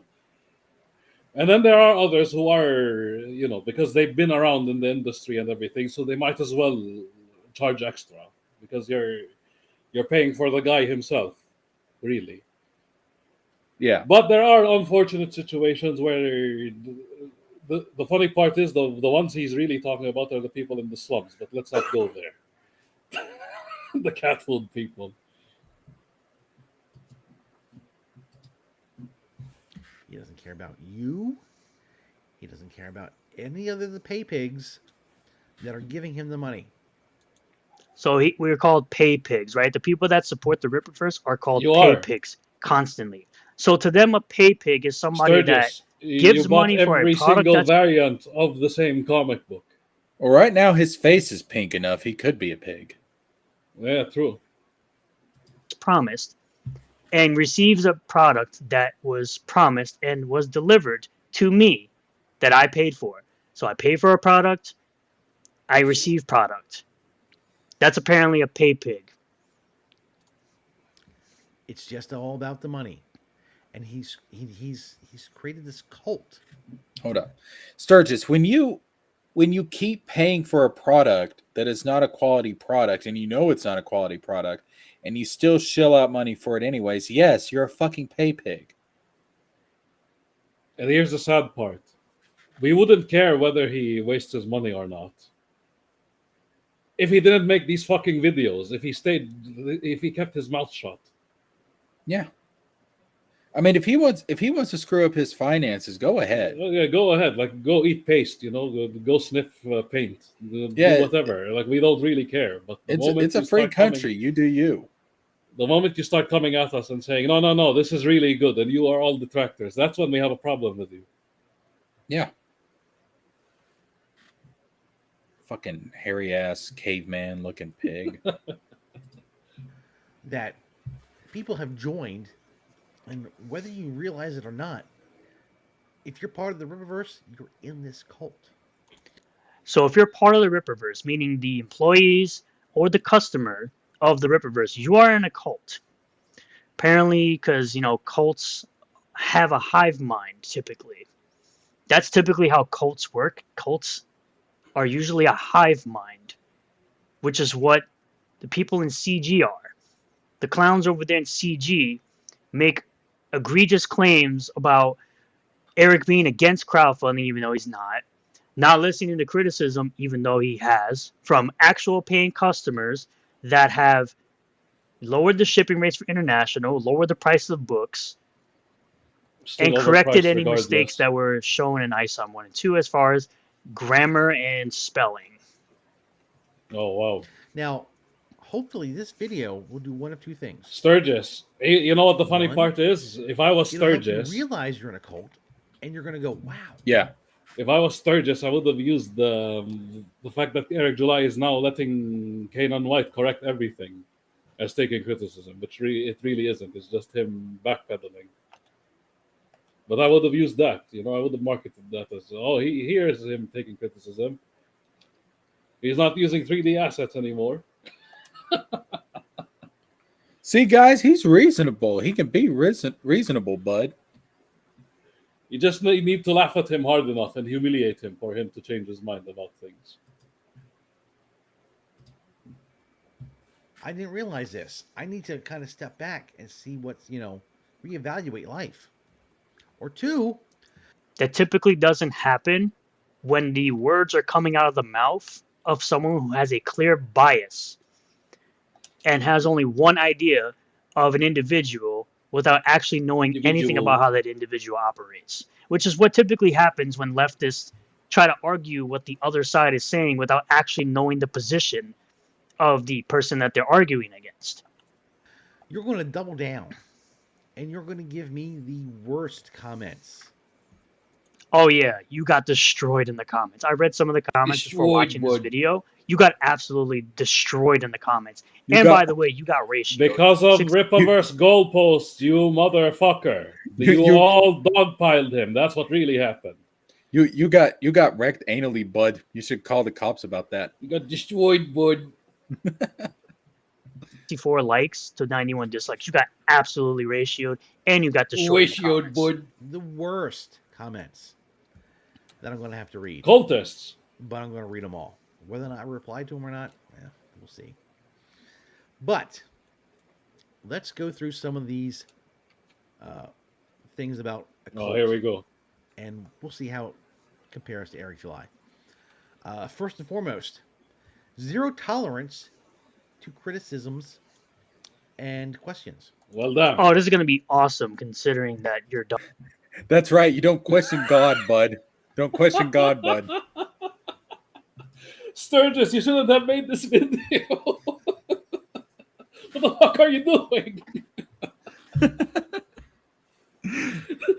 You're proving everything right.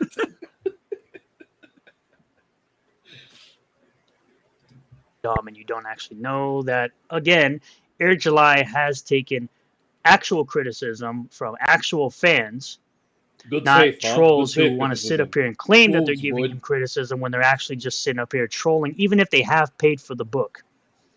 No. If you Hold paid on for a the minute. book and you didn't like the book, Trolls are good critics too.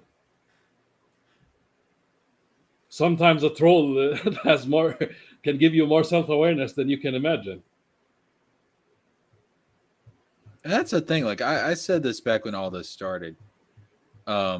Sometimes somebody who hates you can give you the truth, because the truth, they can make an arrow out of that and hurt you with it. Yeah. It's kind of like the Goku and Vegeta thing. You know what I mean? There you go. Yeah. You gotta, sometimes the people that are the most aggressive towards you are the ones that improve you the most. Exactly. Steel sharpens steel. Bingo. Getting all biblical on us. okay, you give your opinion and you move on, which is what these weirdos don't seem to understand. That We you can gave our get a opinions product, not like and the moved product, on, give your but opinion you on it, and then move never on. left us alone, Sturgis. You and your fucking clowns. That's the problem. Yeah, the problem was you couldn't take our opinion and you became little bitches about it. That's what happened. We gave our opinion. We stay like, are we? Like we just said our opinion, moved on, started talking about other shit, and you motherfuckers came at us. Started like- doxing and shit. All this had to be is that we could have done one video saying, "Hey, ISOM is not all it's cracked up to be. This isn't what Eric said it was going to be." And then, like we could have all moved on. We probably would have never talked about this shit again. But Eric, he just had to go after everybody. He could not let it go. He started attacking everybody. And then it just snowballed into this because that dumbass could not take a single shred of fucking honest criticism. Exactly. That's what happened. Think about it, right? If he took our just all it would have taken was one video, and him just saying empty platitudes. Oh, I took your criticism well, blah blah blah blah. That would have been the end of it. We wouldn't be here talking about Eric July. We'd be here talking about Kingdom Hearts. Yeah. I mean, shit, it wouldn't even have to, like, he doesn't even have to be honest about it. He could have just put out some fake ass video saying, "Oh yes, I took in the criticism. I understand, blah blah." Business speak. Like, that's what he could have done. And then we all would have moved on. And if he didn't improve, it would have been like, all right, well, We And tried. Sturgis, if you were making other content than Eric July, we wouldn't be talking about you right now. Yeah. We all It's would have that moved the simple. fuck. We all would have moved the fuck on and been like, well, we said our piece. Now, me personally, I'm looking forward to Nerdrotic's comic book. Oh Christ. I want to move on from the topic of Eric July, but it's like one disaster after the other with this motherfucker. If Nerdrotic may have to get on drugs again to make a decent comic book. Oh, or maybe the pressure is too much for him, but he'll go back to drugs. Sure. Like he may go on drugs again, and like the comic book may come out being fucking fantastic and be like, God damn. yeah, I'll get the book. I'll be like, you know what? This is an entertaining comic.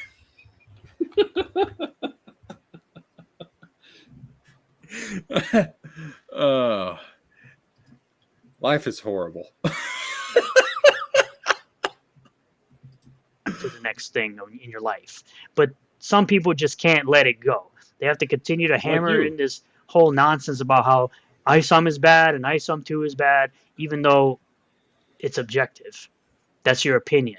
Objective? Sorry, Hold it's on. not Whoa, wait, what? Oh, Subjective, you fucking idiot. I mean, it's true that it's objective, but you're saying the wrong Pause. thing, Sturgis. Pause. What? Did he say objective instead of subjective? Yeah. Yes. Oh, man. Oh, Sturgis. Yo, man. Fuck me, dog. Like, come on. Like, I Well, wonder what- it is I wonder- objectively bad, sure. He said objectively bad is what he said. Yes. oh, this. You gotta love Oh retards, my man. god, this wild boar looking motherfucker is such a fucking Neanderthal. Like I'm starting to turn red just because I'm so frustrated at his stupidity, dude. Oh my god. Oh man, hey, don't get mad, bro. You gotta laugh at this. This shit is entertainment, man. This is comedy at its best. Please listen. Please tell me that he's fixed. He's been neutered, right? Oh shit. Oh shit. We wouldn't actually allow somebody like this to breed, right? Man, sterilization. Yeah. Can you imagine Sturgis being a father? Oh god. That poor child. Well, shit. Look at Generation A man Z. child being a father, imagine.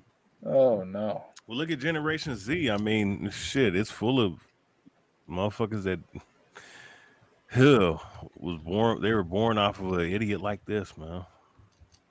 Inherit this man's IQ rating, which is probably a 20, if that.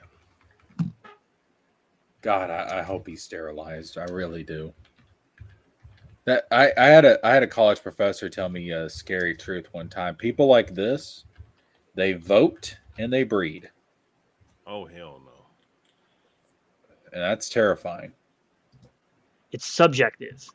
It's your opinion. You're allowed to have it. Put your opinion out there and move on. Stop trying to act like other people can't like something because you don't like it. We never Again. fucking said that. Yeah.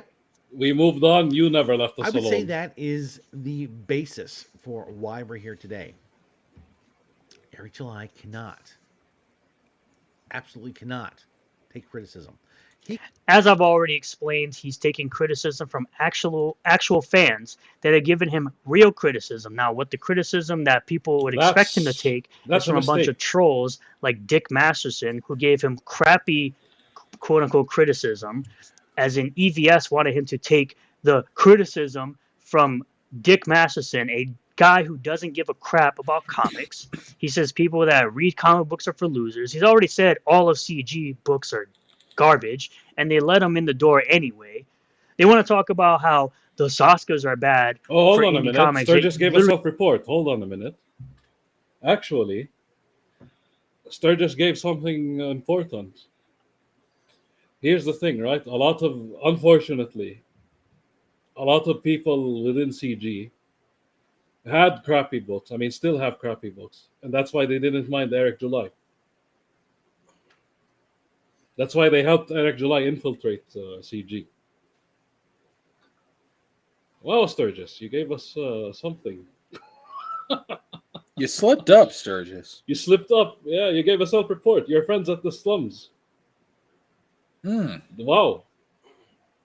Thank you, Sturgis. He's so mad that he doesn't know what he's talking about. That's what's really happening. Yeah, this is what we call being blinded by rage. But ladies this and is, gentlemen. but this is why I think we're doing the right thing. We're promoting comics. We're finding the good ones out there, promoting them, making good comics ourselves, showing people the way. That way, we can criticize all these shitty influencer comics as they're coming out, and show people here's what you should be reading instead. Yeah, see this again. Like this is, if there's a silver lining in this whole Ripperverse saga, it's that there's gonna be. I think there's gonna be good things coming out of it. You're gonna have people creating things. You're gonna get because people can look at what Eric did and be like, yeah, we're not doing that shit. We're not going down that road. It's a teachable moment. Exactly. That's by the way, if any, that's the reason why people are. This is why detracting became a thing as a whole genre of YouTube. It's not really us. Yeah, there is a part of it. There is comedy in it, especially in Sturgis's case. Absolutely. But we're learning things. We're seeing things that we shouldn't be doing if we want to release comic books ourselves. That's why people are fascinated with this phenomenon. Yeah. I mean, and you know what? Something else too. Like when I hear these people talk about how, oh, Dick Masterson's notes were not real criticism and stuff. These are the same type of people who would never survive in the military.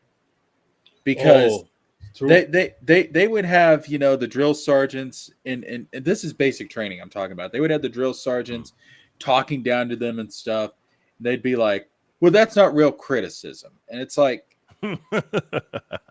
you fucking dumbass. Yes, they're being harsh. Yes, they're being cruel. But you know why? Because when you get out there in combat, they want you to retain this stuff so you don't die. They're trying to make you a better soldier so you don't go out there and get yourself blown to fucking smithereens. They're doing it for your benefit. You have a boxing coach, boxing historian, right? Yeah, I have an MMA and boxing coach. And he was kind of mean, right? Shit, every coach I had, I mean, they had a little stern. They were stern at some point in time. Yeah, it is what it is. And that's how it should be. That's how it's supposed to be. I mean, you get up in the ring, you can fucking die. Exactly. You mess up, you're dead.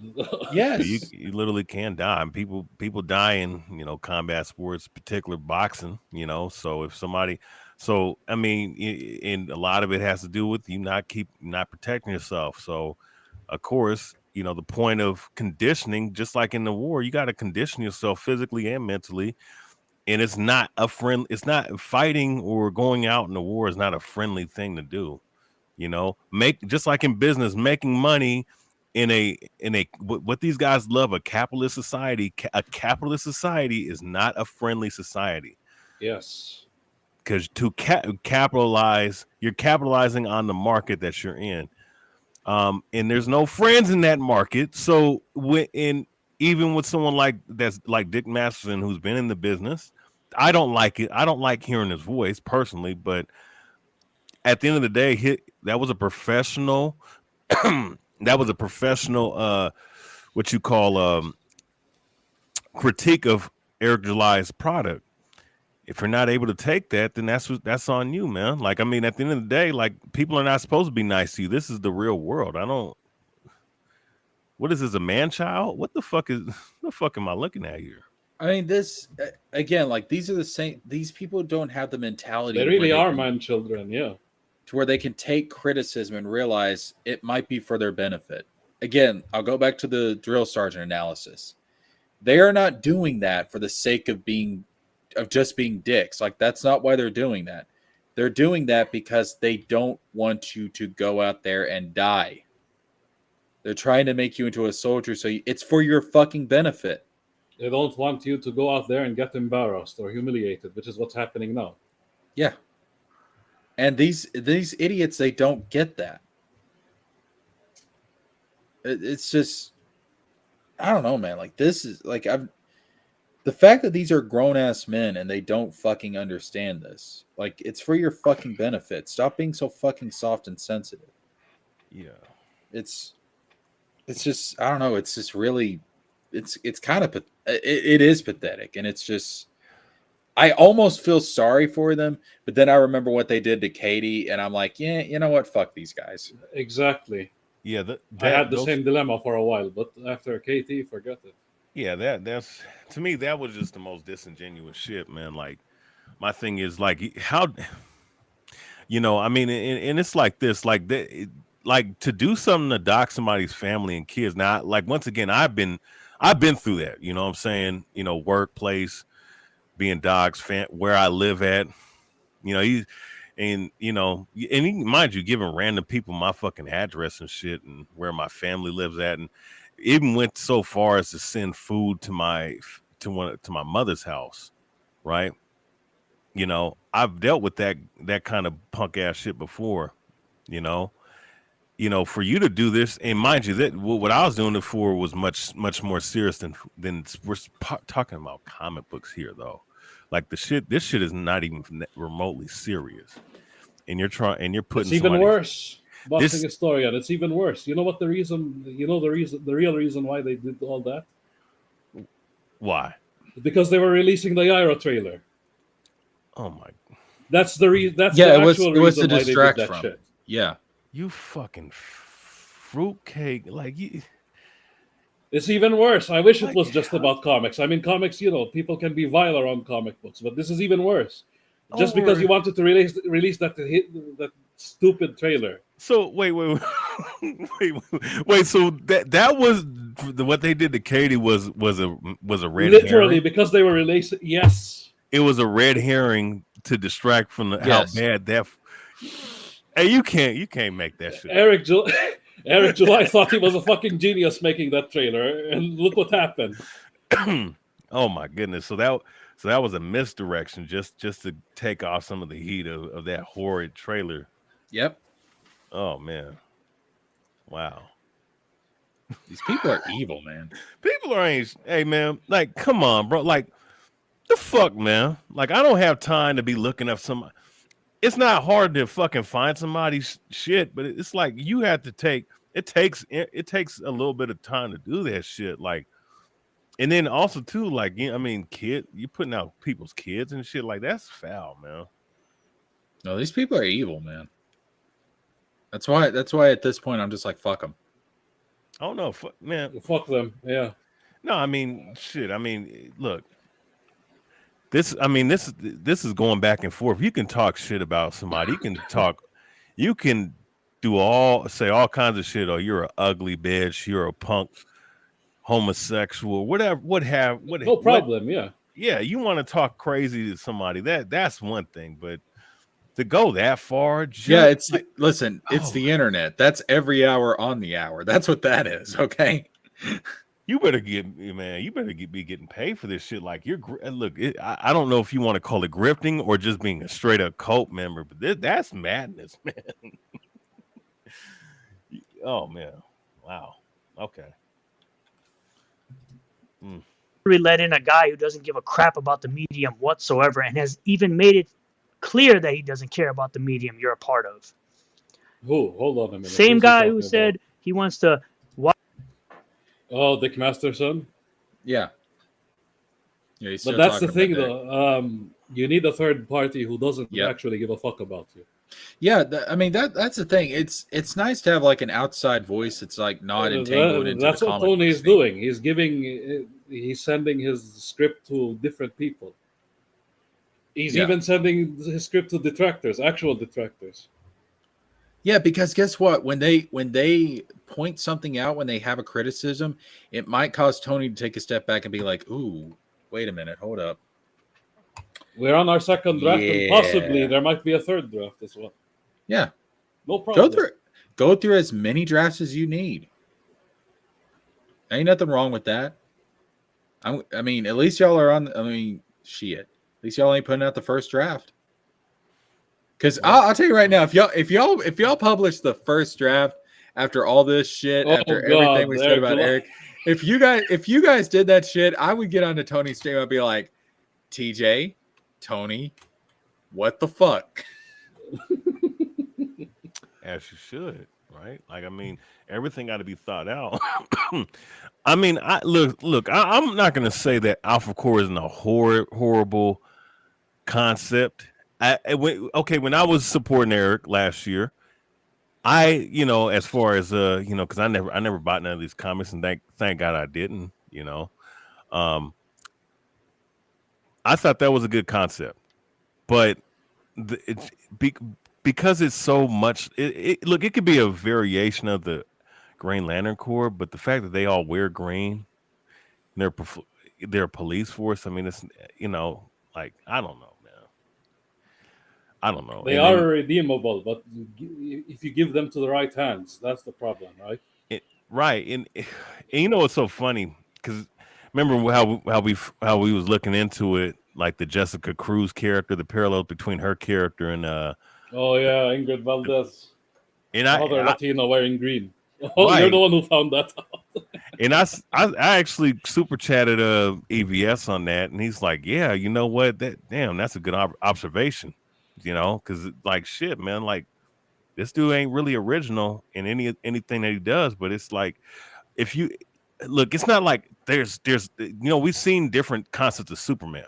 My point is that going back to the initial point, everything has a rough draft, and I feel like a lot of these characters and a lot of these storylines are like the first and second drafts of something that you're trying to get off the ground.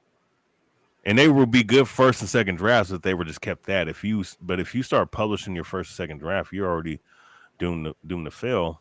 Yeah, unless you have good marketing. Yeah, and it really says something about the arrogance of this guy that he thinks he can put out a first draft and it's going to be fucking amazing. It's like, dude. I mean, but he that's. can't write. That's the problem, and he's pretending that he can. I mean, this is shit that we learned in our English classes. What did we do with our essays all the time? We had a first draft. We turn in the first draft to the teacher. We do a second draft. It's a peer-reviewed draft that you give to like 2 other students in the classroom. And then after that, you have your final draft. It's basic shit, Eric. We did all this shit in high school. Come on now. I mean, like Maybe he what never you went were through high school, I guess. well, that would explain a lot, TJ. I'm not gonna lie. That would actually explain a lot. But see, like what you're talking about with Tony giving the second draft or whatever to different people and having them look over it, you know what that is? That's the same thing we did in school. That is the peer-reviewed draft. That's your peers. And I'm not going to lie. If that first draft would have been trash, Yeah. because what's it called? The fight scene only lasted 1 page. Yeah. You know how gay that would have been? Most first drafts are trash. We would have been a laughing stock. But no, like me and Finbar went at Tony and said, "No, this has to be longer. Come on." Yeah. We need to make Toriyama, bless his soul, be happy with the kind of shit we're going to draw. Yep. Oh yeah.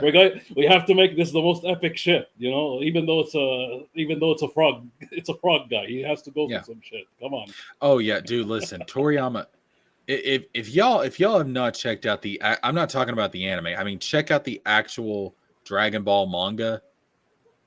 The way Toriyama did his paneling and his fights, it was so fucking clean. It was like music on paper, man. It just flowed so well. That's one thing. Vito brought this up when he was on our show. That's one thing manga has over Western comics. The manga characters go through shit. Like you actually see them, getting punished, going through pain.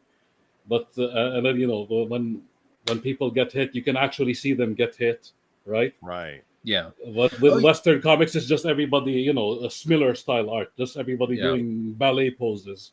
Well, one thing too, right? And no, it's not that guys don't go through character arcs in Western comics. They did and they still do.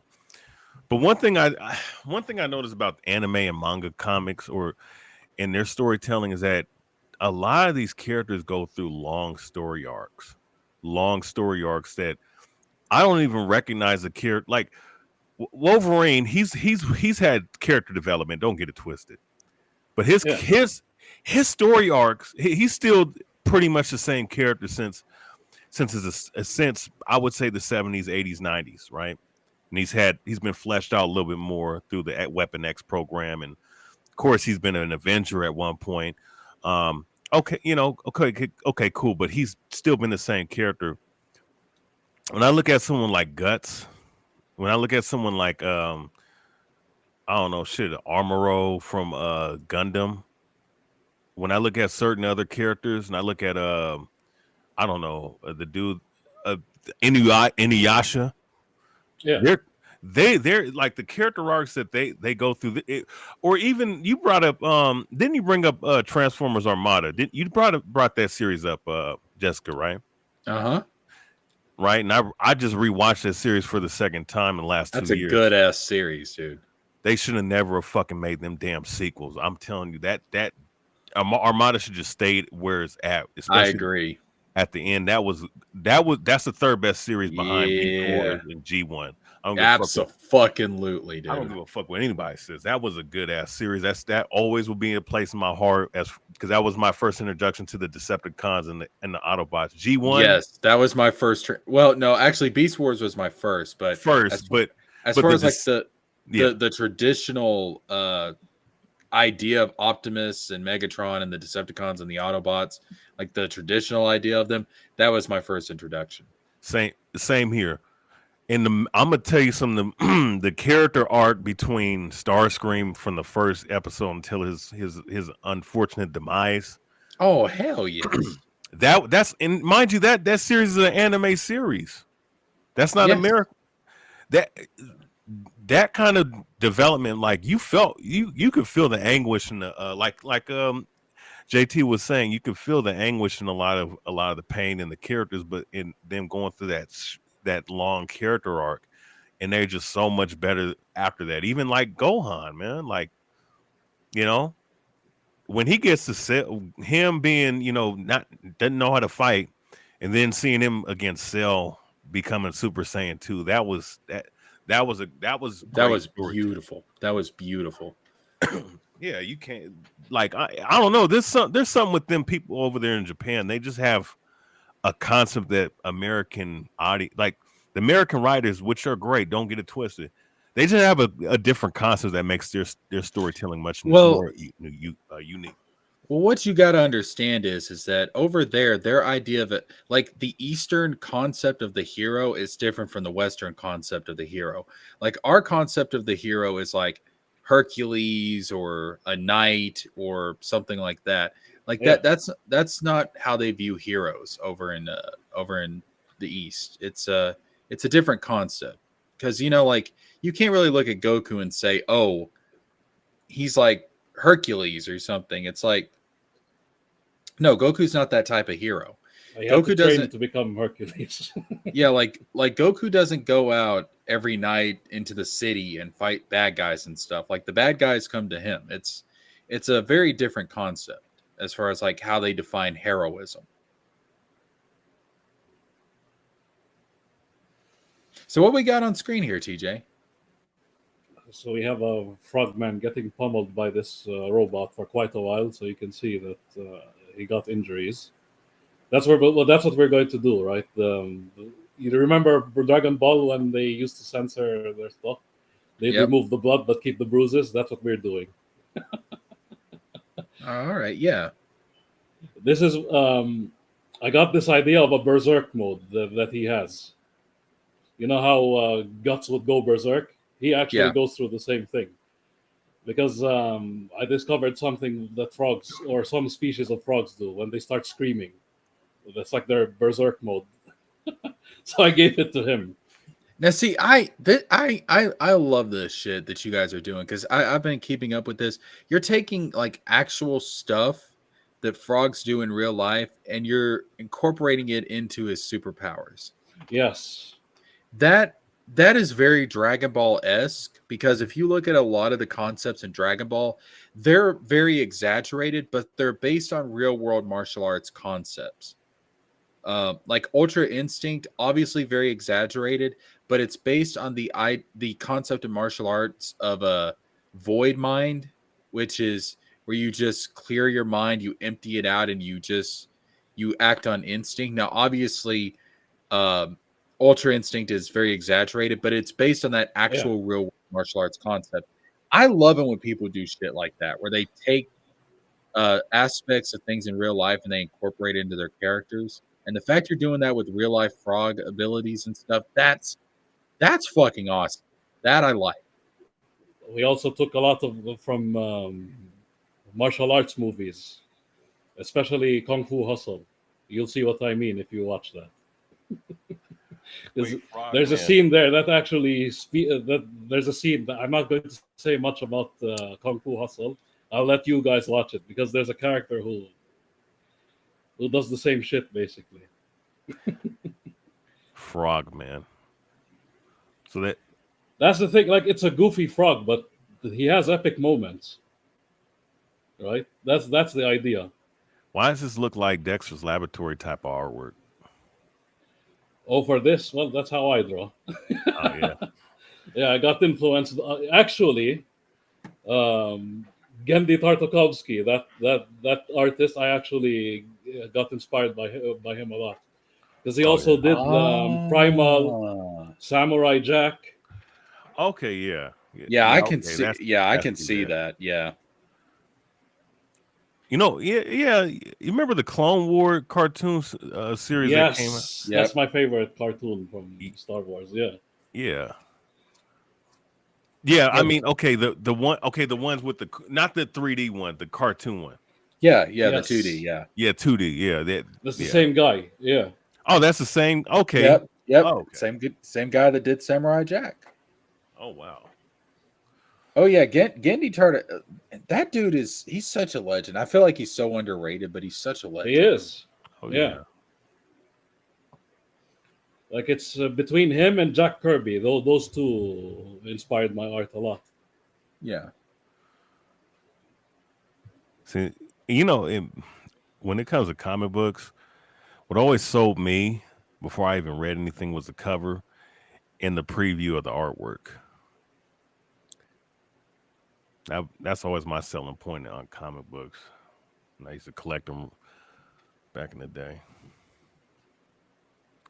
No, I definitely see the Tartakovsky inspiration here. Yeah.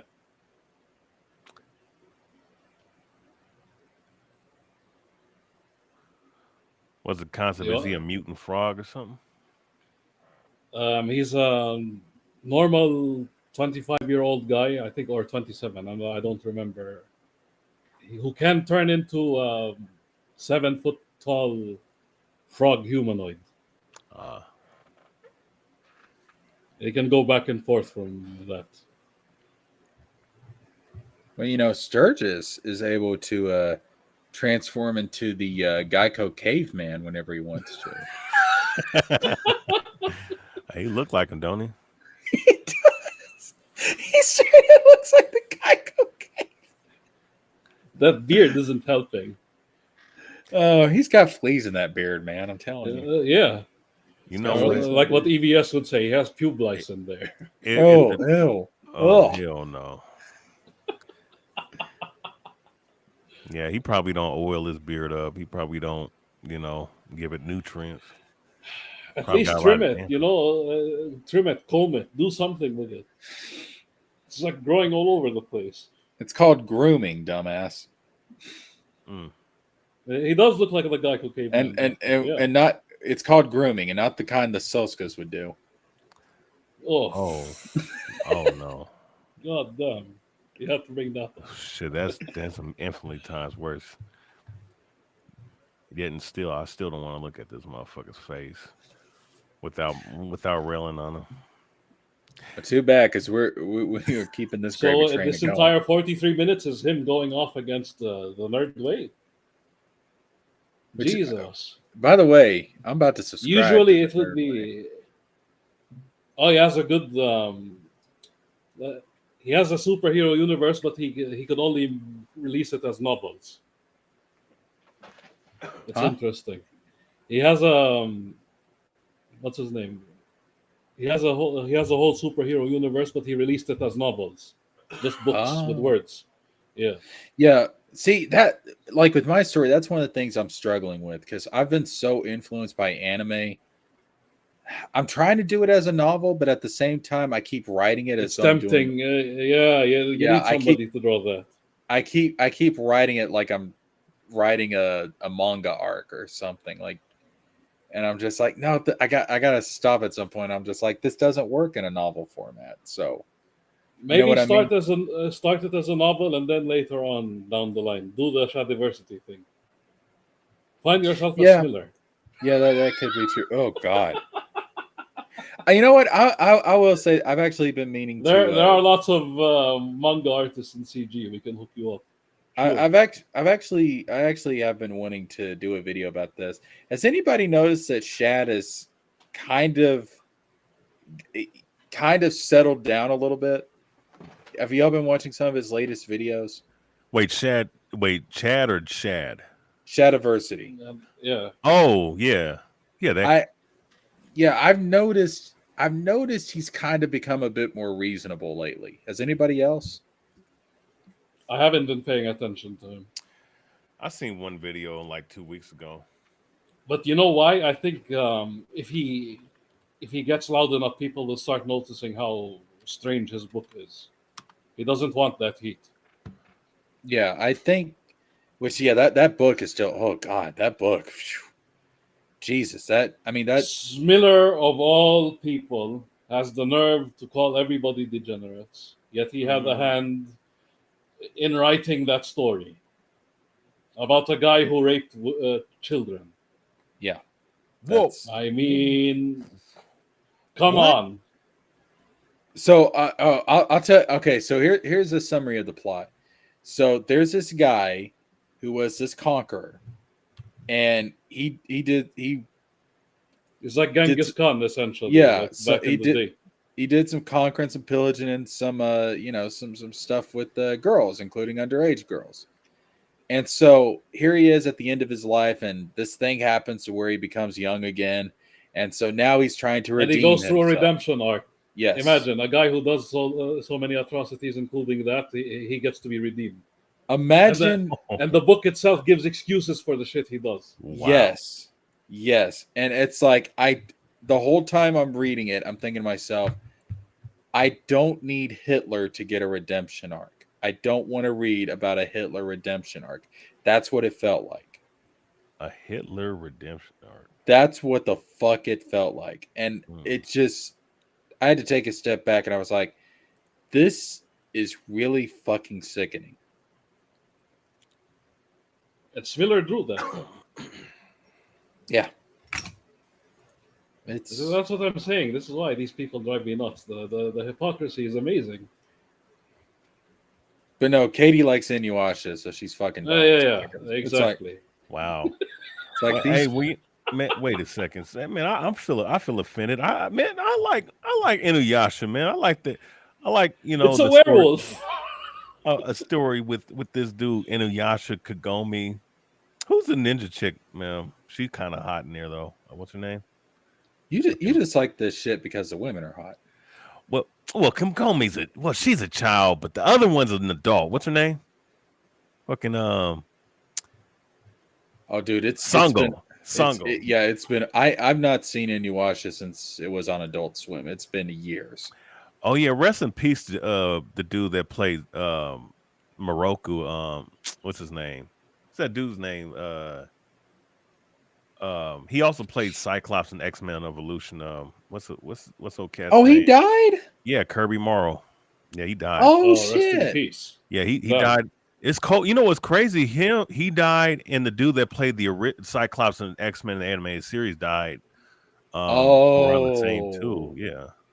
Okay, that's why Cyclops sounds different in the X-Men 97. But they couldn't get him. Yeah. Yep. All right, I was wondering what the deal with that was because I was like, that don't Nope. sound like Cyclops. Nope, I that's don't not. know. no, it's not the same dude. And yeah, Kirby, yeah, the dude that played Moroku, the monk, um, or in the Ocean Dub version, Kirby, he passed away back in 2021 at age what 47. Damn, that's young. That's young to die. And I'll say this. Now, I was in the comic store. I didn't meet him, but he was standing right next to me, and it looked just like him too. When I saw him on the IMDb, I was like, "Wait a second, this is the same dude." Because mind you, those the people that was doing those voice acting from Ocean Dub, they're in Canada, Yeah. Washington isn't that far. It's like right under there. Um, yeah, he had like a Godzilla comic book and from Oh, Marvel Comics, and I guess he gave to the comic book owner. I wasn't paying attention, but I kind of glanced over him, and but the comic book shop, he was like, "Hey, Brian, there's a Godzilla comic." I was like, "Oh yeah, I'm buying this tomorrow." And I walked out the store. Then I was, back in the day, I was looking at the IMDb, all these voice actors. I was like, "Wait a second, that's the same dude I saw in the store." it So was right there, and you didn't notice until later on. right. Damn. Yep. Yeah, and he looked, and it's funny because he looked at the picture that they recently had of him. He looked almost exactly the same, just a little older. But no, like I've been watching some of well, what I've seen lately was Shad's take on the Ladder with Crowder thing going on. And what's his name? Not gay Jared. Yo, Crowder's fucking crazy, man. Oh God, I mean, he really was in the closet all along. Yeah, Crowder. Listen, I stopped watching Crowder after the whole thing with his wife when that video came out. I was like, nah, dude. Like, I ain't supporting this. Like, that's just disgusting.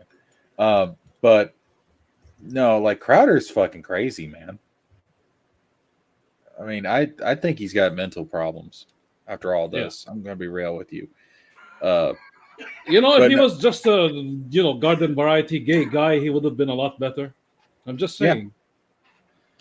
Yeah, just dude, it's fucking 2024. Just come out, just say it. Just you're gay. No. But well, the grip, he has to. He has to be Mr. Conservative and shit.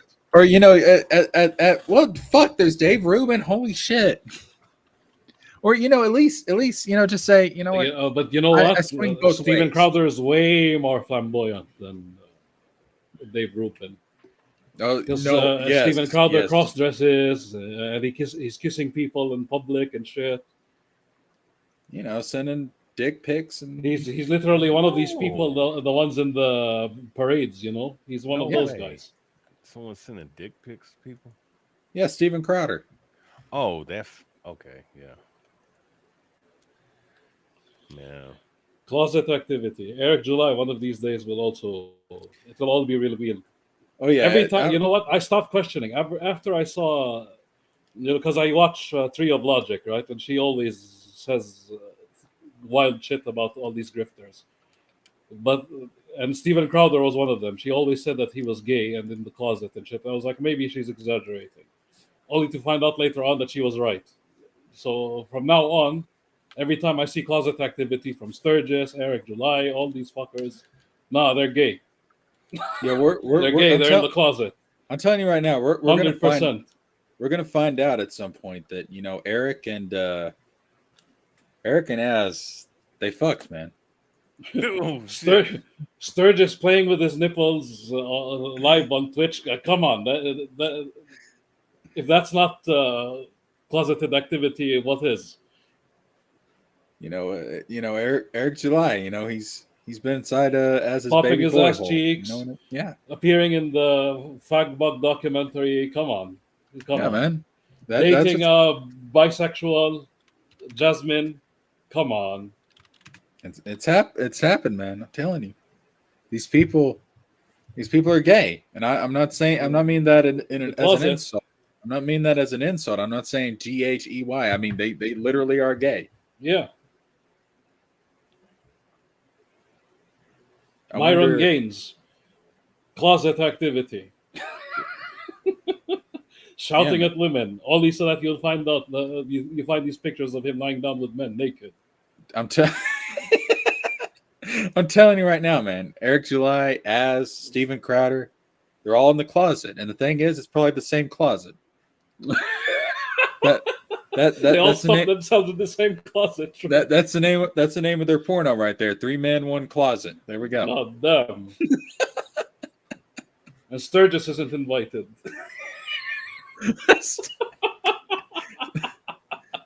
Sturgis just gets to sit outside the closet and listen.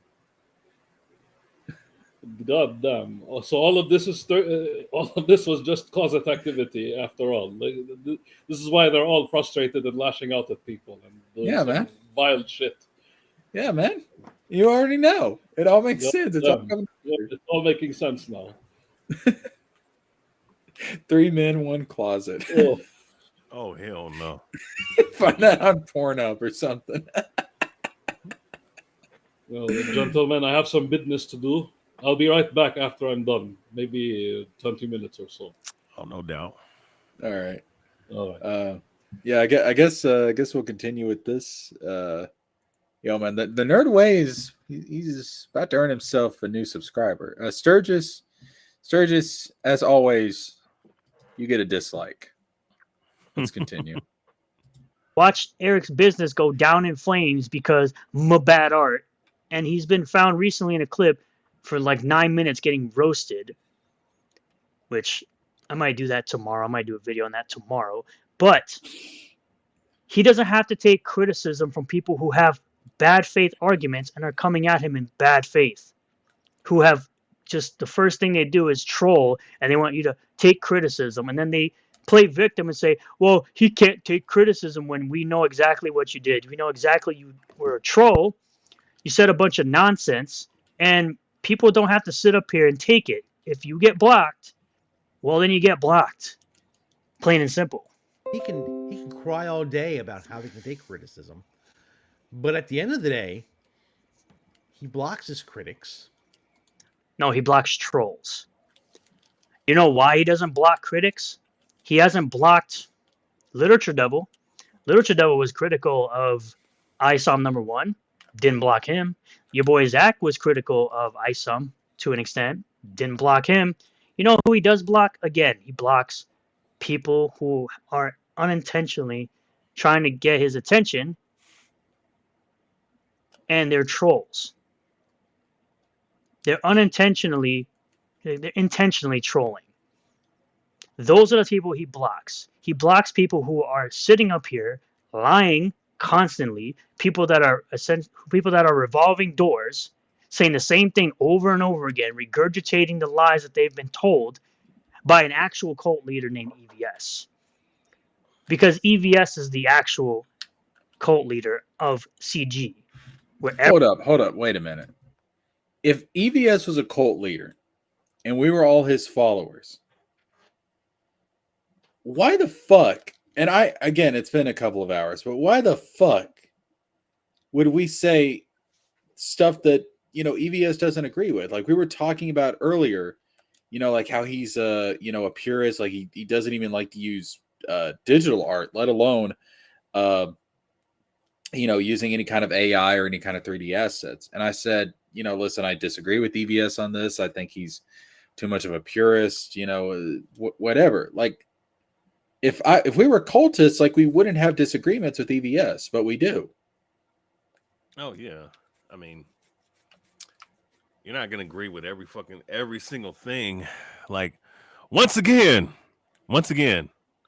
this is cult mentality 101. Do not break oath of the belief system of the cult leader. Yeah. It's modus operandi. Like if you're around a different group of people with different ideologies and understandings, but the reason why they're congregating or speaking about a certain topic is because they agree on one thing, that's different, bro. But Yeah. that doesn't. But you don't agree with 100% of every fucking thing somebody says, man. Like or everything that they believe in. That's just not true, man. Yeah, I've said it before. I don't agree with everything EVS says, but I don't mind associating with EVS. I don't mind talking to EVS. Why? Because I think EVS is a decent fucking human being. I think he's a good fucking person, which I can't say about Eric July, because Eric July has done. I mean, look at the Katie did shit, for God's sakes. If that doesn't show you right there that this dude is a terrible fucking human being, I don't know what does.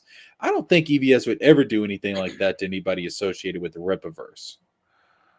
Wow, I know someone's engaging in bestiality, but allegedly from your standpoint, but you have two vile incest committing Confirmed incest on camera, committing incest. Hello.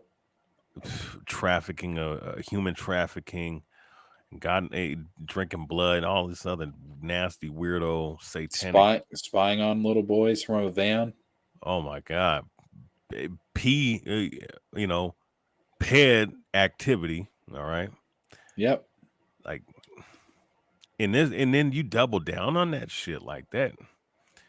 I look as horrible as they are, you're worse to even still be associated with those people after that.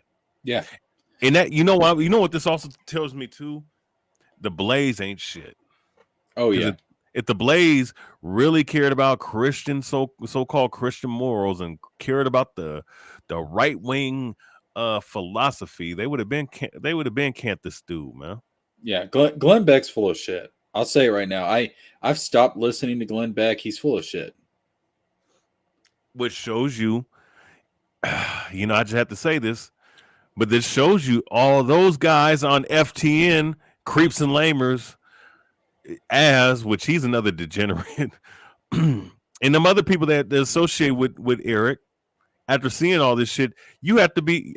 Look, you could listen. I'll say this with some of the ladies that's associated with them. I could tell that they're. You could tell that they don't want to deal with that shit. But it's like they got to go with it. So I still criticize them, but I can kind of see where things are going, But the rest of them dudes, like Gary and them other cats, like, you guys ain't shit either. You guys claim to be one thing, but you, by default, are supporting somebody who's supporting something that you're allegedly against. And the same people that you talk about, the woke weirdos and the SJWs, these people have shown and has been revealed to be that. Now, if you never knew that, that's fine. You're only culpable to what you know. Yeah. But now that you know, it's been a month, it's been 2 months. Shit, actually, all this came out in January, didn't it? So we're going into the month of April, and you guys still associating with Eric July, still promoting this shit. Yeah, man. I mean, it's like, again, like me, I can sit here and disagree with EVS about something political or about, something art wise, whatever it may be. But I don't think I have to worry about EVS going out and hiring fucking incest, child attracted, blood drinking satanic twins to work on Cyberfrog. I don't think I have to worry about that. It's just, oh man, I tell you what, it's the fact that these people think that we're in some kind of cult when it's just obvious that these people have thrown away all their principles for the personality that is Eric July. It is just absolutely just mind-boggling how dense these people are. You know what? I'll be honest. I think that Eric July,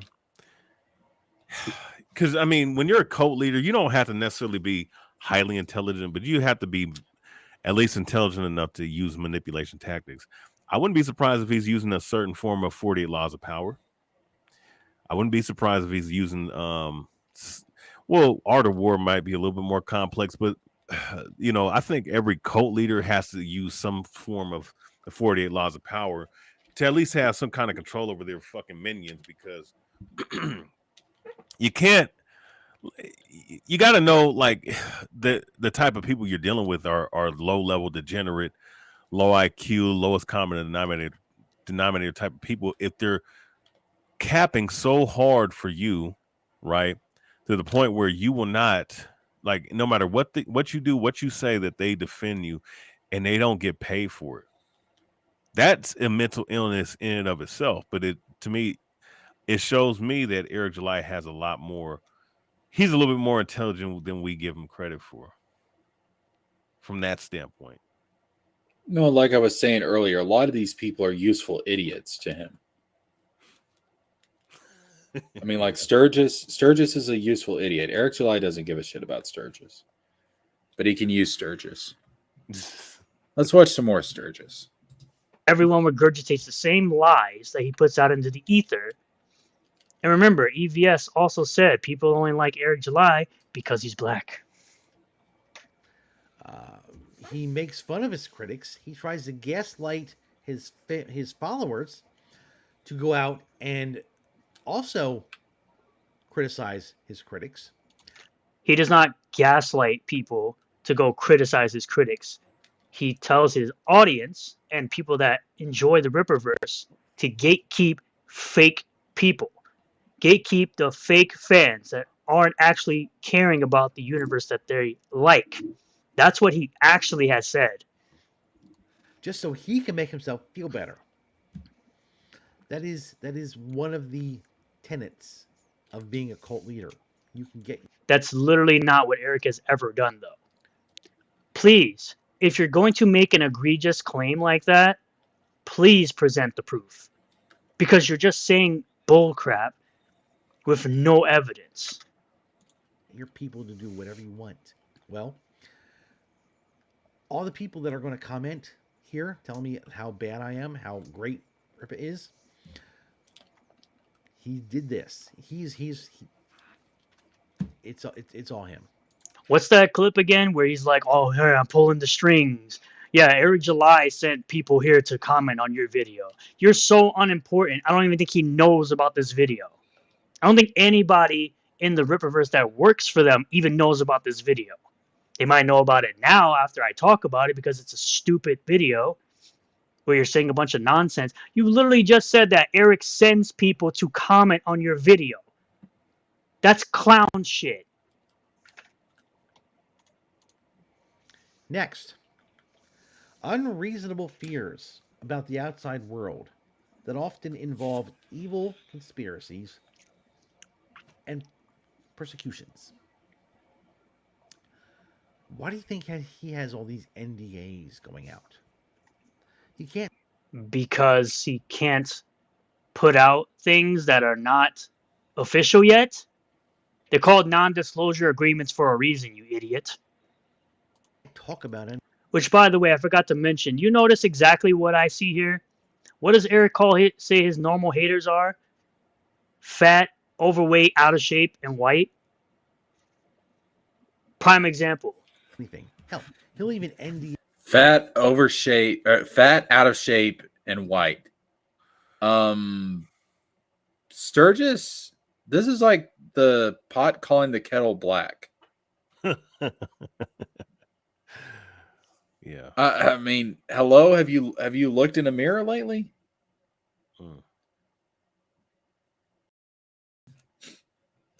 Eric does send people. We've seen it happen. Of course he does. I mean, I'll give you a perfect example. Chris Bacon actually contacted Eric July and told him to get these guys to lay off of Katie. And Eric July pretended like, I ain't got nothing to do with that. I don't have any control over that. And it's like bull fucking shit. If you put out a video and you told people to lay off, guess what? They would lay off because they're your cult. They do whatever you say. So no, this is some bullshit, man. Yo, what's up, failure? Sturgis, you're literally I don't think I could say that on YouTube. Eric and you don't know how NDAs work either. Shut the fuck up. Mm-hmm. No. Non-disclosure agreement. I mean, look, professional athletes, sign that type of shit all the time. Not disclosing certain information on their contract and shit. Otherwise, you can get sued. I don't think that the NDAs that he's doing Like, let's say if those two bitch sisters that he has, employed, supposedly employed to his company, if they were to say something, I doubt that he would fucking sue them. No. I mean, he's fucking them, so he's not gonna sue them. Oh shit! I'm gonna tell you. No, go ahead. No, I'm telling you right now, they're probably carrying his babies at this point. Oh man, I'm gonna tell you something right now. If that comes out, if that is true and that comes out, right, upon everything, You're gonna laugh. Me too, bro. Me too. oh my god. I mean, and then they scream, we were we were bullied into this, and they start doing that SJW type shit. That'd be, hey, I'm not gonna feel sorry. It's gonna be fucked up, but I ain't gonna feel sorry for him. I'm actually gonna laugh at his ass, man. Yeah, I'm gonna laugh at the whole clown show. That's exactly what I'm gonna do. Because you can't be that retarded to do some shit like that, especially that. Like the fuck. I mean, if the bronze were good looking, that's one thing, but they look like straight up fucking avatars for fucking, I don't know, she-devil or something. I don't know, dude. If those bitches tried to come on to me, I would cry rape in a heartbeat. Man, shit, I'm gonna be like one of them damn what is that vampire shit? Was it Dracula? The damn cross that, man, so I could burn one of you motherfuckers. I just ew. Like, listen, if there's one thing my father taught me, and this is from personal experience, don't ever put your dick in crazy. Don't ever put your dick in crazy. And he's talking about these type of bitches too. I mean, because females are crazy, but there's a certain kind of crazy you don't want to deal with, man. No, absolutely not. I got a couple of those crazies in my own family, to be honest with you. So I recognize this. I know the type of people these girls are. Like, hell no. Mm-mm. TJ, hey, look at TJ's comment. Did you see Anna making fun of Eric talking about his NDA bucky? I haven't seen an Anna video in a while. Oh, I have. Yo, failure. That's the best place to put. No, it's not, dude. Man, I'm gonna tell you something. You might think that in the moment, but that is, if you fuck up, that's a lifetime of bullshit you got to deal with. It's not worth it. With kids too. No, look. Once again, for me, I done had plenty of opportunities from multiple different kinds of women, all beautiful, but I don't know what kind of mentality you have. And if I fuck up and get you pregnant, I'm stuck in a bad situation like that, that's literally being in prison. You basically a slave, man. If that woman's crazy, because all the government takes care of her ass, man. So you don't want to deal with them type of problems. Yeah. Yep. You definitely take my advice. You definitely don't want to. I've seen it too many times. You don't want to put your dick in crazy. Now, I'll just say this is real quick. Yeah, I did see what Anna was saying, or I don't know. I think Anna, with her, she looked good, by the way. I have to put that out there, but she's married though. But I will say this though: some of the things I've seen her saying, some of the things that she's said in her videos. I've seen one or two of her live streams, and some of the people that she was on with. I believe that she's like, I don't give a fuck, man. I'll do what the fuck I feel like. I'll fuck with whoever I fucks with. Fuck. I honestly, when she was asking Eric these questions, like, I'm gonna try to do my best impression of her. My God, Eric, you're so full of shit. That's probably what she's saying in her mind. Oh, TJ Laser says it's the one where she's making fun of Yaris. Oh yeah, I did see that one. Yeah. No, you can tell, like she She knows the gig is up. All right. EA himself, if he thinks it's going to keep him from talking about things. Eric, if you're watching, nobody cares about your characters. Nobody cares about your characters except the people that bought Yaira, Alpha Core, and Isom and have hyped for Horseman and are hyped for Bloodroof. But nobody cares about those characters. You know, if nobody cared about the characters, why is Yaira #1 almost at 1.3 million if no one cared about the characters? Could you explain that one to me? Explain to me how no one cares about his characters, yet there's literally hype in every single Twitter thread involving every single character that's been announced that has a book.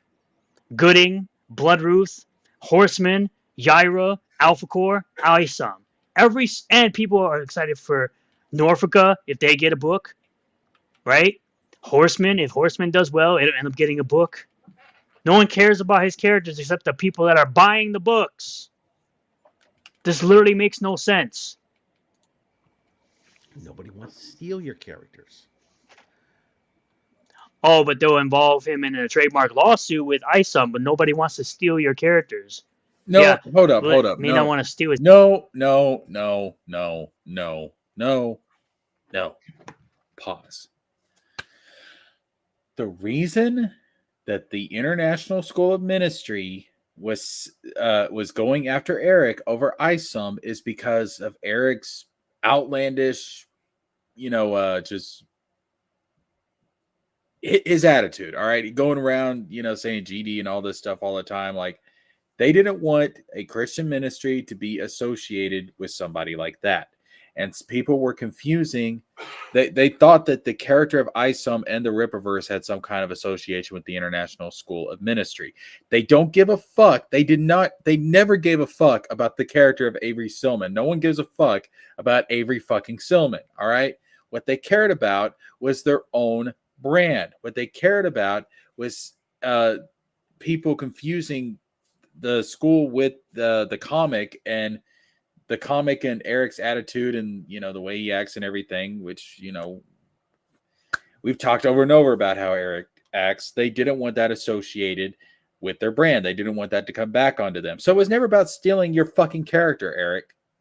They don't give a shit about your character. They give a shit about protecting their brand. Jesus. All right. His characters, but they surely want to get him involved in a lawsuit with a ministry of the same name. I'm a writer. I have a lot of things that I've written. There are a lot of things I want to write. None of which have anything to do with you at all. And that's perfectly fine. Rather than wasting your time making this stupid video, why don't you go write stuff rather than wasting your time with this video? You wasted 12 minutes of your life, probably more if you did any editing, which it seems like you did some editing. You wasted your time making this video rather than writing. Could you tell that to Eric? Because he's making a video all the time addressing this crap when he could be improving his writing with Isom. Again, these people are hypocrites, man. They're absolute hypocrites. So you're going to criticize this guy for making a video and not writing, but you're not going to do the same thing when Eric puts out a video? Hello? Mm. And yeah, like TJ's saying, like, this guy's already wrote 3 books and it's whole novels. So And novels are longer. yeah. You can have your garbage characters. You can have your The garbage characters that, again, are outselling every other indie book, and Isom outselling everything in the last 5 years, graphic novel wise. But garbage characters. Remember, garbage characters that many people are hyped for. Yeah. Isom. Hold up. Outselling no, I don't believe that shit. Outselling every graphic novel? No. That's fucking insane, dude. I'm gonna be honest, man. Ronin, Last Ronin, Yeah. is he outselling at Last Ronin, excuse me. There's no fucking way, dude. I'm speaking comparatively at least one book versus their book. I'm not even gonna say the whole, Ripperverse shit. These, oh my god, these people, man, they just, I would say they're pulling facts out of their ass, but given these what these people look like, they're pulling facts out of their beard. That's what's happening. Oh no. and your Gyra, and your Horseman, and whatever god awful other characters you're gonna. Eric didn't create Horseman, dummy. You made a mistake again, like you always do. Horseman was created by Chuck Dixon and Joe Bennett. So you just said that a character created by a legendary author, a legendary writer, and a legendary artist is garbage. So you made a mistake again. Hold up. Just, even if even if that was true, a legendary writer can still come up with a trash character. A lot of people think that, George Lucas is a legendary writer, but a lot of people think Jar Jar is a trash character. So what's your point? I mean, just because somebody's a legendary writer doesn't mean they can't have a trash character. Like, what's your point? And there'd be sometimes uh they'll have an intentional trash character in there. Yeah. I don't know, man. These, again, like, it's like it's almost like Ultra Instinct, but it's more like Ultra Bullshit. Like the words come out of their mouth without them even having to think. Like, they don't think before they speak, and it's just, again, it's Ultra Bullshit, man. It's just like the words are faster than the words are faster than their neurons in their brain. It's amazing to watch. And I just wonder, like, when they actually get this stupid shit out, if they take a second to just recoil and they're like, ooh, I shouldn't have said that. Like Hagrid from the first Harry Potter. I shouldn't have said that. I should not have said that. You're factually incorrect. Produce. I don't want them. Other decent creators don't want them either. You don't need to NDA people. What other decent creators? You mean the decent creators that don't put books out? Or actually, I should say, that are late with loads of books? Those other creators? To keep them from talking. It's ridiculous. Nobody wants to steal your stuff. You, my friend, are living in some weird bubble where you think everybody's out to get you. Nobody's out to. Literally, you have EVS doing a trash cast on Eric July for weeks on weeks on weeks. Kiwi Farms notices this. His own backers notice this because they're asking for refunds, or at the very least, they want him to stop doing them so they could get their stuff. To get you. Nobody cares about you. The only. Oh, and also Dick Masterson calling the charity and saying that he committed charity fraud. Nobody's out to get you, though. No trolls out to get him involved in a trademark lawsuit. But nobody's out to get Eric July, even though there's plenty of evidence to support the contrary. Oh no, you had a person pull up to a warehouse that's being used by Eric July. Nobody's out to get him, though. You had some crack smoker show up to a great grandfather's grave of Eric July. Nobody's out to get him, though. Right. And you had these people trying to dox Katie, calling her a dog fucker and everything, but nobody's out to get her. Nobody's out to get her. Like, no. It's like, oh shit, hey man. Oh my god, these fucking dude. The ministry was not out to get Eric July. The ministry was out to protect their fucking brand, which is what they owe. That's their responsibility. Man. And think, bro, and you gotta think too, this man called them a fake Christian ministry. But then a month, then 2 months later, that that shit with the Saska sisters happened. Like, how and then what he just mentioned about people out to get him and shit. It's like, well, when he had that conversation, I believe with Shane, right? Which, mind you, had no clue before seeing all this shit last few months. He actually basically, without verbally admitted to this shit about the charity fraud, the child charity fraud shit, man.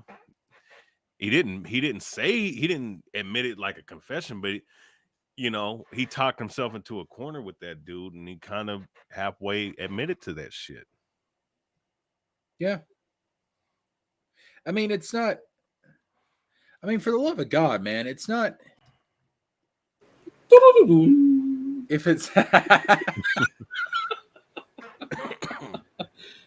I mean, if we're bringing the receipts and everything that we're saying is true, it's not about being out to. It's just exposing the motherfucker. It's exposing the truth. It's not our fault people are interested in all the fumbles of Eric July, all right? Yes. This is the joke. This is really the biggest joke of all. We're being called grifters for grifting on the failure of Eric July. Well, shit, I was called people a are racist. fascinated with this shit. That's what's really happening. It's a spectacle, it's a train wreck. Shit, I was called a racist by this same bitch on the screen that you see, so. Oh, God. I mean, listen. Yeah, I remember it was like the third video I did on the river. Somebody finally called me a racist, and I was like, "Oh, look, somebody called me a racist on YouTube. Must be a day that ends with Y." It's like, I guess I finally hit that milestone. Think about it, right? We wouldn't see the ISOM review by EVS if it wasn't for a trash cast, like him showing exactly what you have to do when you're making a comic book, right? Yeah. I'm just saying, so many opportunities are out there just talking about this guy. It's unfortunate that it's only him. I'm hoping that there's going to be variety down the line, but we're stuck with Eric for now. I mean, I tell you, man, I'm just waiting for it. The racist accusations. I'm just waiting for him to be like, oh, well, Jesker likes anime. He must be a kitty diddler or something. Like, I'm just like, yeah, okay, Man, I hit that YouTube milestone too, I guess. Awesome. Look, I watch Sailor Moon, man. That don't mean I'm attracted to Sailor Moon herself, man. Like, come on, bro. Like, what kind of goofy shit? Like, motherfuckers watch shit for entertainment, But here's the thing with that clown that that did that shit on his gravesite.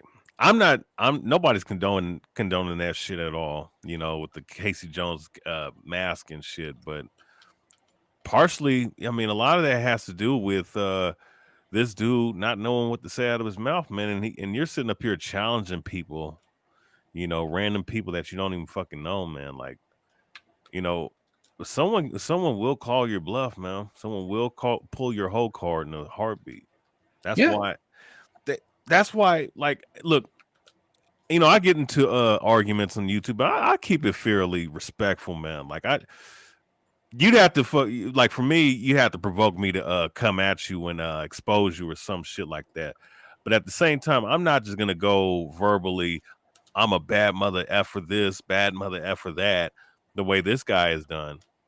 And then, and then cry when motherfuckers pull your whole card. Like, that's what that shit was. And I'm pretty sure those dudes, and I'm not condoning it, but that's partially your fault at the end of the day. So, yeah, he brought this on himself. He's just inviting it. Failure says, you made it when you're finally called an anti-Semite. That too. What the fuck does that got to do with Derek? No. We're talking about like YouTube milestones, like being called racist, being called a kitty diddler. Well, hold on a minute. Eric July is Israel after all. It's all that's. Ladies, well, I guess we got exposed. We got there already. We just didn't notice it. You know what the sad part is? I was saying this in the chat. This is the result of a parasocial relationship. That's what's really happening. Like, these guys really think Eric July is their father. Yeah, love me, daddy. Pathetic. Yes.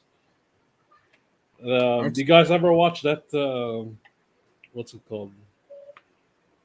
It's Renfield. The relationship between Dracula and Renfield. Yes, Have you yes. seen that?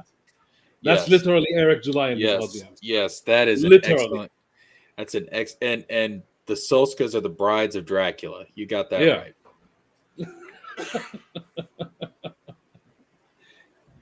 All right, let's watch Renfield some more. This is clown world. There's literal evidence to the contrary of what you're saying. The only reason we're talking about you is because at one time you presented yourself as someone who can't take criticism. You're a little bitch who can't take criticism. Even though he has taken Oh. criticism from people that actually matter, clowns like you would probably want him to take criticism from Dickie Boy Masterson, Juju the cow, who doesn't care about the medium that he's involved in. That's why we're here. If you had just taken Why criticism, the hell does that from the matter? man, Yeah, it's we wouldn't be here. No, Because you would of still our be critics. here because you clowns literally every single thing that Eric does, you comb through it and try to find something wrong. Again, you went after these types went after Joe Bennett and Chuck Dixon talking about Q stuff. You've been going the people been going after Saskas for months prior to the Yaira campaign launching. You went after Cliff Richards's art, Hold on a minute. and then you Hold on a minute. The Joe Bennett stuff didn't come from us. It came from Mike Partica. that's Joe true. They didn't say anything about Joe Bennett. All that we said was, okay, he got canceled, and that's where it began and ended. Also, Sturgis, we showed the receipts on the Saskas. They were literally committing incest on camera. They were working with a dude, proudly No. It's so. behind the camera, so it didn't happen. They were You see, all they the were porn proud. movies you watched, nothing really happened. There was no penetration because the camera was there. They were proudly working with a dude who was in a relationship. Let's put it. I got to watch my words here because we're on YouTube. Was doing the nasty things with his sister. They were abusing this girl. And we literally have a tweet with them in a van taking a picture of a kid with implicit nefarious desires for said child. Let's put it that way. And you don't think that we have the right to call them out on this shit? If you can't call people out on this type of shit, what can you call them out on?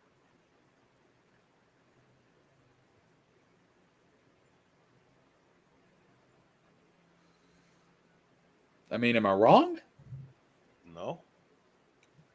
I mean, I think these guys have. It's kind of. I need to call Sturgis out on this. Nobody posts anything about the Rippaverse except the Rippaverse Twitter handles themselves. I've never seen Sturgis put anything involving Yaira, like as in pictures and shit, right? I've never seen that. It's all just Sturgis and LG picking fights with random people for no reason. Don't follow me. If anything, we're the ones posting Yaira shit. Yeah, we do more to promote the Rippaverse than these We're people doing you a ever favor, do. if anything. You shouldn't be mad at us. And you know what? I feel ashamed that we have actually done that. We made a mistake, folks. Right?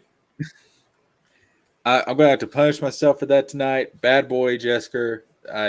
I'm not gonna have my midnight snack tonight. All right, let's continue. you want to accuse you're accusing Deborah Carita of having her artwork redrawn by Kanan White. It is redrawn. You could have just said, "Hey, you know what?" Eric July All the said it. criticism about Ice and One. Eric July is the one who said I that. hear you. We proved it. I'll do better. And moved on. Nobody would have cared about you from this point on. Yes. No one was making this big a deal about you. But because you proved you can't, well, we're all here. As I said, it's taking criticism from Literature Devil, your boy Zach, and many of the actual fans that aren't hold complete on a minute. Literature dickheads. Devil is now a detractor, full on. Yeah. You know what the funny part is? And Literature Devil was there when Tony said it. Literature Devil said the exact same things Tony did. But they got mad at Tony and they didn't get mad at Literature Devil. Strange how that worked. Yeah, why do you think that is? And when Literature Devil was there, like Tony told him, like he was in the chat and everything, and Tony was saying, "What the fuck is going on?" And, like, you said this exact same thing I did, and then Literature Devil was like, "Yeah, you did." Well, I think honestly, what that comes down to is frogism. You know, people are racist It's the against frog, frogs. probably. Yeah, they're racist against frogs. We know what this is. This country has always had a Because of problem with EBS. this country has always had a problem with frogs. They've always, it's always been a toad superiority country.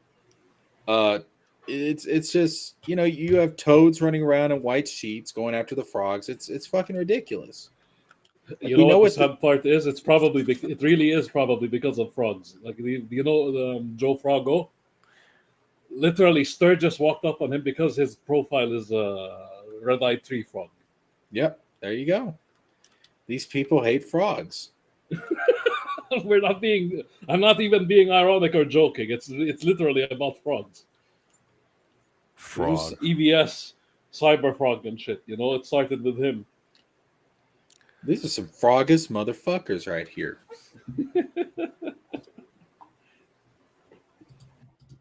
You know who he doesn't take criticism from and doesn't have to take criticism from? Trolls like Dick Masterson. Trolls like Vito the Pedo, who can't freaking get a book out, even though he's been crying about Ripperverse for almost 2 years Vito now. the Pedo, coming from the guy who shills body pillows with underage characters drawn on them. Come on, Sturgis. Yeah. Why are you making this easy for us? Or hired the sisters who literally put out a pedo oh god, I can't talk. Pedo post on Twitter. Yeah. Mm-hmm. And coming from the same guy who's a fan of Yellow Flash. Mr. Redo of Healers, 12 out of 10. Right, man. And by the way, they took those pictures down. Yeah, yep. They took those pictures down almost immediately when that shit started becoming more noticeable. Yep. Exactly, Bucky. There's no proof. Yeah. Oh, yeah. The whole Vito again. It's a joke. Because it's a fucking joke. This is what, and you know what the sad part is? Here's what really happened, right? What's his name? Some other guy, some other YouTuber named Mr. Girl. He said, "You know what? I'm going to do the brave thing and I'll review Cuties." Sure. And everybody got mad at him because he was reviewing that. Vito defended the guy, and that's when they started calling him a pedo. Okay. So that's why they called him a pedo. Just because he defended somebody who was reviewing the goddamn movie. No, he didn't even watch the damn thing. Now I'm gonna say this: he didn't do himself any favors the way he was presenting himself. But if that's the reason why, that's where he made the mistake. Like, he leaned into the joke too much. Yeah, right? And he even admit like he took the joke too far. Okay. So, but again, we're talking, and like, you also have to realize, like, when this shit was going on, like, there was a period at the internet where people did really stupid jokes and said really stupid things because there wasn't really an idea of how you should act on the internet. Again, people he took the joke too far. Now people are taking that whole situation too far with him. Vito's not a pedo. There's no actual evidence to support that.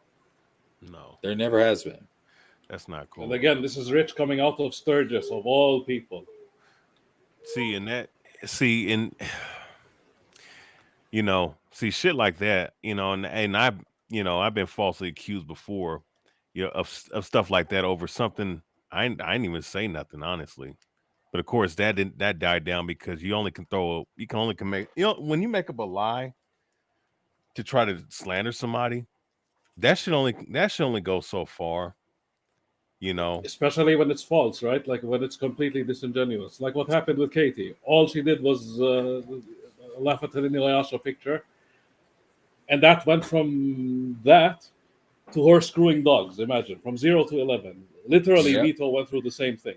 Screwing. And that's how these guys do it. Like, this is what they do, quoting LG. And you know what? And see, when you're a cult member, see, oh my God, man, just being around Oh, it. you're right. That's actually cult behavior. That's true. Yeah, because you know what? You know why? I've seen this happen. Spread false information about a guy spread false information about a guy or gal just by repeating the same shit over and over again.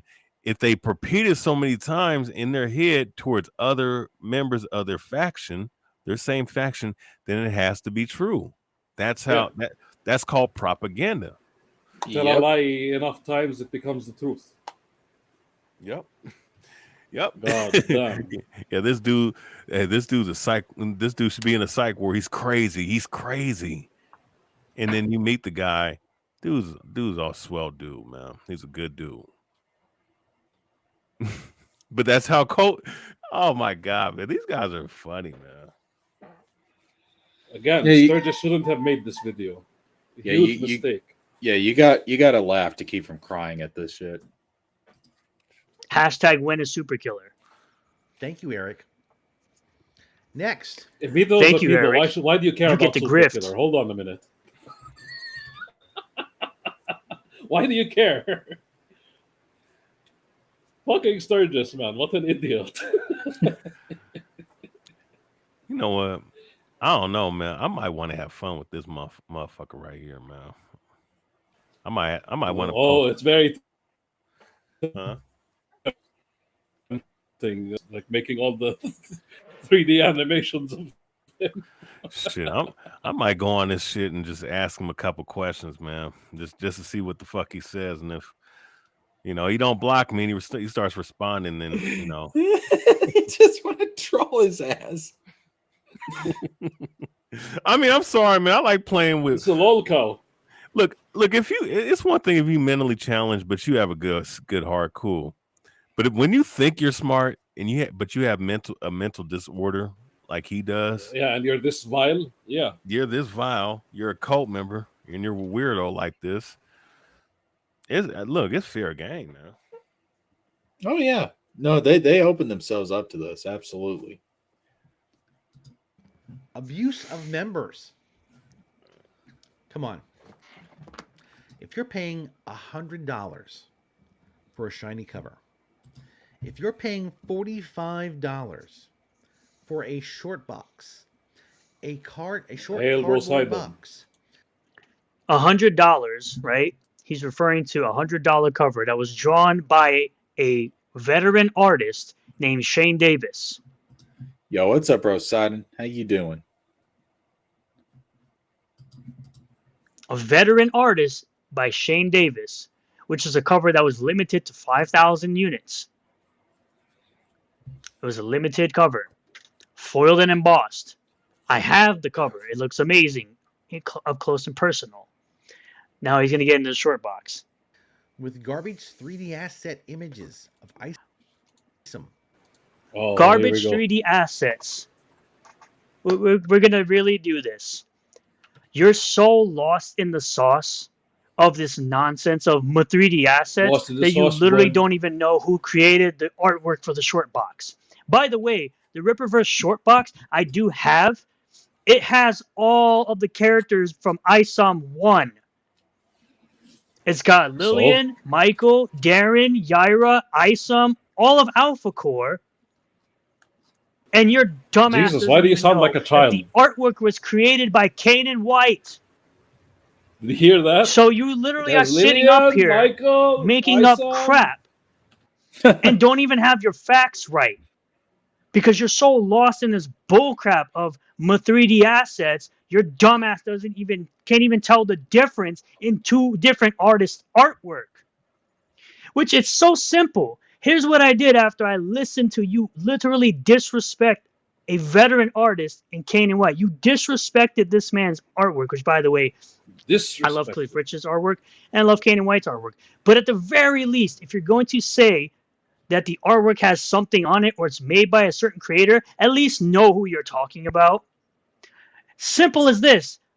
I literally tagged Eric July. I said, correct me if I'm wrong, Eric. Now but was it not Kanan White that did the artwork for the Ripperverse short box? This is correct. Oh wow! Simple as that.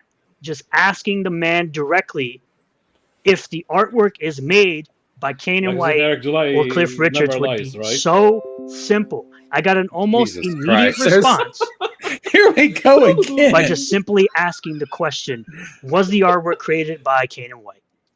But you couldn't even do the most simple of research because you're You guys such a missed it. dummy As soon as we and you push have play on such a this video, bias the against Windows Eric because you notification hang blew around off. crack smokers like Tony and biased Quack people smokers would. like EVS.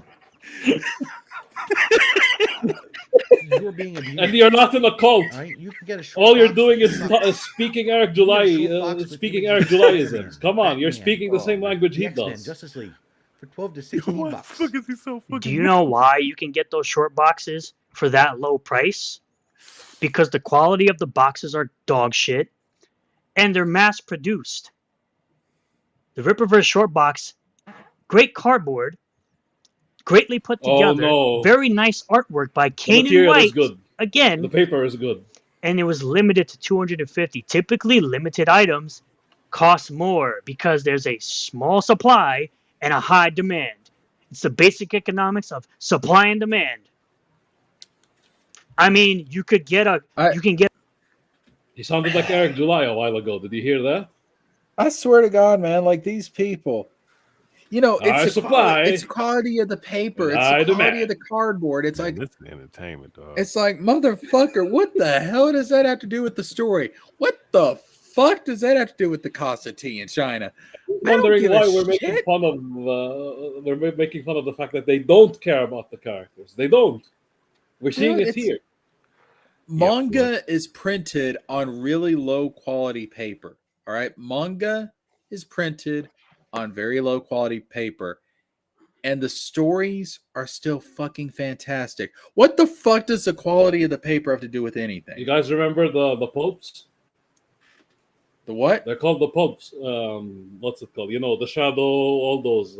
Pulp Fiction. That movie is named after that. The pulps, because they Oh, have a okay, certain yeah. type of paper called pulps. It's very cheap. Yeah. It's like almost recycled. It's like, dude, it's like, what the fuck? Like, no one gives a shit. Listen, if the story is good, no one's going to give a shit about the paper, dude. Like, I don't think I've ever in my life picked up a book, opened it up, and the first The thing I paper think good. is, this is some high quality Every paper right single I here. saw review. God damn. The It's paper like, is good. holy fuck. Jesus, man.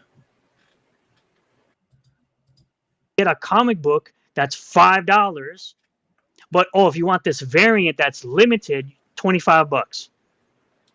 So they What's do the wrong with same a comic crap book being when it comes for to $5? comic books. Hold on People a could minute. simply buy. See, this is why you're being scammed. This is exactly why you're in a cult. What's wrong with a comic book being $5? I mean, bro, if I The comic book I showed, Heroic Tales, is for $10. The one we're selling is for $15 which because it's 32 pages. yeah. Which again, like I don't care if the book is fucking $2.99. If I get to the end of that story and I feel satisfied after having read it, why the fuck am I going to care about the paper quality? Hold on a minute. Also, what's his name? Blood and the Sword, Richard Embry, $5. Yes. Which Which is stellar, by the way. I read it. It's really good. yeah, why the fuck am I going to care as long as I'm satisfied with the story at the end of the day? Who cares? People are going to remember the story. They're not going to be sitting there like, oh, you know what? I just finished this book, and I got to say the paper quality was fucking fantastic. Like, that is not the first thing that's coming out of people's mouth. It just shows you these people, like, their priorities are just so out of whack. Yeah. Buy the $5 comic to read it, but people will go out and get the $25 comic. What's the difference? Oh, because it's a limited variant.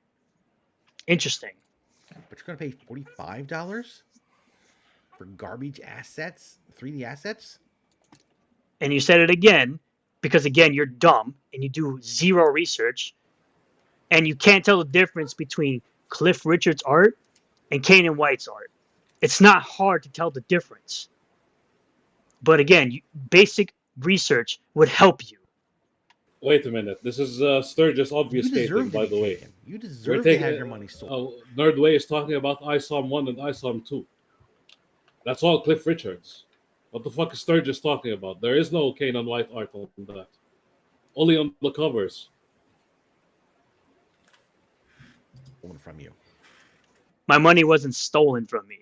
Air July didn't go into my pocket and take the money, take $45 out of my pocket and give me a short box. Oh, but you would let him though, you Actually, little bitch. You would let him though. Exactly. You would do it and be like, yes, spank me harder. Manga Daddy. is full of 3D assets. Webcomics are full of 3D assets, but you don't pay much for that because you don't see that much drawing. EVS is him slaving over drawing the entire page, top to bottom, every single detail, and you have to pay for that extra. Industry veteran who's been around for quite a while. You're paying for him. Well, It's a huge difference. Well, how much? Well, see, but I'm pretty sure he's not charging even half of what Eric was charging with $35, and of course, plus shipping is going to be $40 or 50. Excuse me, $50. And depending on where you're at, it's probably going to be more than that. $70 if you live in outside the country. So, question would be, right? So here's my question. Right? Because I noticed when he would on his live streams, he would always talk about, well, look at this cheap baking paper that so and so had, right? What kind of material is he getting off of his paper, off of his comic book? And does it fucking matter like that? No, it doesn't fucking matter. No one's okay. You go out to Walmart, all right, or Barnes and Noble or Books a Million, whatever, wherever you get your books from, and you pick up a book. It's the first thing you're going to do is check the paper quality. It's the first thing you're going to do is be like, man, I don't know. This paper feels cheap. I'm just going to put this back. Like, come on. Like, this is absolutely ridiculous. No one gives a shit. These are the same clowns who are saying manga is dominating comics. Okay, manga is drawn on cheap paper. Yes. Right. Exactly. What the fuck? Wait. Manga is full of 3D assets. Manga doesn't have art. It's black and white, by the way, too. That too. No colors. Yes. Manga is eating American comic books alive, and it has no fucking artwork. And you know what's wild? At least manga has the excuse that they have to get. If it's a weekly series, it's like 15 pages a week. If it's a monthly series, it's like exactly 45 pages. Meanwhile, ISOM, how many years did that had that all take to the make? time in And the all fucking the world. 3D assets. Even ISOM himself is a 3D asset. All the time in the fucking world. So that the excuse, manga has the excuse that these people are overworked and they have to meet a really tight deadline. So a lot of that can be excused because of that reason alone. But They're not actually buying like manga when they're released, right? They're always in this big Shonen Jump magazine where you see all the all the different properties in one book. Right, you don't One Piece, JoJo's Bizarre Adventure, whatever, all of them in one book. You don't actually buy the fucking manga until it comes out in a volume format. Exactly. That's why they have arcs, right? They come up with the arcs for that medium. Yes, exactly. There's like 8 chapters a volume or something like that. But Eric July had all the time in the fucking world. What's his excuse? What really happened is he got bamboozled by Cliff Richards. So it's another issue of him getting bamboozled left and right. Like instead of Cliff Richards bothering himself, at least like when he was working with DC and Marvel, he would use 3D assets, but they would look fine. Like you wouldn't really notice them immediately. It's almost but like in ISOM's case. Yeah, it's almost like Cliff Richards just doesn't give a fuck.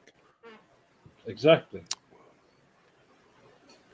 Well, to be fair, nobody does in the Rippaverse. and nor should they. It's not worth it. I paid for quality art in Kanan White. You deserve to be abused. because that's what he's doing. He's a So you're incorrectly Oh. using a word, as most of you idiots do. You change definitions of words on the fly because this is what you clowns typically do. You'll change the definition of words on the fly. using you. If you're paying $1,000 for the everything all at once Yaira tier, you deserve, just give him your bank account now, because eventually he's going to get it. He's going to take all your money. Sturgis getting angry. Look at that. Just give it to him now. 'Cause that's Oh yeah, because Eric July is gonna creep into my bank account and take all my money that I'm willingly giving him. Wow. Why do you care what someone else is spending their money on? Again, this is a grown ass man crying He about doesn't what care. other He's saying you grown-ass deserve adults it. It's are not him spending their actually money on. caring. Yeah, like this Sturgis. We don't care either. Sturgis, He's just saying you're in a cult. I suspect you've probably heard this from your parents many times before, but we just Oh, don't no. care about you. Well, I mean, well, shit. Is he on payroll? Is my question. You wish he was. If Eric, you know what? That would if make Eric sense. July paid him to do this shit, sure.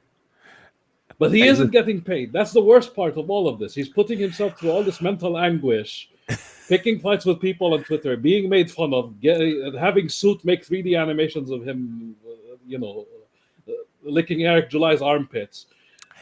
Oh, Just, You know what? You know all what? for free, without getting paid by Eric July. Hey, no, here's what I'm gonna do my Eric July impression. Hey, Will, guys. Hey, listen, Sturgis. Hey, I know you want to grift on me. Here's 5,000 a week if you just get on these attractor of mine and just be an asshole to them. That's probably what You 5,000. would think, right? For If 5,000 Eric July was clever, he would actually buy people to do that shit, but he isn't, and he's cheap, and he's broke, I guess. He doesn't have the- You know what? You're right. He is cheap. Shit, he got his grifters that are out there, as and all them other motherfuckers. They ain't getting no free T-shirts. Ain't getting no free trading card. They ain't getting nothing. They fucking over promoting this shit. So you're right. Actually, you're right. He is cheap. Unless it's the legendary Chuck Dixon or the legendary, the Saska twins, and if it ain't them, he ain't giving them shit. The legendary Saska twins, Jesus. Shit, he probably giving this dude probably 500 a week or some shit like Yo, man. Listen, for 5,000 a week, I tell you what, I'll be a cult member. Fuck it. I'm telling you, if Eric July was clever and if he had money, he would have been doing that. I'll get on 5,000 a week. I'll get on here. And I'll But be hey, like, he has cult members, I guess. I'll do a video. I'll be like, listen, guys. I know that I've been harping on the Rippaverse for a number of months now, but I gotta say, I went back and I reread I Someone, and I came to an earth-shattering realization. Look And at how that is- stupid Eric July is. Look at this. Chris Bacon called him on his phone, or I think he messaged him. I don't remember which one, but either way, and said, "Listen, you tell your clowns to leave Katie alone. Rippaverse Detractors disappears. I'm done. I'll disappear off the internet. I'm not going to talk about you anymore." And look what Eric July says. Nope. He said, "Fuck that dog." Oh man. This is how stupid he is. Imagine he'd rather make people's life hell and let his trolls run amok. Yep. Instead of letting the top detractor, all the financial info go out there. He'd rather get himself exposed than let Sturgis here cut this shit out. Imagine. Yep. I mean, it's that part. It's part of that never back down wild. mentality. No, but Sturgis 5,000. might as well have a Bangladeshi cousin who is a midget named Dakwi. And we might as well call him Mini Sturgis and the Iranian Hulk. Ooh. No, though, I'll get on here and I'll explain to people. I'll be like, listen, man, $5,000 a week. I'll be like, listen, I realize that the disrespect that Avery Silman feels, I didn't understand why this was such a powerful motivation before, but I get it now. That's because ISOM, Avery Silman, is a stand-in for we the fans. And the disrespect that he feels is representative of the disrespect that the mainstream has thrown onto us, the fans. It's even worse. We're we're all Darren Fantino, and he's ISOM getting disrespected. ISOM, Avery Silman, is us. He is us, the fans. That's what makes him such a powerful character. And I didn't realize that up until now. And now that I understand that, everything has been put into context. The entire Rippaverse makes sense. So I'm here to say that this comic may be the greatest work of fiction in the 21st century so far. And I apologize to Eric July. I will kiss your beard. Jesker, can you imagine? Can you imagine being in a fandom? Like, imagine if the Kingdom Hearts fandom was like this. Imagine if it was a shitty game and you had to swear up and down that it's good, and you had to, and you were compelled to fight everybody on Twitter that it's a good game, day and night. You make the video on YouTube, and you go on Twitter 24/7. You're never leaving Twitter. That's my whole life now. What a wild existence. I mean, my whole life, dude. Your whole life. And you're not allowed to consume any other media. Oh my! Oh, and you're wearing you have to wear their clothes, like what this guy is doing, Alpha Core. Oh my god, dude!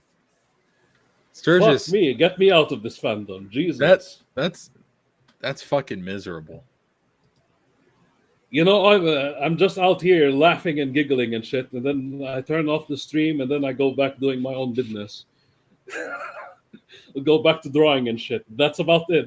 That's about it with my existence. But Sturgis, imagine how miserable his life is, and all he has to do, literally, is leave Eric July alone, pretend that he doesn't exist, change all his clothes, get rid of that beard, and his life would be better. Yo, he's gonna die like this. I mean, he's goddamn. He's gonna be on his death. He's gonna be on his deathbed, and the only company he's gonna they'll have. give him a Viking funeral. They'll put they'll fill up an entire ship with the Rippaverse comics. Send it to the ocean and then burn it down. He's gonna be on his deathbed, and the only company he's gonna have is his copies of ISOM. Oh God! And the guy what do you got? 40,000 of them of the first issue stacked in the warehouse. Like, that's horrible, man. Yeah, like I said, Eric's gonna be in debt. It's gonna happen. He probably is right now. I mean, because he is in debt. Why do you think he's being like? Why do you think he's selling an 8-page book for $75? The guy is desperate. Wait, an what? 8-page book for $75? Wait, you're lying. An 8-page art? No, I'm being serious. No, an 8-page art dead book ass. for $75. Wait, 8 pages for no. What of what? What the fuck of 8 pages am I buying $75 for? Gee, artwork. Of what? ISOM characters. ISOM characters. $75 for a concept book. Concept art. 8 pages.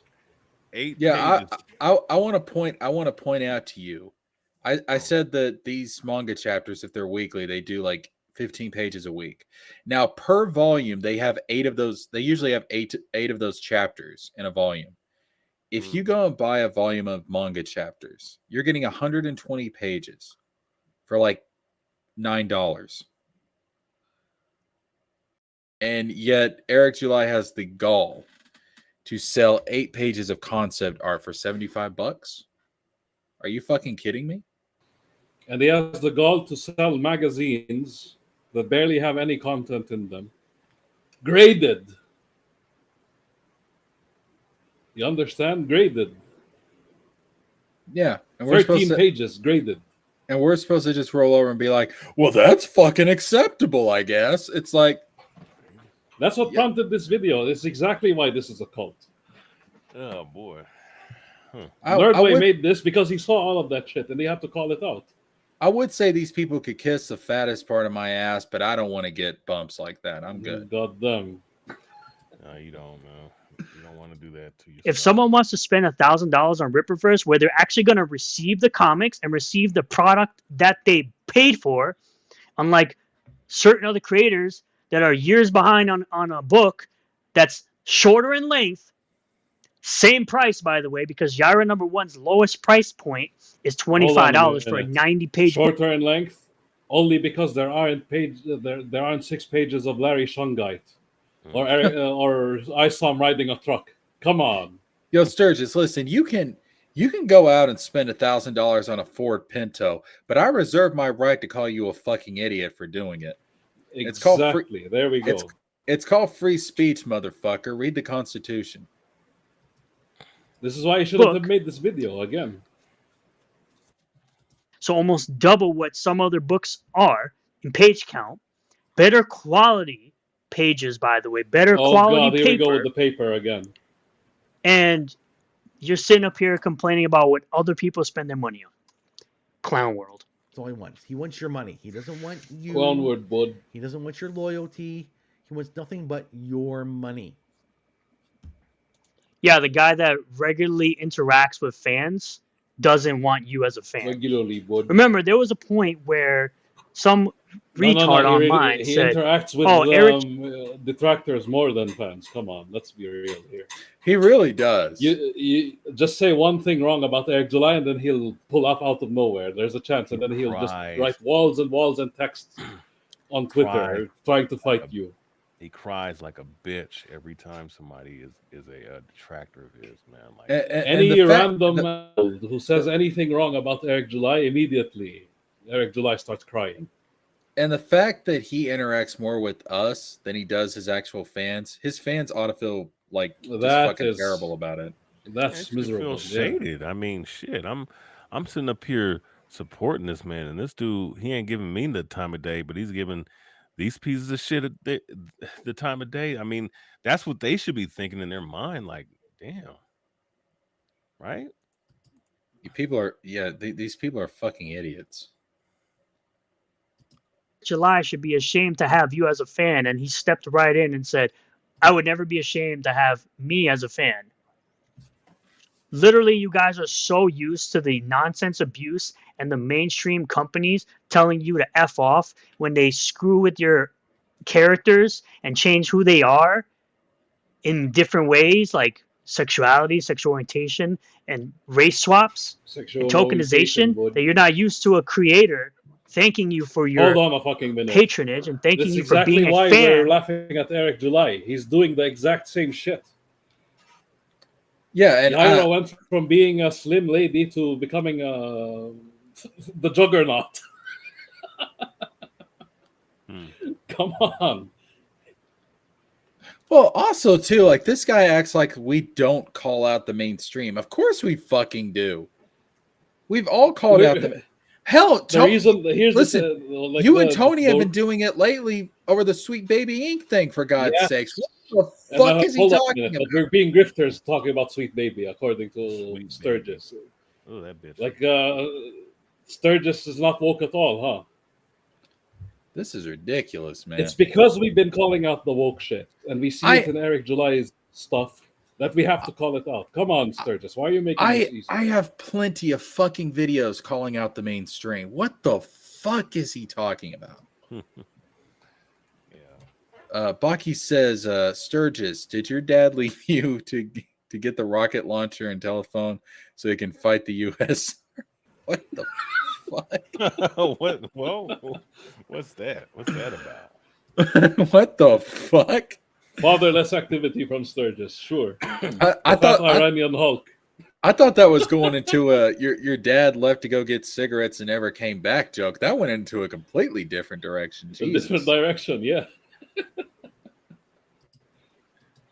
Of Who their raised stuff. you? This is why people respect creators like Graham Nolan and Billy Tucci. Because Oh, they they're going to be appreciate their detractors fan eventually. Don't base. worry about it. And they're Yeah, like, dude, okay, trust me. I'm happy you supported this project.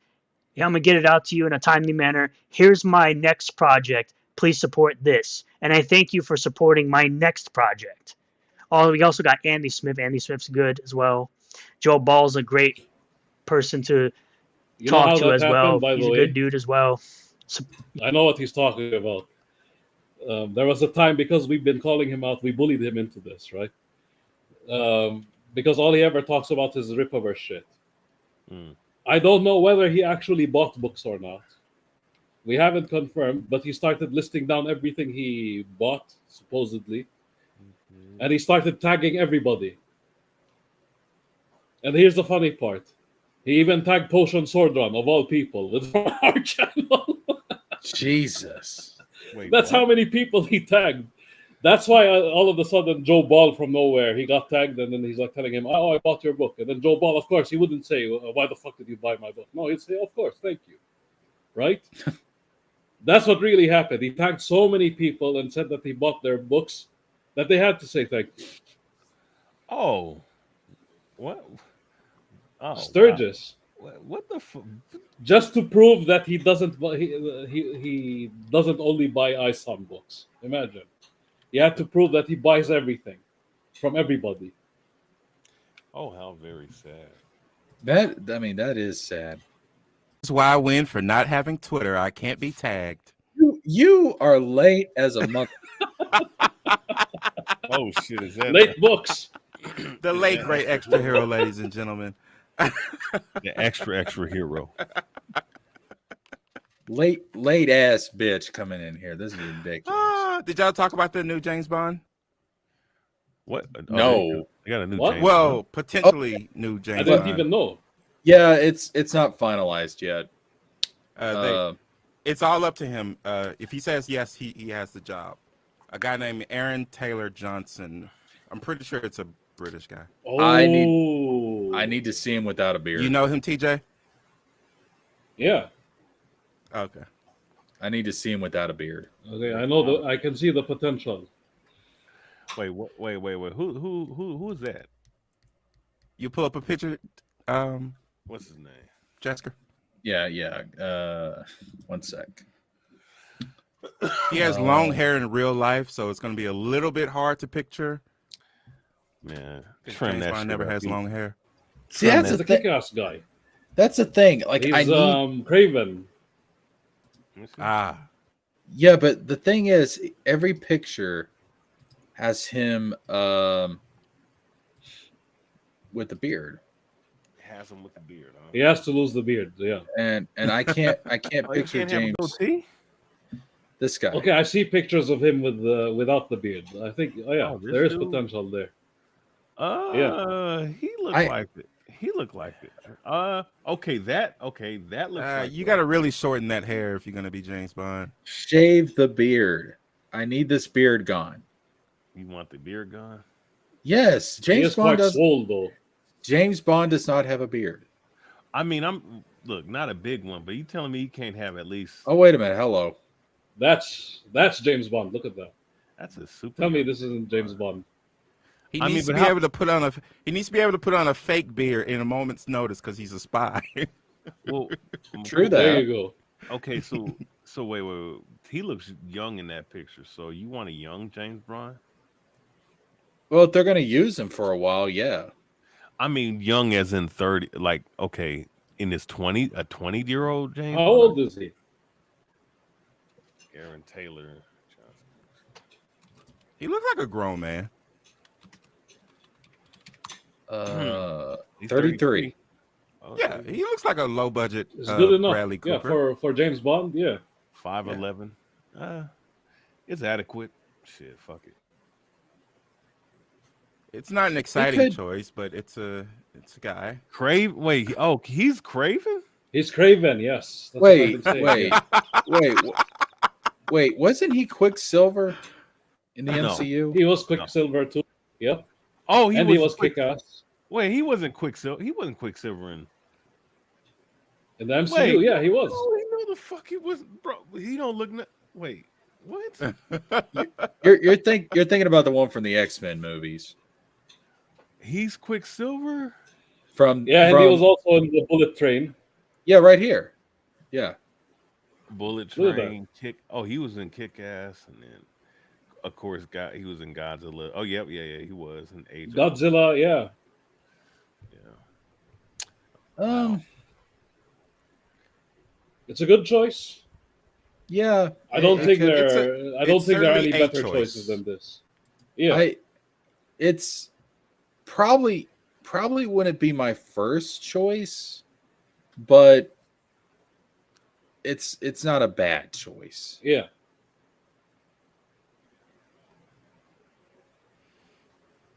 So we looked at that list of potential choices the other day. I saw like 10 better choices than this, but you know, I mean, there probably is. he 10 can better always surprise choices. us. I mean, James but- Bond can always do something new. So, Like what? Like what? Now? like grow his hair long. That's it. But now that they have him, they should make it more action heavy. That's what they should do. Like they should really make it almost John Wick level. Damn, I didn't know this whole if they have time he was this guy. 33. I thought he would be in his 40s now. Yeah, he looks old, right? The man here on the right is always going to be my favorite Bond. I grew up with Daniel Craig. It's Henry Cavill. Oh wait, Henry Cavill. Henry Cavill's only 40. I mean, I would have. Yeah, now Henry Cavill probably would have been one of my top choices. But damn, they didn't fucking blackball my man out the whole shit. Speaking of Henry Cavill, so I heard something about how they should portray Superman on screen, and y'all tell me if y'all agree with this. So Superman, it shouldn't look as if his powers comes from his muscles, basically. Apparently Superman's whole deal is that he's not strong because of his muscles, so he shouldn't be too overly built. Y'all agree with that? I mean, he's hard not to say. It's not about because his physiology is not human. He's only that strong because he's Kryptonian.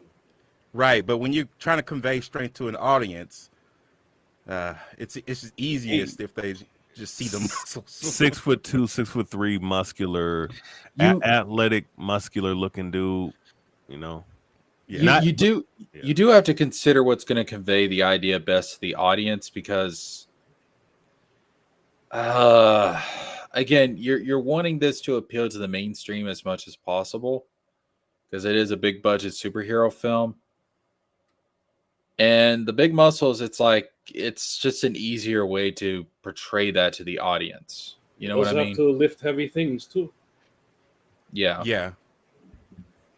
But it is a little weird though, because Superman could be fat and it wouldn't change his strength.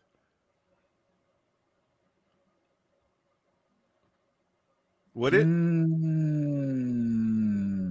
I don't know if Superman can. I don't even know if Superman can get fat.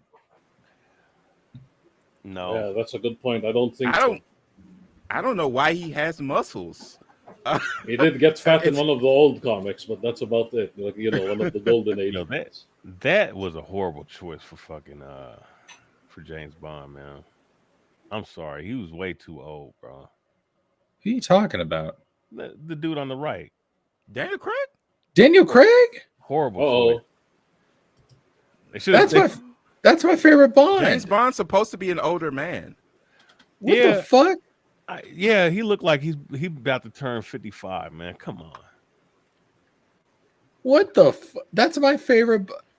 My two favorites will always be Sean Connery and Pierce Brosnan. Okay, who's the dude that played Hawkeye? I forget his name, man. He got a. We all know him, but we're forgetting his name. Even I forgot. Oh yeah, Reiner. Was it Reiner? Renner. Yeah, Reiner. Jason Renner, I believe. He's That- not British though. They always have to be British, right? Yeah, I got to be British, huh? yeah.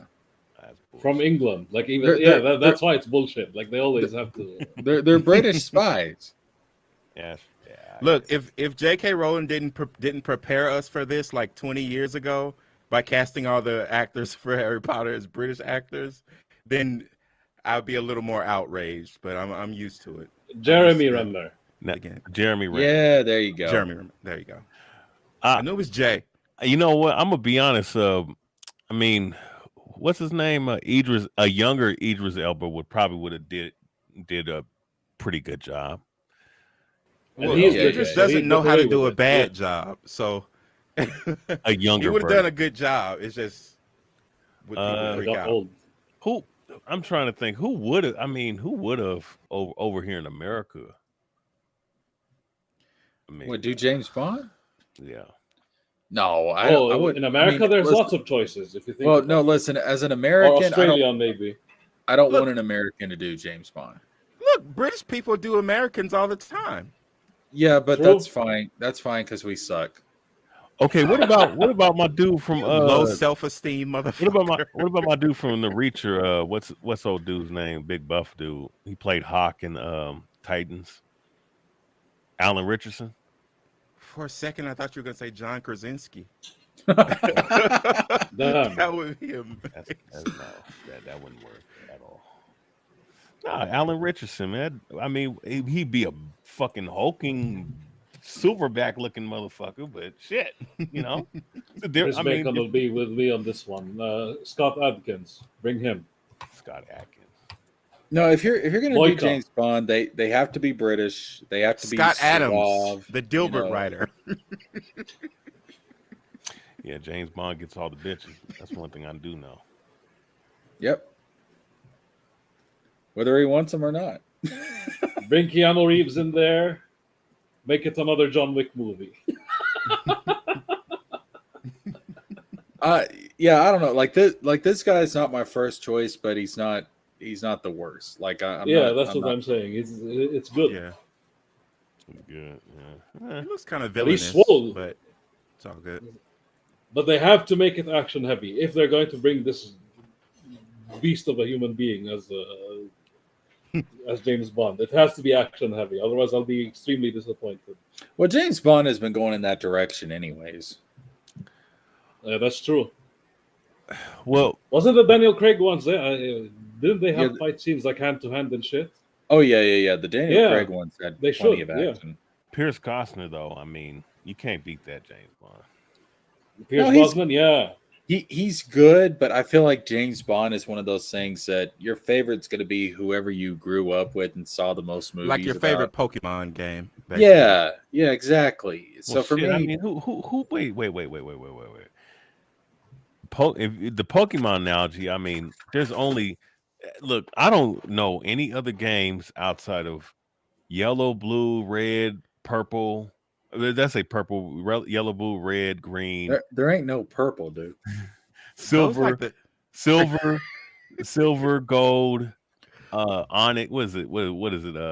Blue. It was sapphire. there you Ruby, go.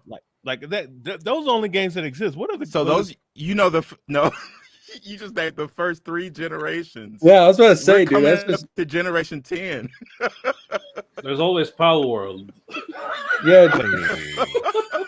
You know what? That's exactly why I'm probably gonna jump on that Power World. That's exactly why I'm gonna jump on that shit. You know why? Because I don't know nothing. Power this World's dude's doing. generation 1. Dog, That could be your listen. favorite there Power it is. World. After Ruby, Sapphire, and Emerald, you get into Diamond and Pearl. Hey, I never Uh, heard of them. And then after, you get into Black and White, and then for some reason it's Black and Nice. White 2 instead of Gray. I never understood that. Wait, what the fuck? that then- resulted in the When did least this selling happen? mainline Pokemon games of all time. When, them- when, them did pulling this that happen? shit. Was I living under a rock? Because I mean, I think Apparently, a 2000. Yeah, this was 3DS era. Did you have a Oh. 3DS? I had a 3DS, but Yeah. that never. And then after black and white, they gave up on colors, so they just start saying X and Y for some reason. Yeah. And I'm like, what? We're Wasn't doing there chromosomes Sword and now? Shield? Like X, I Y, and remember Z. that. yes, Like, what the fuck sword, going on sword, here? sword and shield. Oh yeah, I bail out. Scarlet and Violet are now. Yep. Those are the most current ones out. Oh, Sun and Moon. Sun and Moon. Look, the last Y'all missed a bunch of good games. Listen, the last Pokemon game I played was Pokemon Coliseum on GameCube. Mm. And the protagonist in that series should have got his own show. He was a dark he's character. a little, Funny, that's the an only HD Pokemon game I actually played. Wow, you would have. You know what? That's so TJ Laser of you. That's the most TJ Laser thing I've ever heard. I only played Pokemon Coliseum. but no, I mean, like what we're saying about like it's whatever you grew up with is usually your favorite. I mean, look, Yeah, to me, it's silver. Yeah, gold and silver will always be my gold. You know what? Gold and silver was, I would say, peak. It was peak. And then Ruby, Sapphire, and whatever the other one was, Emerald. They were better. They were better as far as the graphics are concerned, and it was fun, but it wasn't as long and as lengthy as Silver and Gold.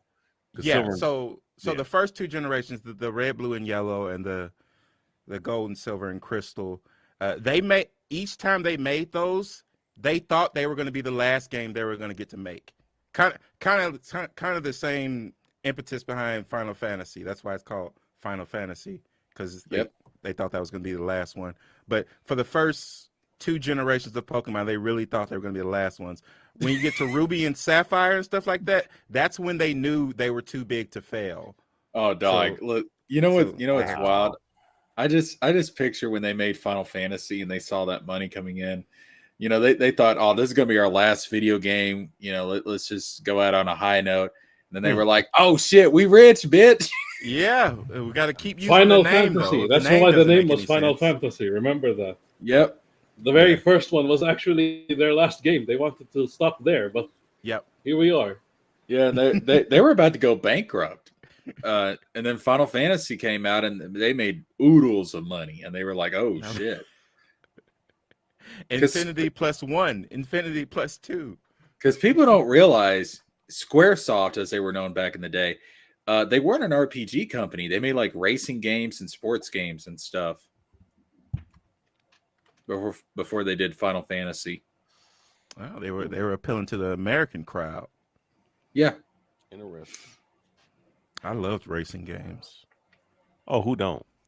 Need for Speed 4. And I love old basketball games. I don't know if y'all have ever played Kobe Bryant NBA Courtside for the Need for Speed Underground. No, Need for Speed Underground. What the fuck was the one? What was the one on Super Burnout. Nintendo? What was the basketball game on Super Nintendo? It was NBA Jam. Yes. Oh God, I played that so much as a kid. Hey, I was playing with what's his name? Sean Kemp all day, dunking on motherfuckers. Oh man. Look, the last video game I played of any basketball game was NBA 2K14, and I bailed out after that. But NBA, so I was a big fan of the series called NBA Live. But, NBA Live used to go head to head against NBA 2K, but then they started making NBA Live, so it was just always just 2K games. Well, NBA, and that's when I bailed out. I was like, my team's not playing anymore. Shit. Well, well, it's like this. Like NBA Live was it 2000? The one with Carmelo Anthony on the cover was the last good game. I think that was Live 2005 that came out in 2004. That was the last one that they had the dunk contest in, and that's pretty much it, you know. And then when I bought 2K5 was only $20, and NFL 2K5 was only $20. Yeah, they pulled some shit. They pulled some shit. That was man. They pulled some Walmart practices. I remember back in the day, man. Video games used to be like $30, dude. It's for an indie game. Yeah, a AA game would be $30. I mean, the premium games would be $49.99. No, I'm talking about on PlayStation 1. Oh yeah. PlayStation 2 also, the prices were okay. Yeah.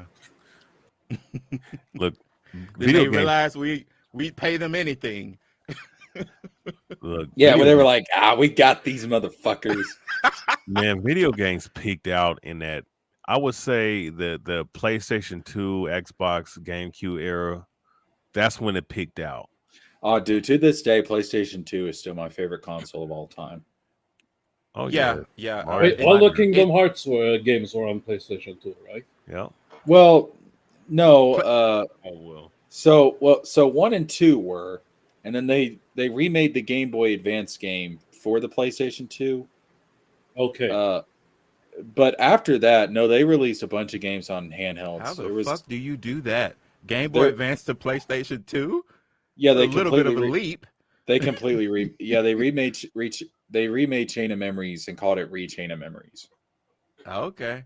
Yeah, But- PlayStation 2 is what switched me over from Nintendo to PlayStation. I was diehard Nintendo before that. So after the I hated the PlayStation, PS1. after the play, which all right, to be fair, like everybody and their mother owned a Game Boy Advance. So when Chain of Memories came out, everybody had a fucking Game Boy Advance. Now after that, they went a little bit crazy because then they had 2 Kingdom Hearts games on the DS, one on the PSP, and one on the 3DS. Yeah, I tell you, the PSP, they didn't sell too many of those consoles. No, but I fucking love. Well, not that system. comparatively. I love. I that still have the system. PSP. I love the PSP. When I'm in the airport, yeah, like when I'm in transit and shit, I grab my PSP and I play some games on the PSP. Yeah, I You fucking have it stock or did you mod it? Don't What's admit to that? that. He's trying to get you to admit I'm to. saying, do you have it stock or did you mod it? Stock. Okay. No, I have it stock. Yeah. No, he did not So you illegally. still have the mod. UMD disc or do you got the digital games? No, I have the UMD disc. Ah, I missed those. Yeah, I've got the. Yeah, I've got Spider-Man 1 and 2, the movies, for my PSP. One of my favorite gaming memories is actually playing the NBA Live game they made for PSP. On the Dude, school I bus. don't. was like, don't care how did what they do anybody this? says. The PlayStation Portable was one of the coolest fucking Ooh. systems.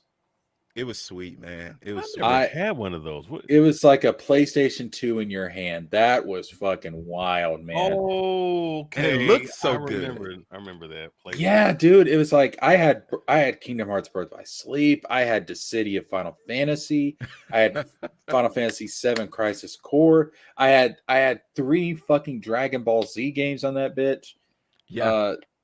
That thing was amazing, dude. Then they I started. play coming out- the Twisted Metal games on the. Yeah. Oh, the God There's of War. also like I know it's underrated. Nobody likes them, but Crash of the Titans. Oh yeah. And they yeah. started coming out with like mini versions of all the good games from PS2, like Ratchet and Clank and yeah. and Oh, Need for Speed and They Oh. had a couple of God of War games on there. Yes. Oh my goodness. Yes. I ain't gonna lie to y'all, man, but Nintendo DS, those That games was- were fun.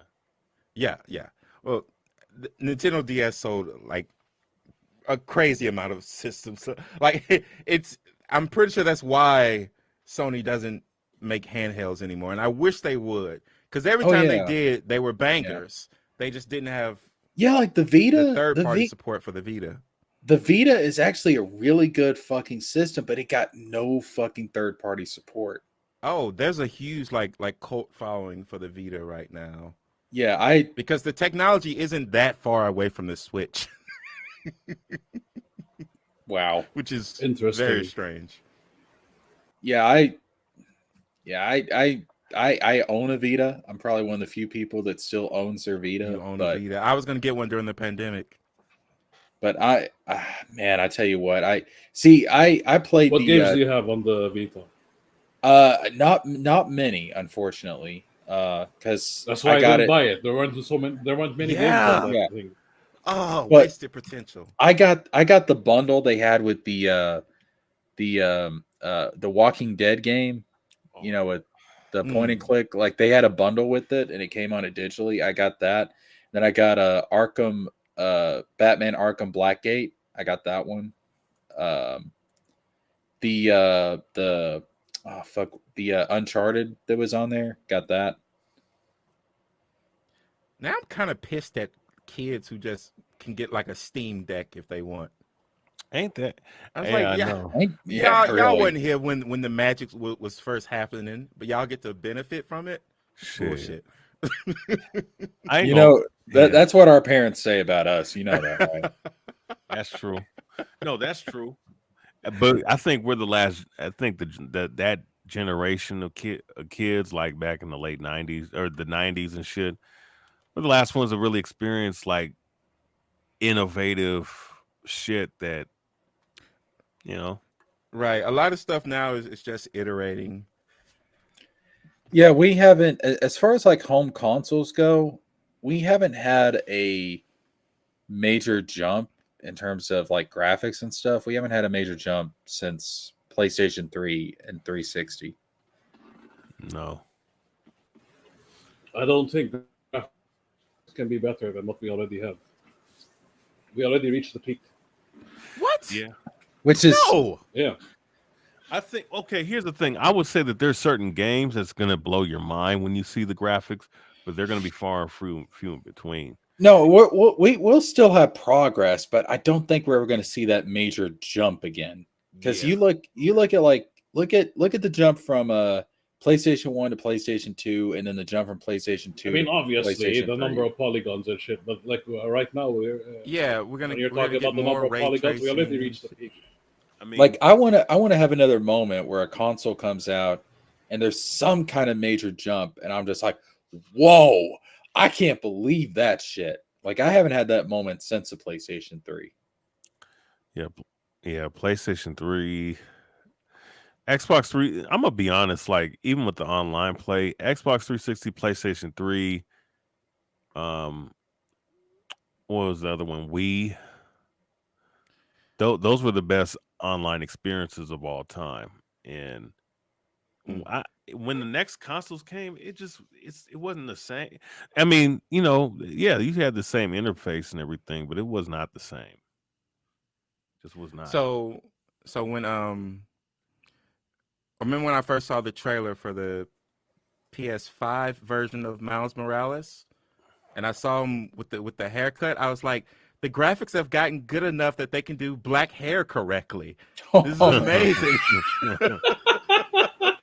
they can do the That's why I'm saying fade. we reached the peak. I don't think they can go better than that.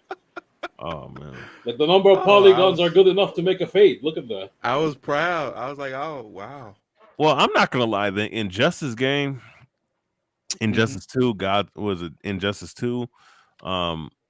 That I think those the facial features that were made in that game, some of the best I've seen in any video game. But Yeah, True. I'm still wowed by what we can do with what we already have. So I mean, like if I look at Kingdom Hearts 3 and I compare it to Kingdom Hearts 4, I but can maybe that tell was it. always the case. I can tell a difference between the graphics in the Kingdom Hearts 4 trailer versus the graphics in Kingdom Hearts 3. But at the same time, it's not like a big enough jump to where my jaw is dropping. You know what I mean? Well, are you looking at it on an 80-inch screen? On an I don't 80-inch own, 8K screen? Because if you bitch, I don't do, own an you'll 80. notice more. I don't own an 80-inch screen. Not yet. Not yet. I think we're I'm done gonna with Sturgis. You can don't- just blow up the game you're playing. Yeah, don't worry. I'm going to don't worry. I'll win that jackpot eventually. The Powerball is going to come through. Give it a few more months. That's You're right. almost there. That's right. As if you can make progress. That Hey, one, just one more ticket. I've got a golden ticket. I mean, you got to do the Yo, 10,000 I'ma hours tell you- thing. Yo, No. if I ever win the lottery, that's what I'm gonna sing when I go into the lottery building to collect my Hey, you jackpot. I'm will gonna be be like, instantly I've got a robbed. golden ticket. I'm gonna tell you something, man. When you deal with I'll show you playing Kingdom Hearts, eh? I'm gonna tell you something. As far as comic books are concerned, when I look at the artwork and the interior artwork, I don't see a major jump from what I've seen in the 2000s, going into the early 2010s, to what I'm seeing now. I don't want to see a major jump because that means you're using AI. True. Well, Or I 3D mean, assets. well, we've seen a Oh. major jump between the 80s, the 90s, and the 2000s. Each decade got better. But then again, If I hear anything, we should go back. Like yeah. that's our argument. Like we should go back to what Jack Kirby and Steve Ditko were doing. Highly Yeah, detailed but streamlined. yeah. I think that Easier to draw, but it still Yeah. looks good. Yeah. TJ, give me an update on the Fabulous Frogman. What's going on with that? I finished my one-off comic within the What? comic. That's right. Nice. I have my own one-off comic, eight panels. What's it Gar called? of Pangea. It's our own version of a caveman comic. Wow. It's all coming together. I love it. We're waiting for Finbar to finish more pages, more Mhm. panels for me to ink. We have somebody working on 4 pages of another character in the comic book. Oh, Called like Jersey a Blue. Larry Shungite thing, where you have like 6 pages preview. Yeah, exactly. Yeah, gotcha. Is that wait? We're introducing new characters, but organically, not just Yeah. okay. Here's fucking Norfolka. Right. Just say one line and then that's it. Get excited for it. No, we're introducing you to them proper. There's even a fake ad, and it's being done by John Wong. He used to do comics for Clownfish TV. Oh, okay. Yeah, and even that fake ad, without saying much, the characters in there will eventually have their own story arcs later on. Wow. That's. I think South Park warned about you with the episode with the girls in the ad. True. And if all goes well, we'll have more comics like that. If nothing goes well, fuck it. You have one comic book complete, one whole story, you'll be satisfied. So either way, we win. Jesker, what about you? How's Theo in the gang? I was telling TJ earlier, like one of the biggest problems I'm running into is that, so because anime is such I guess I should say in this case manga, since it's the original word, but because manga has been such a big influence, every time I go to write something down, instead of writing it like I'm writing a novel, I always feel like I'm writing it like I'm writing a manga arc or something. And it's just, you know what I mean? It feels weird. Yeah. And it's just, yeah, it's just, I don't know. I guess it's just because that was like such a big influence on me was anime and manga. Hey, well, write what you know. I think start with making it a novel and then have somebody turn it into a manga for you. Yeah, That's go my the suggestion. the Also, Shadowversity This route. is just your first draft, so it can be literally anything. So imagine You're I gonna get. delete so much shit Oh yeah, of course. I mean, like if you look at because you lack self-confidence. no, it's part of the process. You look at like for example, you look at Final Fantasy VII. For you know how many concepts Yes. got left on the drawing board in Final Fantasy VII? Like I'm the sure whole they could idea, make a book, and I'm sure they did. the whole idea of Genova. Like Genova was not an alien originally. Genova was supposed to be like this hidden part of the human brain that could get activated. And then that was the original concept, and then it ended up evolving into an alien by the time we got to the final game. That's how it is. So, and then like dude, I remember reading oh wait, Donald's dead. Fuck. Oh, Donald, come back to life. I need to go into wisdom form. so what are these creatures you're fighting?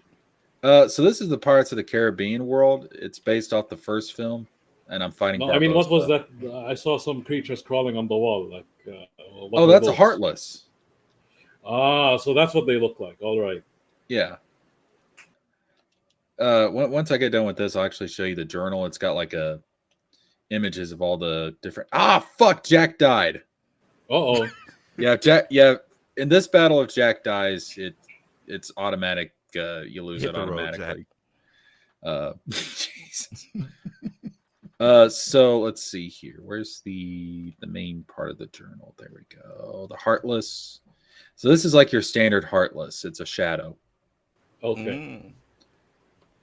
Yeah, that's your standard looking Heartless, and they all have like some kind of dark appearance with the yellow eyes.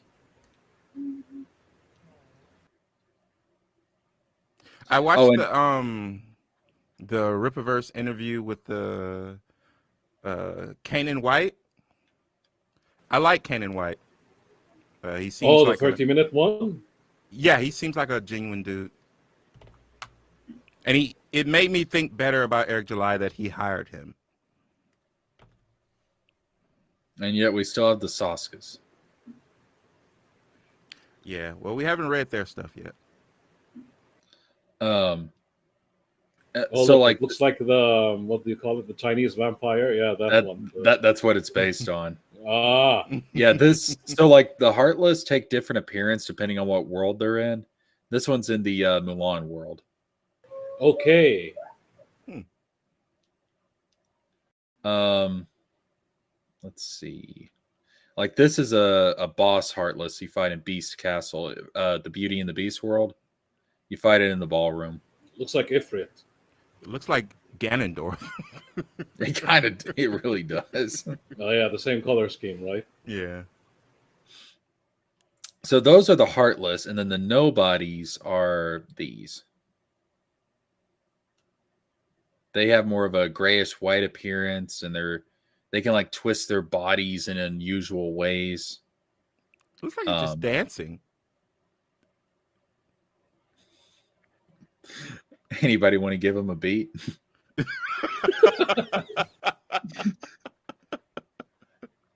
But so and of course Organization 13, they're also nobodies, but these are what are known as lesser nobodies. They weren't able to retain human form. Oh, I mean, getting them push-ups in though, right? That's good. Oh, and also the other thing is each lesser nobody is based off a job class from Final Fantasy. This looks like the Zelda villain Zant. If anyone played Twilight Princess. Oh yeah, it does. Yeah, Twilight Princess is my favorite Zelda. Yeah, and Zant is a amazingly developed character. So like this one is called the Samurai, and then you have like other ones like Sorcerer, Assassin, Reaper, Ninja. They're all based on Final Fantasy job classes, and they're all servants to the organization. The lesser nobodies obey the humanoid nobodies.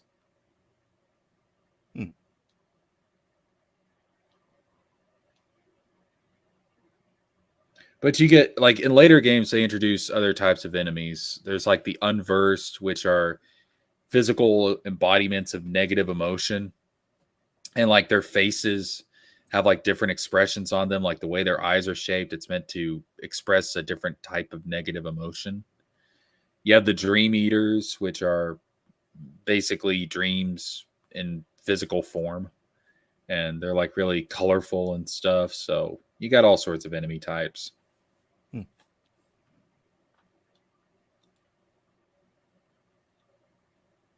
A video came up in my subscription feed today. It was a guy who's only played Kingdom Hearts, but he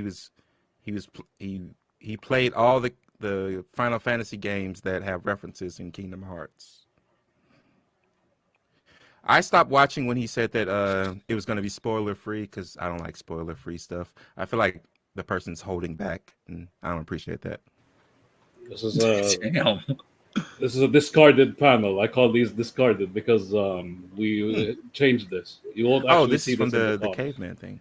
Yes. You won't see this in the comic, but I made it for the comic. Obviously. This is when men were men. Well, he is a caveman after all. This was when men were men and T-Rexes were T-Rexes, and my God, they scared the crap out of us. Miles Morales is Miles Morales. Oh God. Oh God! I told Jesker, you know where Ripoff Verse messed up? What? He should have added Miles Morales as Miles Morales in that song. Oh yeah. MCU, Star Wars is dead. Give me your money, Miles Morales. And it's this same idiot, Eric, man. Not to. I'm sorry. I was just thinking about this a second ago. Mm-hmm. Because I mean, look, if I'm not gonna buy a comic, I definitely will find other ways to read it. Just put it that way. So you're telling me that this shit is they're in the midst of Texas breaking off from all the other countries. I mean, all the other states, like people are insinuating that Texas is trying to do in real life. You couldn't find another original. You couldn't find your own original story, my guy. Well, my problem is he didn't actually put that in the story. He put that in the fucking trading cards that went along with the first book that you had to pay $100 for. What? So even that part. What? Yeah. Yeah. Yeah. So the You reason have we to know pay about that $75 to know more about the characters. Yeah, it's like because DLC the version before of the comic Watcher book. character. They'll tell you, I don't really know about this character. You know what? If I'd have known this shit a long time ago,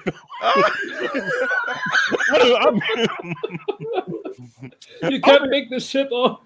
Hey, $75 for 8 pages of artwork. Just genuinely baffling creative decisions Eric July used to make, and probably still does. I would be. I don't know. He doesn't lie. I'll be. We haven't seen him write in a while, so there's this one dude that be dressing up, and he got his woman dressing up and cosplaying and shit. All they do is talk shit about him. You know what? I don't blame you. Because if you I talk about Clipperverse. Oh, is that okay? Yeah. Them dudes. I'd be talking if I bought that shit for $100 and that's what I fucking read, I'd be roasting this motherfucker all damn day. You got to get value out of your purchase somehow. If the story didn't do it for you, so it's not even in the comic book. Nope. They made mention to it in Alpha Core, which is the third book in the series. So, so at that point, everyone was talking about it. So it was just like, well, maybe we should actually make it canonical at this point. So I still don't understand why Texas succeeded in the comic book, and you never will. Like how? Like you know the comic book I showed the panel, right? It's silent, so you barely know anything that's going on. But from that, you can tell already that axe that he's building isn't normal because it can shatter rock. So just that alone already tells you everything, right? I just that's like such a big part of the backstory here, and we don't. Again, like why what's going on? Like why did this happen? Like the how did strange we thing get here? is that Eric didn't seem to realize that when he came out with the first or second item, he didn't realize how big that would be in the actual universe. Like what like was he sort of moved on to like a sitcom within that world. Like imagine no one really cares about that. Imagine if like when Xeps appeared, like let's just say they appeared all of a sudden, and like maybe there was like conflict between Xeps and humans, and like regular people, and some people supported the Xeps, some didn't, and maybe Texas broke away so it could be a safe haven for the Xeps. You know what I mean? Like that would give me some kind of reason. Like why is I don't think Texas why did would this care happen? as long as you voted for George Bush. I mean they might execute the Xeps. How those Xeps voting? But like we need some kind of reason. It's just I don't know. I have never noticed how blue that fucking moon those is. Xeps have IDs.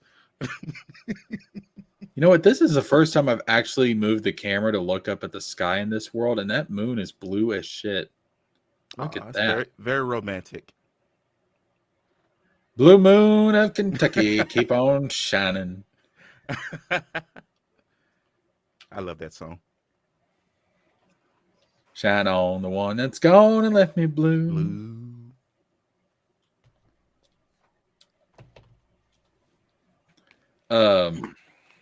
Yeah, that's the first time I've ever actually paid attention to the moon in this world. I don't know why. And I've played this game since 2006, so that's. And you never thought to look up. Nope. You have Jack, and you have Donald Duck, goofy ass.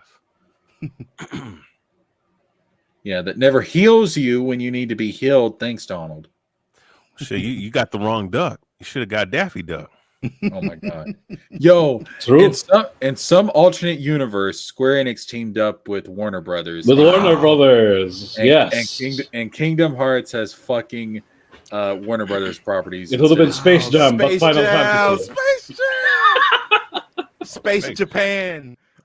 Oh my god. Sora's teaming up with Michael Jordan. Oh, that'd have been nice. Shit. I guarantee you, so if the multiverse exists, that happened in an alternate universe, and Kingdom Hearts is based on Warner Brothers properties. If basketball games had the stranglehold on the video game market that they used to have, we would have cool shit like that.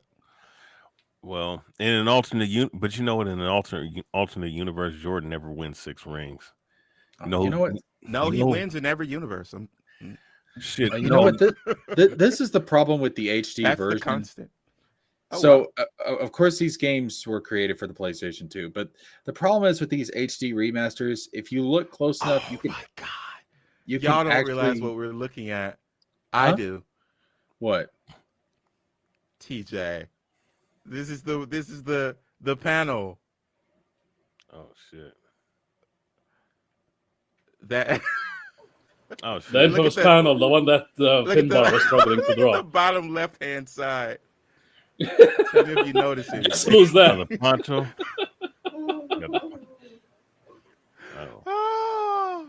Splash page, page 2 and 3. Already, we tell you, he has a kick that can take out a truck. He has a tongue that hits you like a boxer would. Yes. And he has oil that paralyzes you. That's what's happening to this guy in the middle. Oh wow. I hope these are bad guys. They are, yeah, they're thugs. Okay. They're not. But one thing, the one in the middle's a bad guy. Yeah, one thing we had to change is we had to establish that in the beginning. So you get to see them pull up on the teller that's right here, the lady. Okay, TJ. And then he comes in and beats these guys up. So you're telling me your guy is not a fascist bully like Alpha Core and Jesus or ISOM. ISOM. That right there behind him is a magazine rack. I'm not showing the magazines. Like I'm not showing you how it is. See your Amico fan service. Yes. Very. The on television generico coming Very, soon. Hopefully. Very on brand.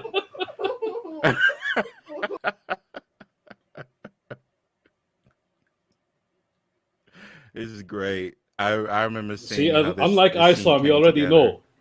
And like I told, like I said a while ago, there are abilities we don't show yet, but you get to see them anyway. Yeah. You don't have to reveal everything. You just have to have a basic idea of what the powers are. I ain't gonna hold your hand, Eric July. So one thing I'm noticing, because this is the HD remaster of the game, and because this was originally a PS2 game, I've noticed you can see like some things that you're not supposed to be able to see, but I can tell like off in the distance where the ocean actually ends, and it cuts off into that infinite void you see in video games all the time when you go out of bounds. I can actually tell where the ocean ends out there. Prove it. Go touch the invisible wall. I can't get out of here. Won't let me jump off. Well, then it's just your imagination. The invisible walls there.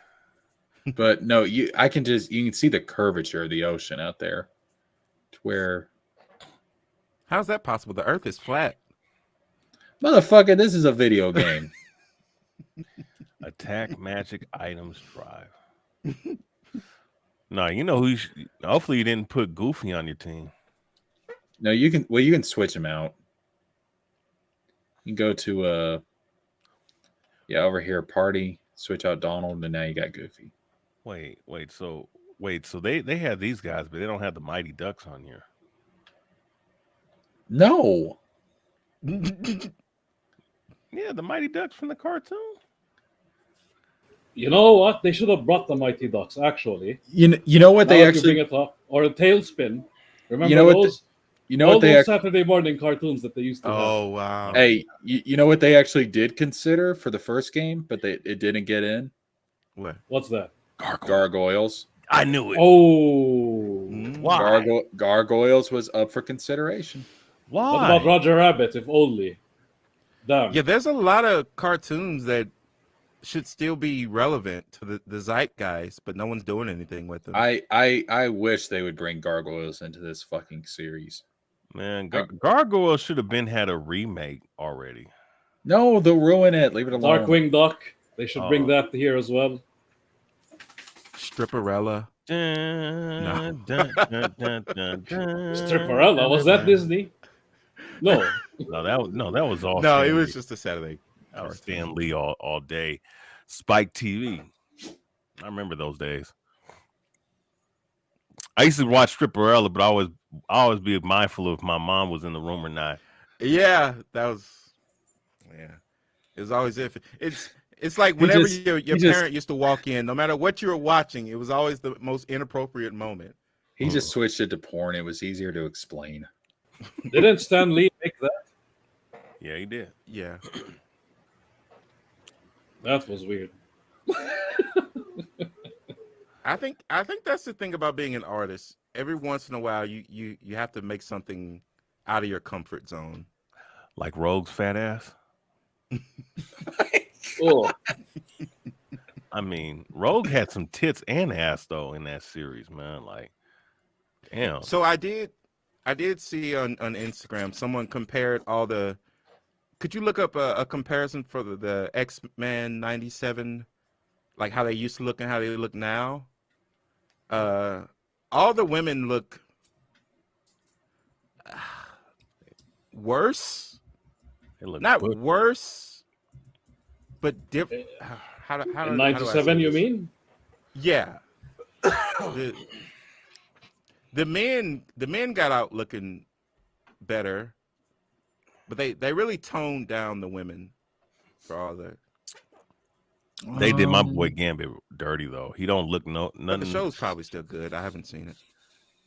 The show actually is. Everyone pretty is damn saying good. it's good. I haven't watched it yet, but at least I that's a haven't good watched it. sign. You know what? Yeah. I will watch it, but the fact that they did Rogue like that took away her ass.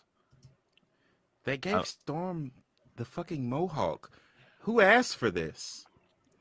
To be fair, she does. I get know it in the she had comic. it once upon a time, but Well, that was her That's- that was her original look, right? Well, that was in the 80s.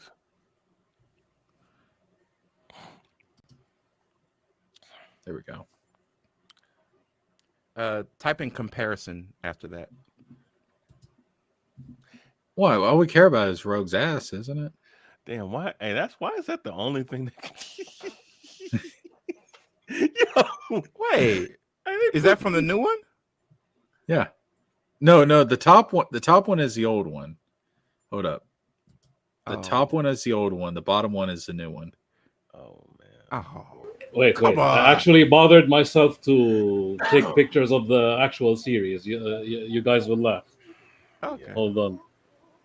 Hey, she was extra sexy in the comics too, man. Wait, so TJ, is that a fake picture we just saw? Oh, that was a real picture, dog. No, you know, That's from- people say that what do you call it?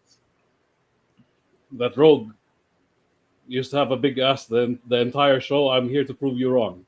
Oh, okay. These are pictures from the old series. Yeah, that I remember that Share my episode. screen. That's the episode with Apocalypse. Uniboob, flat ass. This is the old series. Remember, flat again. wait. Semi-flat. Are you saying that people are taking everything out of context in order to create internet drama? Now, when the You don't fuck has say. that ever happened? When the fuck has that ever Wait, happened? hold up. She had a wait. That's not. Come on. Uniboob. Yeah, this is really this is like a wooden board type of body. Look at this shit. No, she. It's no, it's almost like This animation. is in the literally 90s, but Disney. Look at that. inconsistent. Look at that. This is literally her in Disney. Wait, is that the new one? No. Oh, No, these are the old series. I'm telling you. It was Well, only that one shot where I don't know for some reason they drew her like that. no, But there are no. times Wait. when they're animating her, like they had to take shortcuts and make her flat. Well, wait. okay. There's several shots of her looking ultra sexy in certain shots though. Flat. Flat. Flat. This again, Disney. Again. This is the old series, remember. Flat. Well, look at her friend though. Hey, Amazingly Uniboob. flat. Someone remind me, how she old look is good Rogue there. in the animated series? 25. Okay, good. If it's a cartoon, I'm they're just, legal. I'm just No making boob. Like look at this. We Just went from making sure. uniboob to no boob. That looks like Wolverine body. They swapped her body with Wolverine. Sure. You want a piece of me, bub? Look, of all scenes, she's here. She's out here kissing. What's his name? Gambit, right? My They nigga should have Gambit. drawn the ass, but they didn't. Look, Okay. Yeah, that was in the same Flat. episode. That was in the Well, same there you go. episode with the with Apocalypse. Look Fake at that. outrage caught in 480p. Oh, of course. look, nothing. But there are Zero features. Look Oh at no, that. there you go. There you go. It got bigger. It got bigger when she went up. I mean, look at the back though. The back is sexy as fuck, man. I can do this all day. No, but there's I certain think that's all of them. wait, there's certain shots of this chick, man. Oh god. But it's like every now and then. It's like, it wasn't the entire time. That's what people were complaining for nothing. Oh. Like they just for some reason they had canon that meme into existence. Yeah. That's what really happened. And to be clear, no change in design could stop me from watching if I wanted to watch. I don't really care about that much. But at the same time, I mean, if they're intentionally taking shit away, then And I'm sure they are, because Oh, yeah. I'm sure someone But told them that this was the objectification. Goblin Queen Mhm. is oof. You guys aren't ready for the Goblin Queen. Oh, I've seen the Goblin. God damn. oh, is that Aladdin? You talking about Nina Infinity? Oh No, yeah, we're in the Agrabah. X-Men. Oh no, she got some decent boobs on her. You talking about Nina? Oh, I thought you meant Aladdin had some decent boobs. I'm like, Oh, what the fuck? fucking No, I'm talking about the Whoa, Goblin whoa, Queen in whoa. X-Men. No, she posted something. She's trying to show off her little rack and whatnot, which we know she's a tiny chick, but she's all right. She all right.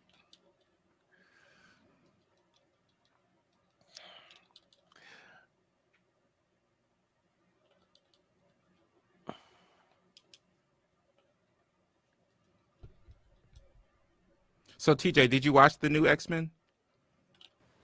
Not yet. Still haven't got I'm waiting the to see time. if it's TJ approved. I have seen the new X-Men. Well, and apparently it's Jesker approved, All so episodes. that's a good I- sign. Okay. I definitely approve of it. It's All fucking episodes? fantastic. Yes, so far it's fucking fantastic. Yeah. What cameos have we gotten so far of non X-Men? Do we have any of the greater Marvel universe showing up? They should. No, not yet. Not yet. Okay. I heard that they teased Spider-Man though. Ah. Oh yeah, I saw that one screenshot. There's like what's his name, Peter Parker and Gwen Stacy on the TV screen. Yeah, but as far as like a full appearance, we have not gotten really anything. Actually, hold on. I'm trying to remember. Was there ever a crossover episode back in the 90s Yeah. of Spider-Man and X? Yep. There was? There was a part series, and Okay, so they do exist in this universe then.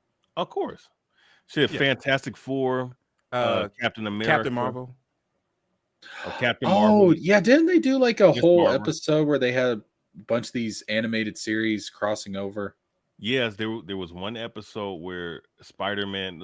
So they did a mock-up of Secret Wars, and Beyonder That's he right. gave him a machine to summon other superheroes. So he summoned Fantastic Four, Iron Man, Captain America.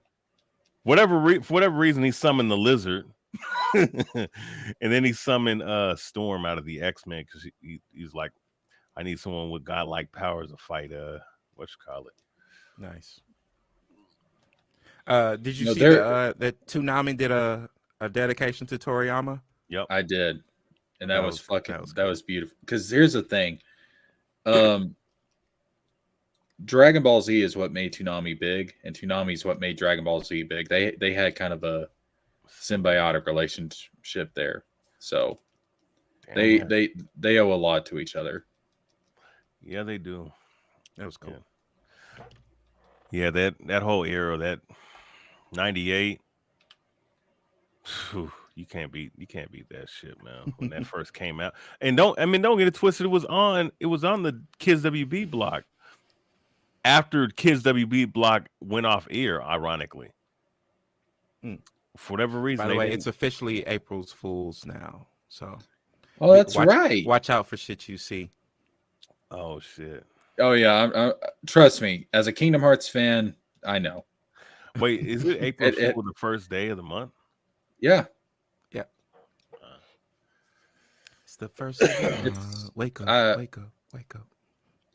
Yeah, I'm telling you right now. Like, I'm expecting there to be something to be like, oh, Kingdom Hearts 4 has a new trailer. Yeah, I'm sure it fucking does. I'm sure it fucking does. Oh, guess what comes out this week? Ironically, Godzilla versus the Power Rangers 2. Wow. Let's get it. And because it sounds like it's an April Fool's joke. But no, it's real. It's true. And the funny thing is that the Justice League versus Godzilla versus Kong, the last issue of that is going to take a hiatus just for this series. Nice. You don't want to split focus too much. I mean, but that's kind of crazy that they have my man Godzilla crossing over with fucking the Justice League and then the Power Rangers once again. So who owns Godzilla? He's not like a public domain figure, is he? We own Godzilla. Shit. No. No one owns Godzilla. Have you seen Godzilla? You can't own a lizard. You can't own a lizard that size. What's wrong with you, man? Man, no. Lizard that size walking around. Better head for the hills. We're fucked. I mean, Marvel owns a lizard, a huge lizard. Well, shit, he was in Marvel Comics in the 70s, terrorizing the Avengers, the Fantastic Four, the Champions. Shit, they couldn't stop him then. Justice League couldn't stop his ass, man. Power Rangers almost got killed fighting him. Shit. Godzilla just walking around like, I do not give a fuck. Shit, he made the obscure Dark Horse character, Hero Zero, retire from fucking superhero business. And they stuck with it? Mm-hmm. Nice. I mean, that's a hell of a way to go out.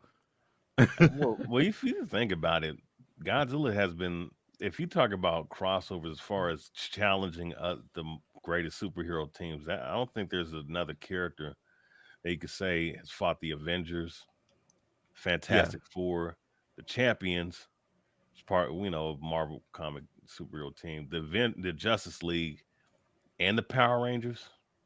The other day we were talking about the concept of an omniverse and how annoying that is. But when you see characters who like basically embody that because they've just been so many places, that's really cool. Oh, it is. Oh, and you know what's so funny? You know what? Mm-hmm. It's Godzilla and Santa Claus.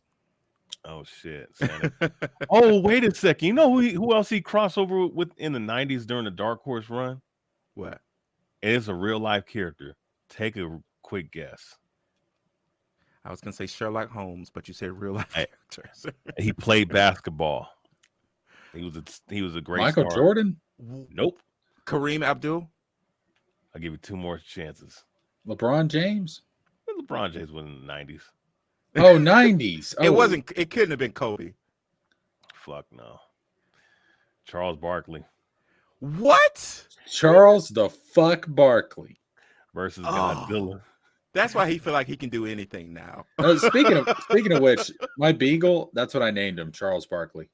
No shit. That's pretty good. Yeah, that's what. Of all the black men you could have named, you chose one of the. Hey, It makes sense because he's a dog and he barks, so Barkley. It makes sense. Hey, no, Barkley actually beat him. He beat him in basketball. Shit, he was. Oh, Sometimes he'll be whining, wanting to go out to pee, and I'll be like, "Please, Charles, the fuck Barkley. I'm trying to sleep." So we mentioned earlier the loss of a bunch of Saturday morning cartoon characters. I missed that whole like lineup thing where they would often do crossovers with things just because the same company owned them and stuff like that. I wish we still did more stuff like that. I know we get it a few times with like the Space Jam movie and I guess theme parks, but you know. Play Kingdom Hearts, the whole series of fucking crossover shit. Yeah. No offense.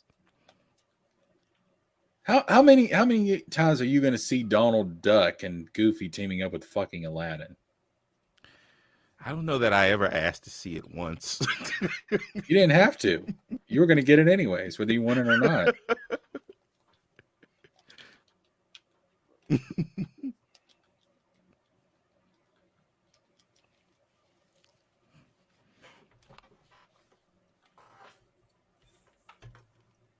So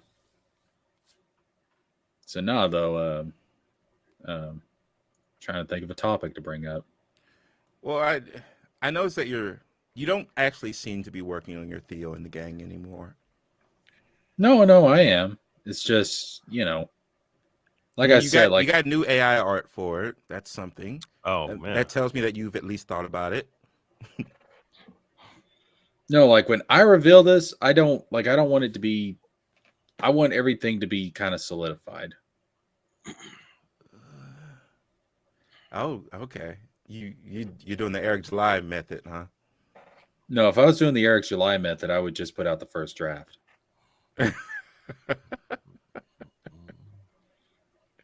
I think he's famous for basically having the comic done.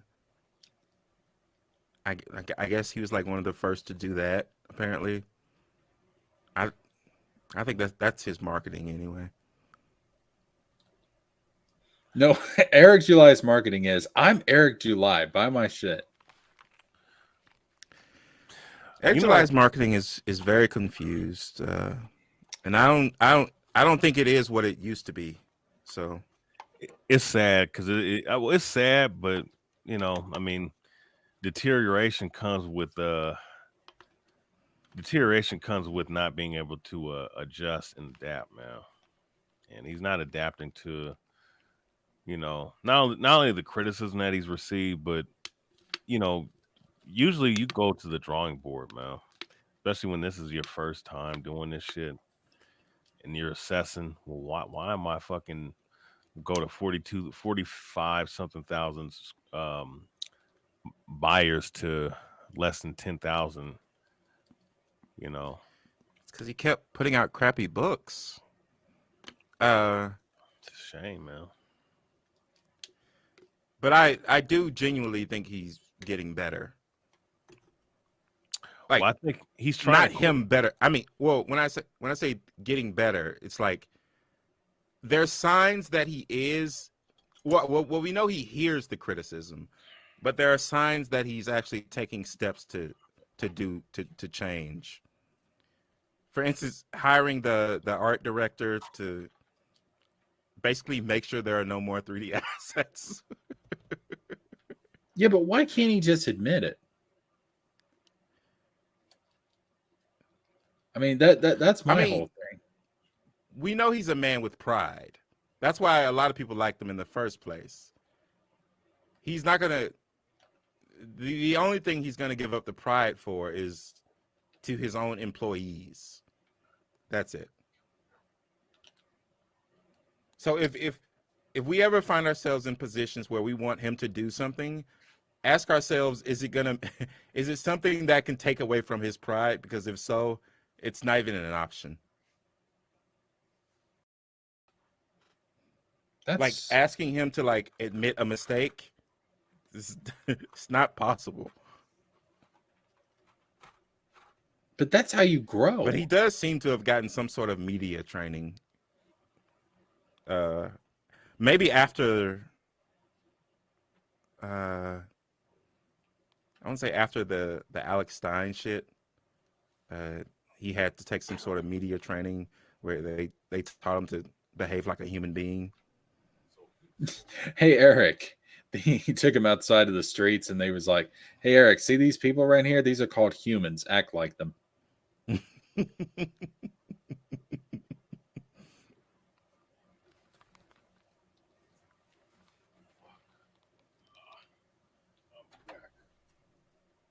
No, after what he did to Katie, I don't care anymore. What did he do to Katie? Well, you didn't hear? No, I've been focused on writing for Okay, future things. So they basically some of Eric's boys were accusing Katie of being a dog fucker. Because of a fucking Inuyasha post. Yeah, because she likes Inuyasha. What is a dog fucker? Man, bestiality. That's just like a generic insult. Bestiality. Right? No, they were accusing her of bestiality. Like the real thing? Yeah. Yeah. Because of Inuyasha? I never watched Inuyasha. What does that have to do with? Is there dog fucking Inuyasha's he's a demon fox. He's a demon fox. He's a demon fox who can turn into a human. Which so if you fuck him, that makes you a dog fucker? That's according to their logic. Wait. I'm sorry. If you're fucking an animorph, that means you're fucking the human. But I mean, he's a human anyways. He was a half dog, half human. Like yeah. He's got like a dog tail and dog ears. I mean, that's pretty much it. Okay. Kagome. Nah, I need to finish. Man, I've been stuck on Inuyasha Final Act, the 20th episode. So pretty much the last bit of it. I need to finish that shit. I like this character, man. I'm not gonna lie. His character and growth. Inuyasha is a classic, man. Yeah. It's heartfelt. It's heartwarming. I ain't gonna lie. Although it did get annoying after a while. Kagome, like goodness gracious, she gets captured. He has to rescue her more than Mario rescues Peach. I mean, that's ridiculous. I know. I mean, at least she's important to the story, and she can fight with her arrows, but she ain't got her archery skills. She's pretty much a sitting duck out of the four. You know. But you mean she's normal? The Shinko Jewel Star isn't it? Was the Shinko Jewel Shards? I need to go back and rewatch Inuyasha. I have not seen it in so long. Yeah, the Band of Seven is the best story arc for me. Even though they did have a fucking a homosexual punk bitch that liked Inuyasha. That's What a dog fucker. Oh no. Hey, no, you know what's funny? I remember that episode with that character. I thought that was a female, and then I'm rewatching the series in its entirety. Oh no, that's a fucking dude. Oh, that reminds me where you can't complain about Rogue anymore. That if you were turned on by a dude. No, I wouldn't turn on by I wouldn't turn on by it. But ladies and gentlemen, we got him. But I wasn't turned on by it. I thought that like when I was a kid watching that episode, I thought, oh, that's a girl. No, it's all right. Share it with the rest of the class. It's okay. But you know what? I've been rewatching Yu Yu Hakusho, right? Wait, what's going on in this scene? Huh? This is seems a little This looks inappropriate. suspect. Jesus. Now, what do you? You guys are all perverts. What's happening to Jasmine? I mean, you. She got captured by Jafar. Jasmine, cutie though. Oh God! Look at how he's touching her. Canceled. Oh wait, wasn't Jafar trying to marry her in the original cartoon? Yeah. Well, he was. Yeah, she was kind of a side prize for him. Like his main thing was to become Sultan. He did, but he's holding her chin like, I'm going to show you everything that Sturgis taught me, my dear. I can show you the world. Wait, is he a genie? Oh, he is a genie. Nice. Yeah, So this is the Return of Jafar plot. it's a loose adaptation of Return of Jafar, pretty much. Okay.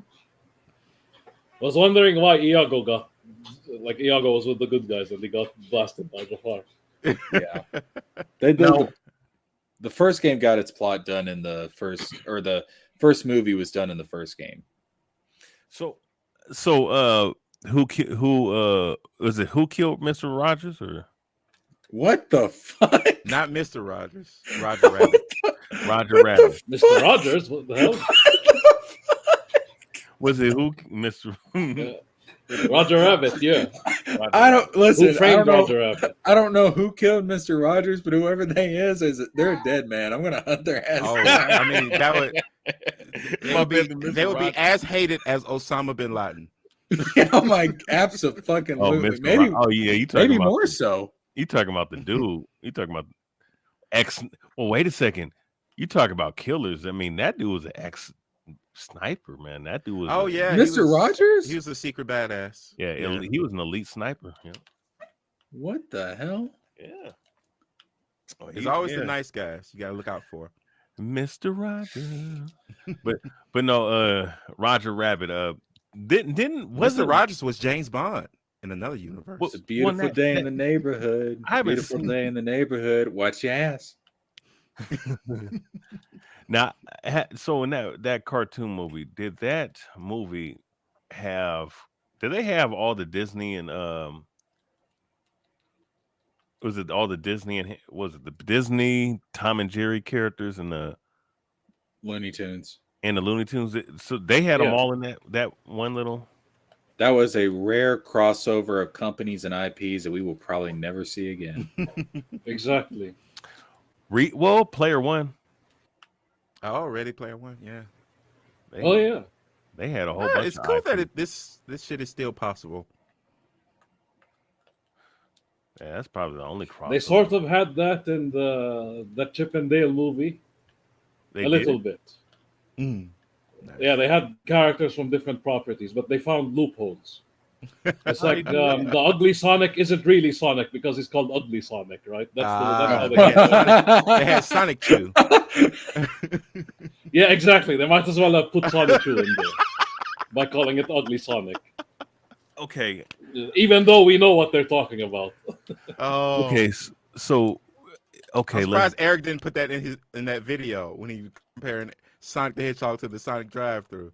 He's like, and also there's Ugly Sonic. Oh, that shit was awful, man. That was an awful talking point, man. Yeah, that was he's not going to make anything like that ever again. That was so fucking stupid. Oh, okay. So I got one for y'all. Okay. There's not a I. Was I gonna say IP? No, not a IP. Okay. Nintendo with the $1 billion movie that they did with Mario. Yes. They're talking about a universe. Legend of Zelda I believe is going to be next. And of course, Metroid Prime, which I love Metroid Prime. It's probably the most serious of all of them. Metroid Prime, that would be the only risk that they could make. Like, hey, y'all forget all my the other boy. ones. They're gonna sell no matter what. Mario, Zelda, they're gonna sell no matter what. Y'all are forgetting about. I think you actually have to make that a good movie. Y'all need to put some respect. You can't on rest Kid on Icarus. laurels. What about wait? What about Star Fox? What about that too? Yes, Star Fox. Not as guaranteed to make money. I want a Kid Icarus movie. Kid Icarus. Well, okay, if What? they do, You okay, can't if even they get a do, Kid Icarus game in this millennium. if they do, okay, if they I do, know. Here's a random question: Is Robin Williams doing the voice of the genie or somebody else? No, Someone it else. is actually the guy that did the voice for him in the cartoon series. Dan Castellaneta. Ah, Yes. Yeah. Robin Williams, man, that's a piece of work right there. But he was funny back in the day. Yeah.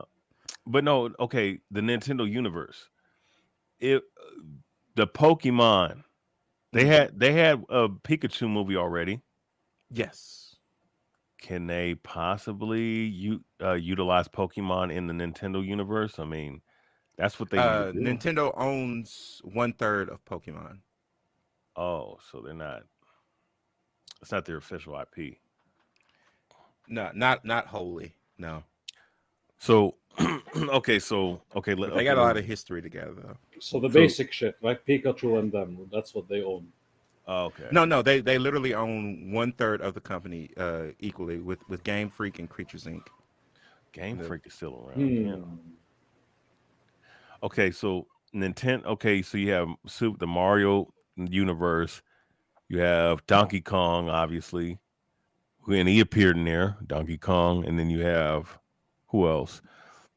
Zelda, Metroid Prime, Star Fox, Captain Falcon. I forget the series that he's in. I would watch a Captain Falcon movie. Captain Falcon was my main in Smash Bros. 1. When it wasn't Pikachu. Falcon Punch. Yes. Yeah, we sending motherfuckers flying. So yeah, no, I mean, what a Smash Brothers movie. That's what I'm saying. No, that's what I'm saying. That's what it's going to lead up to. All they have to do is just do 5 or 6, 7 films. If they do 2 films in the next 3 or 4 years and then build up to Super Smash Brothers. That could be the thing that replaces the MCU. I don't want them to replace it, but if anything was, that would be it. Like the next big, honestly, no offense, DC. If anything is going to be the next big trend, it could be video game movies. I would say monster movies and video game movies. Well, they're running out of video games that would be automatic successes, like Sonic and Mario and Zelda. And Sonic and Mario's been very successful. Oh yeah, Sonic and Mario. Yeah. But then again, well, shit, Sonic and Mario crossover movie. Yeah, that's another guaranteed moneymaker. I'm that has to happen. I'm gonna tell you something.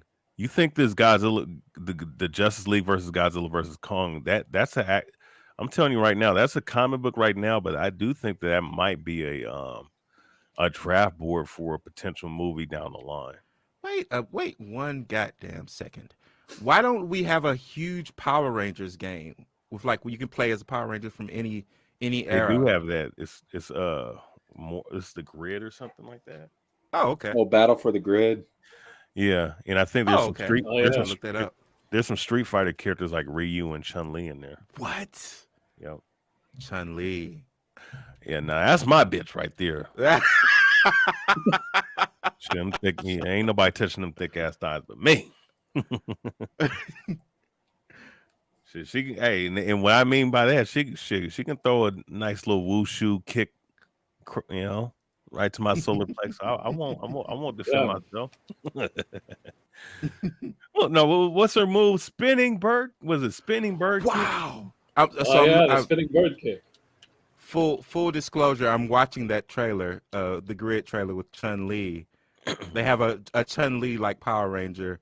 It's incredible. You didn't know you didn't know you needed it in your life, but you did. They have Power Ranger Street Fighters. Yeah. They have a live action trailer, little short clip with my man, rest in peace, JDF. As Tommy and one of the other Rangers with him, because the Street Fighter dudes was fighting. What's his name? Ryu's fighting. I tell you right now, if you don't fuck with Tommy, I don't fuck with you. They need to make a Tommy's my. you know Tommy's this new the Dragon homie, Ball man. Z game. They need to make a Power Rangers game in that style. Well, I guess Power Rangers don't fly, so never mind. No, some of them. Well, it depends. There's some of them that do, but they don't just fly and do superhuman. I'm They guessing just- Power Rangers don't fly because that would have been expensive to film. well, it's based off of Super Sentai, and most of their Yeah. characters are just they're ground based heroes.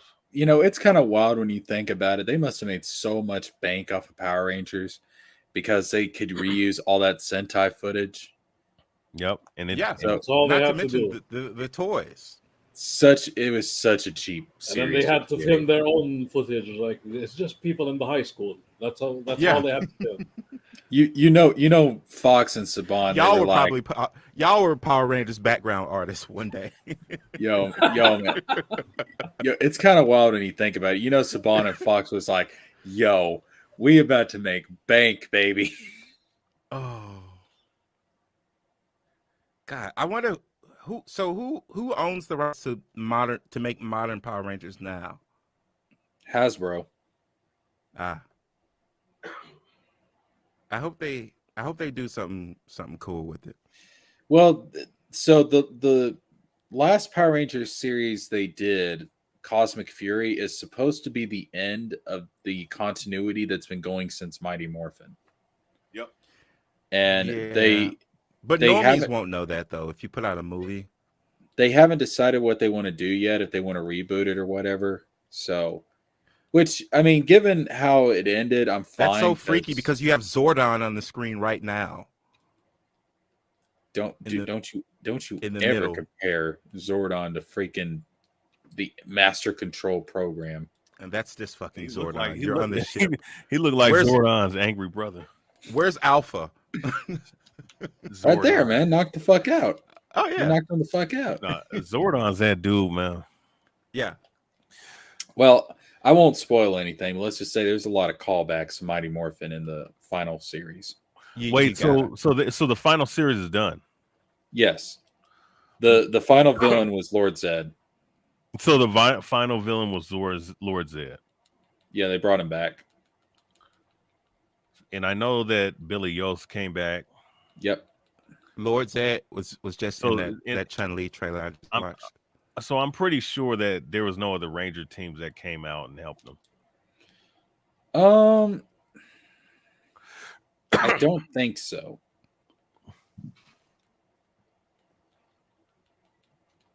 Which I admit is I would have liked to have seen as many Rangers as possible return, but Oh, they have a Chun-Li Angel Grove class of '93 skin.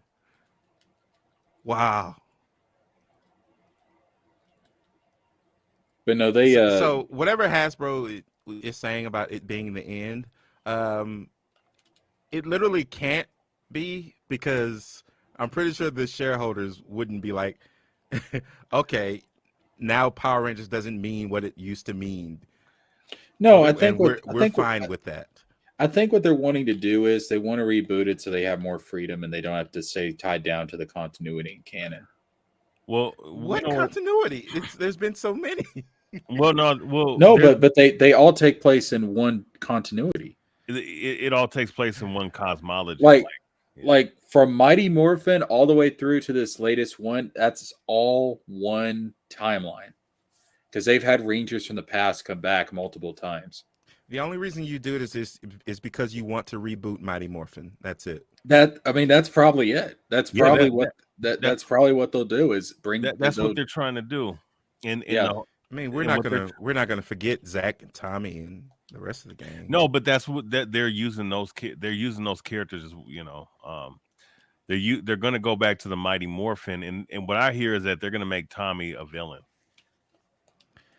like an ongoing villain, not where he becomes a good guy and shit.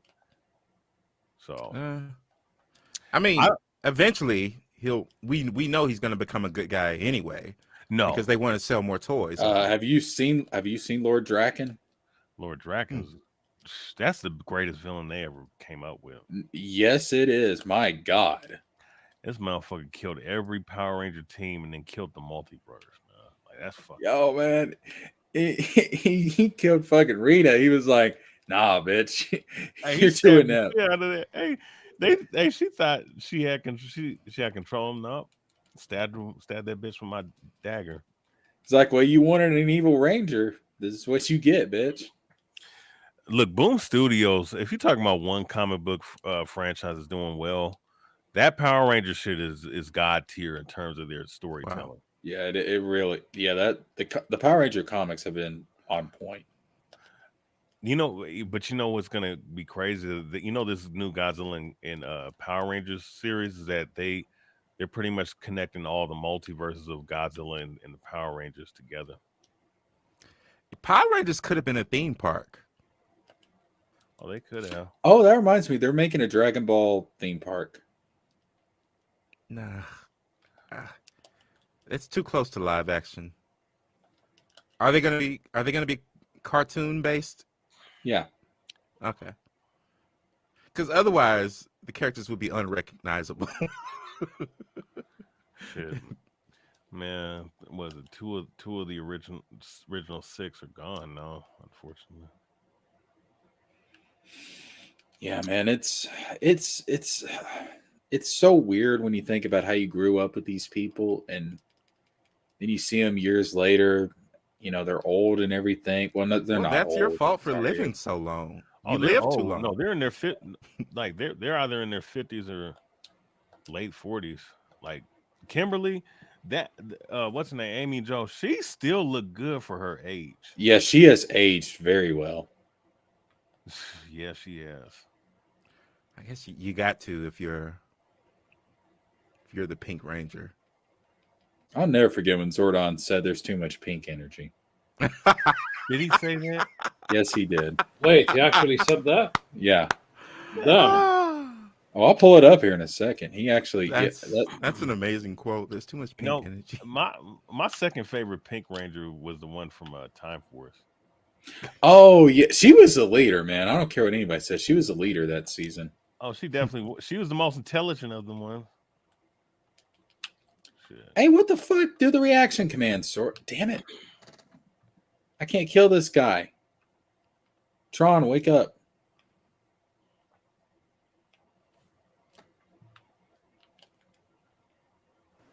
Oh. Did it glitch? Huh? I think that was a glitch. What? Like some button prompt was about to show up, right? Like some quick time event. Yeah. Because Tron's got like a computer program to delete the MCP. There we go. Tron was a Disney IP. Yeah. Yeah, man. Oh man, Disney's crazy, man. It's wild. This game came out before Marvel or Disney acquired Marvel and Star Wars and all that. Yeah, before Disney destroyed both of those IPs. We'll probably get Marvel. I almost guarantee you we're going to get Marvel and Star Wars in Kingdom Hearts 4. Think so? Yeah. I was hold on a second. Where's the there it is. You should I'll check show out that new game, Marvel Rivals. That looks really good. I was showing this earlier. So like on my gaming channel, the top video is about different worlds I want to see in Kingdom Hearts 4. And yeah, Star Wars and Marvel were in there. Also, this video has the highest views of anything I've done. 71,000 views. You know, if every video, I'm just saying this to everybody, if every video I did got 71,000 views, I could make this whole YouTube thing into a job. I'm just saying. Well, I'm gonna tell you something, man. The day, I've been winning on my bets lately as far as these Bovada shit. If I ever win $150,000 in one swoop, I'm gonna quit my job. Oh, me too. Absolutely. Fuck it. You know why? Because shit, you can. I mean, honestly, man, like working for corporations, working a 9 to 5. I mean, it's a necessity, but if it's not like a trade, something that you want to do passionately, you know, like even with what I'm doing, like boxing. I mean, you need to have a second job to do that shit, man. Unless you get signed to like a big promoter or something like that. Well, also you got to think too, like the 9 to 5 is an outdated model, anyways. Oh yeah. I mean, it's not confluent with the rest of where society's going. It's just an outdated model. How long until Hollywood makes a dark Mr. Rogers movie? Don't do that. I mean, they already did Winnie the Pooh, one of the most wholesome things in the universe. They got to get around to Mr. Rogers. Nothing is safe. No, don't do that. Why do you want to hurt me? What do you want to hurt me for? Kingdom Hearts need to have fucking gargoyles in it. Then I'll play it. I want to have what is it? Goliath? That's his name. Yeah, Goliath. Yeah. Yeah. Yeah. I mean, I'm a boxer. I'm an MMA guy. Would have had some pro fights a long time ago, but shit, man, injuries. Oh, the boxing games used to all the sports games used to have that effect we were just talking about, where you could have like characters from different universes and stuff. Which boxing game are we talking about? I'm talking about what's the guy with the afro? Damn, she was hot back in the day. It was like a silly boxing game. I forget what it was called. Yeah, so here we go. Here's the pink energy thing. Check this out. Hold on, I know that Rita had the What's green up, Red, in the coin chat? first, but what about the other 5 coins? We have them here. Red, blue, black, yellow, and pink. You already have the energy from your pink coin. Too much pink energy is dangerous. Again, Jesker is the best I've ever seen at getting clips. Hey, that is fucked up, though, man. He said too much pink energy is dangerous. Too much pink energy is dangerous. He might as well said, "Get out of here, woman." You hear that, Marvel? Right. That saying sounds like that's a good saying for like a misogynist to say. he said, "Get out of here, woman." Kimberly, go make me a sandwich. Oh shit! You see a Karen at the grocery store, you're like, too much pink energy. Too much. Hey, there's too much pink energy, bitch. I don't like Barbie. I don't like Barbie. You know how wild it would have been as a kid watching Power Rangers, and he's like, "Too much pink energy, bitch." I would have been like, "Whoa, what?" Oh, hey, like, wait, does he usually get to say this? Like, wait, pause. What?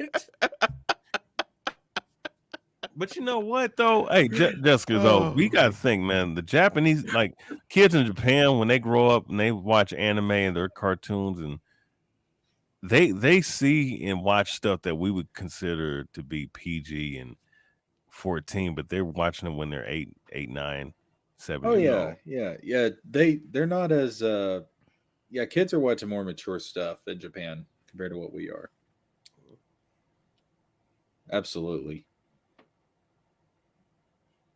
It's all good. It's not a competition. It could be. We could make it into something. It doesn't have to be a war, but we could World escalate tournament. Oh, speaking of Power Rangers, man, this fool Austin St. John, the Red Ranger, this dude is a fucking moron, man. What has he been doing lately? He is a fucking retard, man. This dude. And now look. I'm gonna say this, and I, there's been many guys like Hitler, and there's been many worse. There's been guys worse, and there's been guys just as bad as Hitler. But there's no way you're gonna sit up here, right, and sit up here and quote Hitler as if he's something good, bro, on your shirt. Wait, he did that? I think you're confusing him with the man Kanye West. So this fool, Yeah, you sure it wasn't Kanye West? no, it was this idiot, this drunk motherfucker. Well, hey, Former if you don't Power believe Ranger me, Kanye West. if you don't believe me, you can fucking play this. You can play the video. This dude said, because he's always been hating on Jason David Frank this whole time. Yeah. So because Jason David Frank, he had his own stuff, jewelry, this that and this other stuff, right? So he has his own clothing line, jewelry, just like old dude. And the funny thing is, this dude said, I'm gonna have quotes of many different people in history. I know people don't, this dude's bad. Oh, he did this on Jim Cummings. Remember the voice actor Jim Cummings? Yeah. Yeah, he has a YouTube podcast, and he had Austin St. John on. He's like, yeah, so I'm gonna have the one of Hitler quotes on there, even though Hitler is a bad, was not a good dude. He had some quotes that are that are good and shit. Did he get high for the first time and think this was a good idea? Hey, look, once again, I don't. My thing is, Hitler is a bad dude. Once again, there's many guys like him, less or worse. But I don't think it's a smart idea to do that shit, dumbass. Like that. That's like an early Eric July move. I'm gonna be honest. If Eric July was that stupid, I'd respect him for it, because at least he's standing. You can get to a point where you're so stupid you gotta respect it. He's standing on business, like Soulja Boy. I'm gonna tell you, it would be horrible. Well, he is a Soulja Boy after all. He used to be a Soulja Boy ripoff back in the day. Oh yeah. There's a point where somebody gets so stupid that you just have to tell people, like, he's special. Oh my God, TJ, Eric is gonna buy a video game company next. Stop it. That's what we're wishing for. If he can make an alliance with TGD is gonna blow his brains out when this happens. That's all we need. Tell you something with Eric, man. If he would have said the same shit Austin St. John said, we're gonna see the true colors of Glenn Beck in a heartbeat when he fires that dumbass off of this shit. The true color of Glenn Beck is green. Right. Well, there you go. And Hitler offends a certain people that owns a lot of moolah. We got a super chat from Red. Oh, hello. Yeah, super chat. All right. $2 from Red. GTA 6 trailer 2 is out. Have you guys watched it? No. Can we? Is it legal? Don't do it. I would love my first time to see it to be with y'all, because I was just watching the old one like a few days ago. Ain't that nice? You better put it on on mute, I guess. Yeah. Ain't that nice? I also have another trailer for you. Yeah, I shared it in the private chat. They're so rich they can buy licensed music. Extra Hero wants his first time to be with us. Ain't that cute? Wait, by the way, April Fools. Oh, Red, you fooled us. Red, you bitch ass motherfucker. And I literally just told them to watch out for stuff. And for he said, April "Got Fool's him." stuff. No, you said it. Share my trailer here. I shared it in the private chat. You know what though? I got $4 out of this, so I'm not going to complain. Pretty good. I'm not going to complain. All right, yeah, the Marvel Rivals Fool's trailer? Gold. Yeah. He said, "Got him." Well, now I want to see a second trailer, and I didn't care before. Oh, Marvel's Rivals. Yeah, this is a cell shaded game, right? Oh yeah, I saw this. They're doing. You'll need a top-notch team to win this so one. right in this one. Pick your hero. Get ready. Go. By the Vishanti, Strange is here. I'm halting arrows.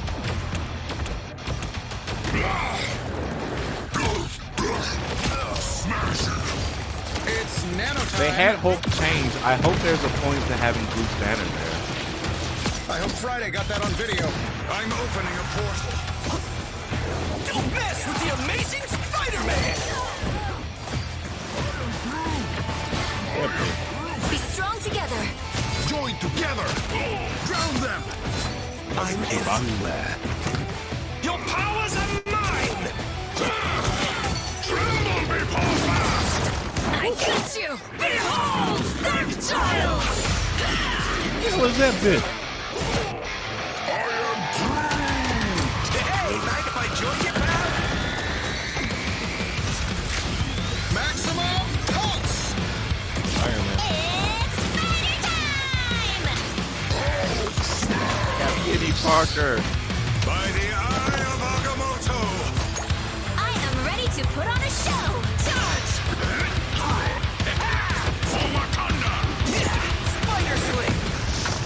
You're the winner! Next team! Make Galactus hot.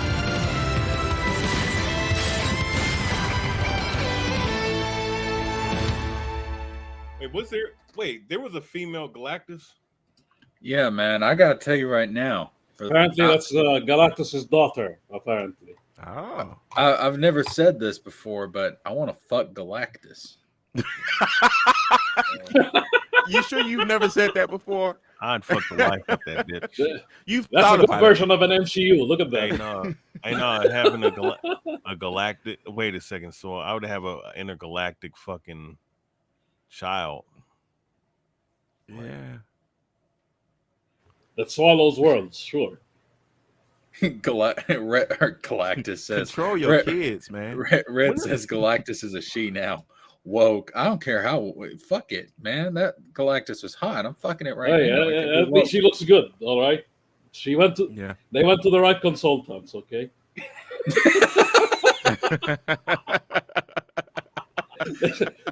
the consultant said, "Listen, there's not enough female characters." They said, "Okay, give us one gender swap." They said, "Okay, we'll have a gender swap, but we'll make her hot." They went to the compromise. Look, if woke is bitch is looking fine, like you want, then there you go. I'll take it. Wait. That's a voice. That's a voice that we need in this area. I was surprised they have her in the game because Marvel decanonized her. Even that Luna Snow isn't canon. Yeah. They made her for NetEase. So I guess this is another one of those instances. Yeah. Hey, everyone's like, "Who is that?" Make female Galactus canon again. That's a that's a crime that she's not canon. No, Omni, this is Korea. That's why NetEase. They're all about curves. So you'll see curves here. Look at that. Yeah. All that back for mother. That's my bitch right there. That's my bitch right there. She kind of looked like Hunter. Yeah, Luna Snow right now. They retconned her into the main canon. She looked kind of looked like part of the canon. She kind of looked like Huntress a little bit. Oh yes. Oh my god. The purple outfit, right? They gave us Luna Snow because they're scared of Yaira. Yo, man, I'll be. Oh my God, it's working, Eric! Congratulations. Marvel is shaking in their boots. Congratulations, Eric! You did it. You made them afraid of you. Good job, Eric. They put Black Panther in here because they're scared of Isom. That's right. Oh my God, Eric's winning. Yo, I tell you what, man, this Galactus right here, I'll be her herald any day. I'll silver surf all over her. My God. Keep your silver to yourself. My God. I like Guillotine from the Conquest Champion. Well, now I'm genuinely interested in if actually... Nerdrotic has like freaked out about this yet, or what. And when I say Nerdrotic, this will bring back Marvel. This game alone. Fucking women taking over the fucking roles of planet-eating tyrants. Hollywood. What the? Yeah, no, they better not say so, man. MCU though. I want my fucking planet eaters to be fucking men. It's gonna be fucking women. I mean, There's only one thing I want going in her mouth, and it's not a fucking planet. Yo, I can see why he never had hits in his life. I'm with Omni. I'll only start. They have Venom. That fat ass never had a female in his life. Doesn't he still live with his mom? Yep. He's 47. What, 46, 47? Oh, Red. Actually, if they have a PvE, yeah. If this game has PvE, then Overwatch is dumb. Y'all don't think he ever did anything with his mama, do you? Man, I don't even want to think about that. I'd hate. I'm just saying that's a creepy. That's, you know what? Never mind. He has an Oedipus complex. What is you mean an Oedipus complex? Oedipus, my bad, Oedipus. Oh no. Edmonds is better because they make the donuts. So he has a donut complex. MCU. Entenmann's. I don't want to know what you're doing with that donut. MCU. Marvel's woke. Marvel Rivals look, the Galactus is emasculated. They obviously this is trans Galactus. They cut off Galactus' agenda anus and made him into this bitch. It's like as the message. Calm down. Have a cup of tea. Have some scones. Whatever the hell y'all do over there in Jolly. I've always thought it'd be a great idea for someone to create a YouTube channel where you use all of Nerdrotic's thumbnails, but you actually don't look up anything and you just talk based on what the thumbnail says and see how close you get to the actual video. And his fans will be tuning in and they're like, okay, but that's what Man Salad did. All he did was make fun of all their talking points, ironically, and then people watched and thought he was genuine. Oh yeah, Omni's right though. They're gonna say something about Penny Parker being in the game. Oh yeah. I don't know how you complain about Penny Parker if you saw any of the Spider-Verse movies. They'll find a way. If you saw those, you want more Penny. Yeah, like I am not seeing anything like, to complain about so far with this, to be honest with you. Especially not this. My God, not this. Absolutely not this. I want them big titties from that one bitch that was in Madam Web. That's what I want. It's like when Gallion's third Impact. I want. Did you see Madam Web, the movie, or are you talking about the trailer? No, I only seen the trailer. Did anybody here see Madam Web? No, I didn't. I did not see it. I gotta see it then. Go see it. We have to have a correspondent who's in the know. Look, if we're gonna create a parallel G4 TV on this channel. What the fuck? When in the hell did I ever say that was my intention? Every single day. I don't know what universe you came from, sir, but I have never claimed the one where Galactus is a fucking man and it's no fucking Hollywood. I tell you right now, they pay me enough. I'll be part of the mainstream. Fuck it. I'll be like, look, I'll go in there. I'll be like, you ain't doing this to my characters. You ain't doing this to my story. It's not happening. Fuck you. I'll start to walk out of there like, well, we'll add a couple of more zeros to that paycheck. Shit, dude. That's all you had to say. Everything's a conversation. Oh shit. Look, the bitch that. Speaking of Spider-Gwen, look at this shit. Look at this. Oh, two-tone color hair. Come on. Yeah, it's another. Miles Morales. It's another knockoff brought to you by the Rippaverse. I do. You know what? No, her street clothes. Actually, her street clothes in the Rippaverse actually is reminiscent of that. Yeah. True. Yeah, they are. In fact, Spider-Gwen, push Miles Morales away and say thanks for the heads up. Thanks for the heads up. That's some Actually, shady it's- shit right there. I want them to do more live action stuff. I want to see. Oh I like God, I I like wish they seeing would. them Yeah, get. I so want we to see can them knock get our better. asses off. I want to see them get better. No, I So- want them to maintain the same quality so that people will make fun of Yeah, them maintain forever. the same quality for a while, but eventually, I want to see you get better. Well. Look, look, man. So the chick, right? The chick Yaira? that's supposed, yeah, the Yaira chick, right? So what was her fucking? Because it sounded like she was bilingual. She at one point she sounds Scottish. One point she sound like trying to sound like Russian. she's Slavic, huh? Yeah. Yeah, I well, saw a it comment was saying that she was supposed to be Slavic, and I just trust it because I'm an American. And it's clearly That's all I know. Scotlandiction or something. I It was heard supposed to be Eric really July talk desperate. about this, and he said that explaining what her accent is a spoiler. So Fuck me. I don't Everything's a know. fucking spoiler, apparently. Maybe we have to buy Dakuman cards to figure it out. Let's appreciate the fact that he said that this is a woman with ice powers who came from Iceland. I mean, the wonderful logic behind that.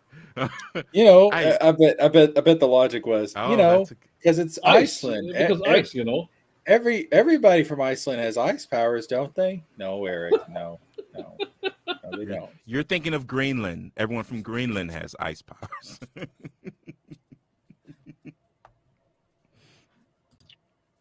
Yeah. My internet's You know all this. over the place. Yeah, No, we're, this about, is the. we're about to wrap it up. I've got to get up for work in the morning. Yeah, I feel it. I hope Rippaverse has a sense of humor and they do an April Fool's thing.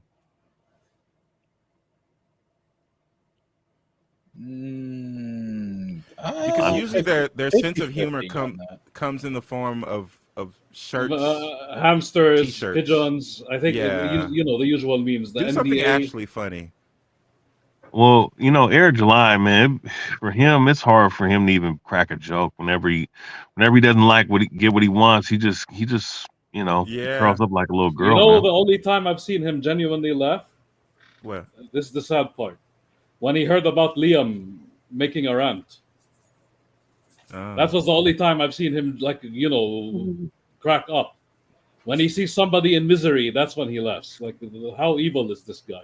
And Somebody's other worse off than times me. where I see him laugh is when Az is praising him.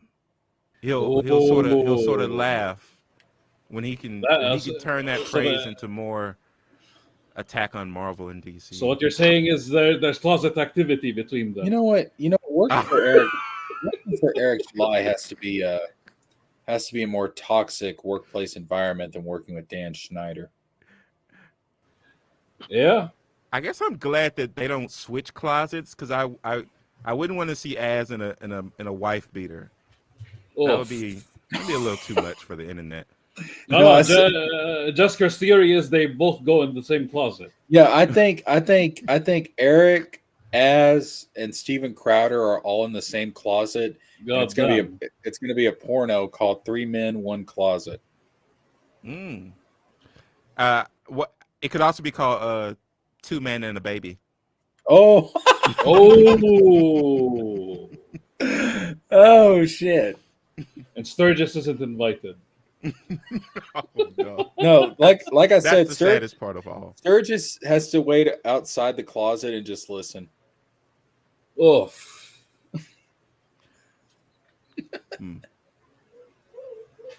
I think Sturgis is a really important figure in this space because he's like because it used to be like Sturgis and like LG, they were like sort of neck and neck.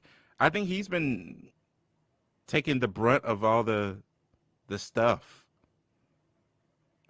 Like I thought he's a useful idiot too. Like Drunken Peasants made a number out of him. Now Suits is making a number out of him. We gotta thank Drunken Peasants for him. Thanks, DP. They're the ones who discovered him. Yeah. Thanks, jackass.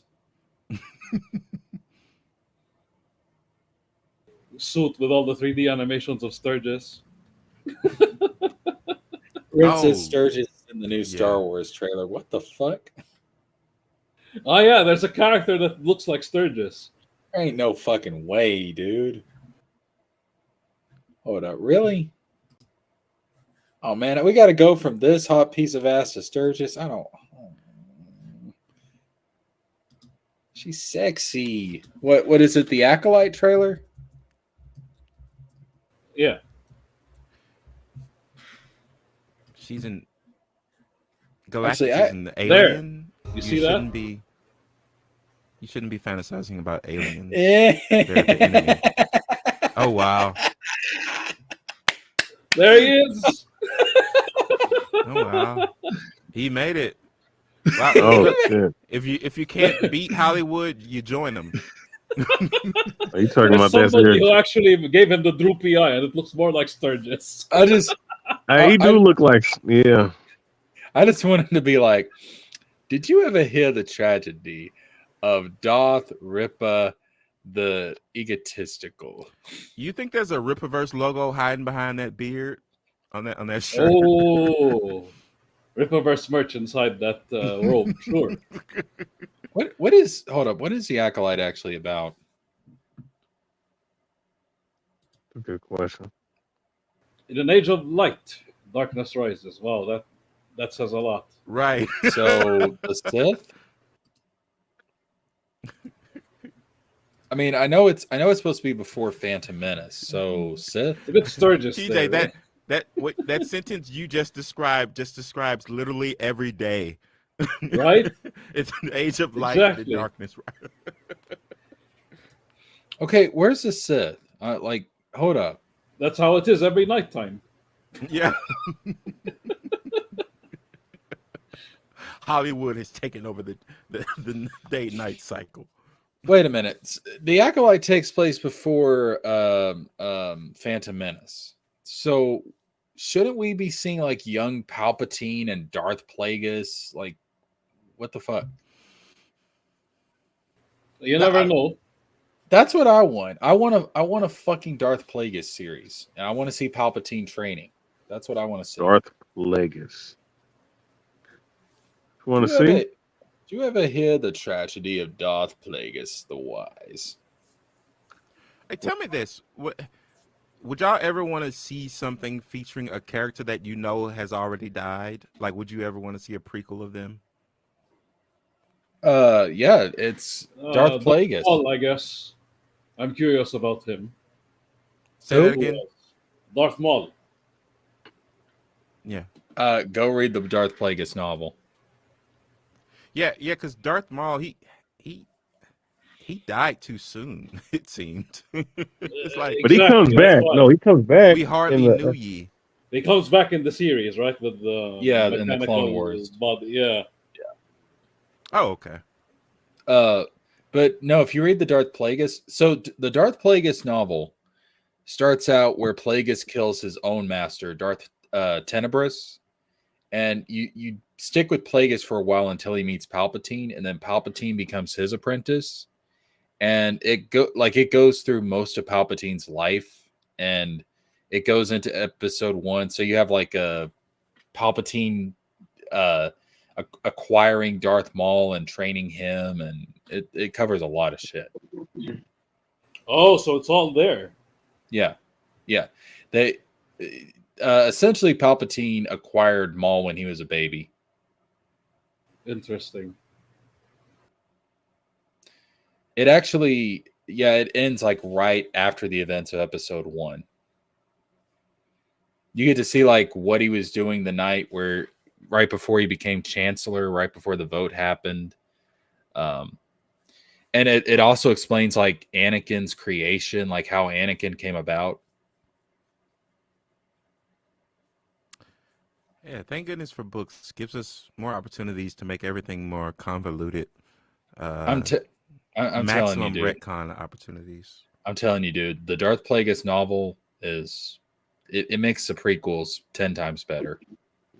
Because you figure out how they do, like how they set up the clone army and everything. It's basically the entire plan that Palpatine and Plagueis had going on, and how it led to the events in the prequels.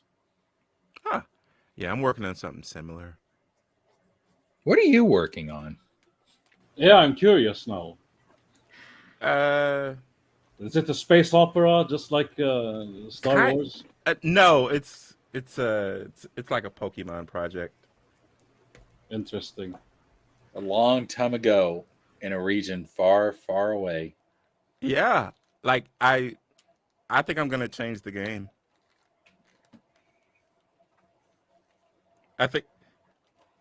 I think I'm gonna be the master of the new lore. Oh, I you're think gonna get people are hired? gonna Gonna get hired by Nintendo? it'd be cool to write a book for them. Nintendo's gonna hire you, and they're gonna be like, "All right, this is your warehouse now." I don't know that they hire Americans besides Reggie. My name is Reggie. My body is ready.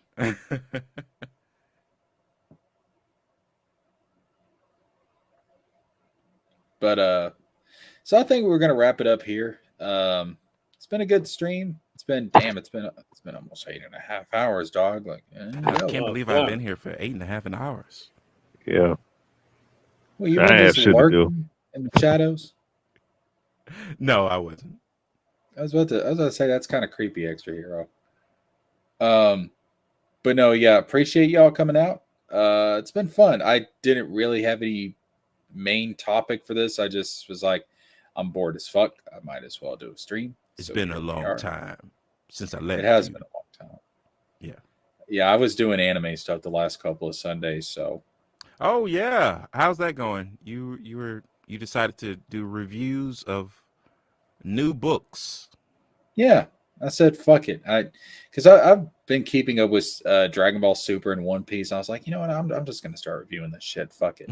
and right when I decide to, both of them go on hiatus. Them. Yeah, like One Piece is on a 3-week break, and Damn. Dragon Ball Super. Yeah, Dragon Ball Super. We don't know because Toriyama passed, so who knows when that's coming back? But yeah.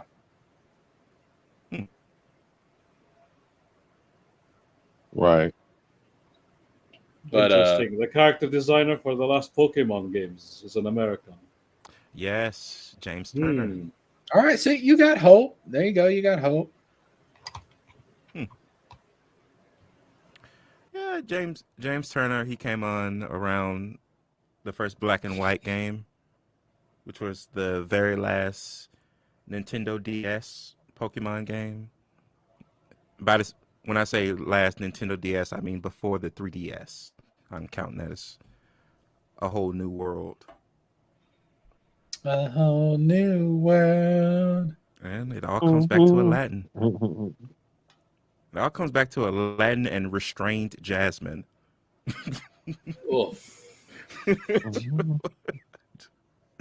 Jafar.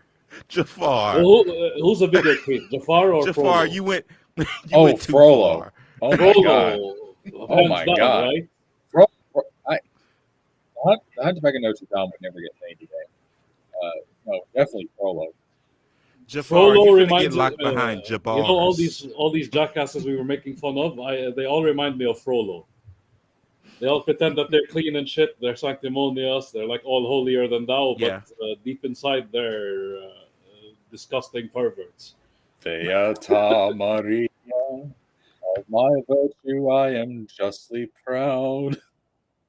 It did seem a little weird when we learned that Eric finally broke the pattern of having the character who writes the comic be the same race as the character. Because with Bloodroot, right? With Bloodroot. Yeah, that's disappointing. 2 white women don't equal 1 black woman. I don't know where they're doing this math. Oh, extra hero, you know damn well Eric can't do the math. But they say the fans asked for this. Cousin is the manga assistant in Japan. They say his fans asked for them to do this, and and by all means, they should be doing horror. I'll see. Yeah, this is what I'm talking about. Globalization, people. Everything's blending together. That's right.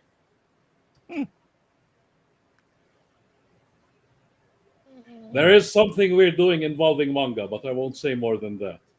Ooh, you had my attention. Now you have my erection. But I won't say more than that. NDA, NDA. Yes, yes, yes. The, I see correct use. You put The up correct the usage of sign. NDA. Yes.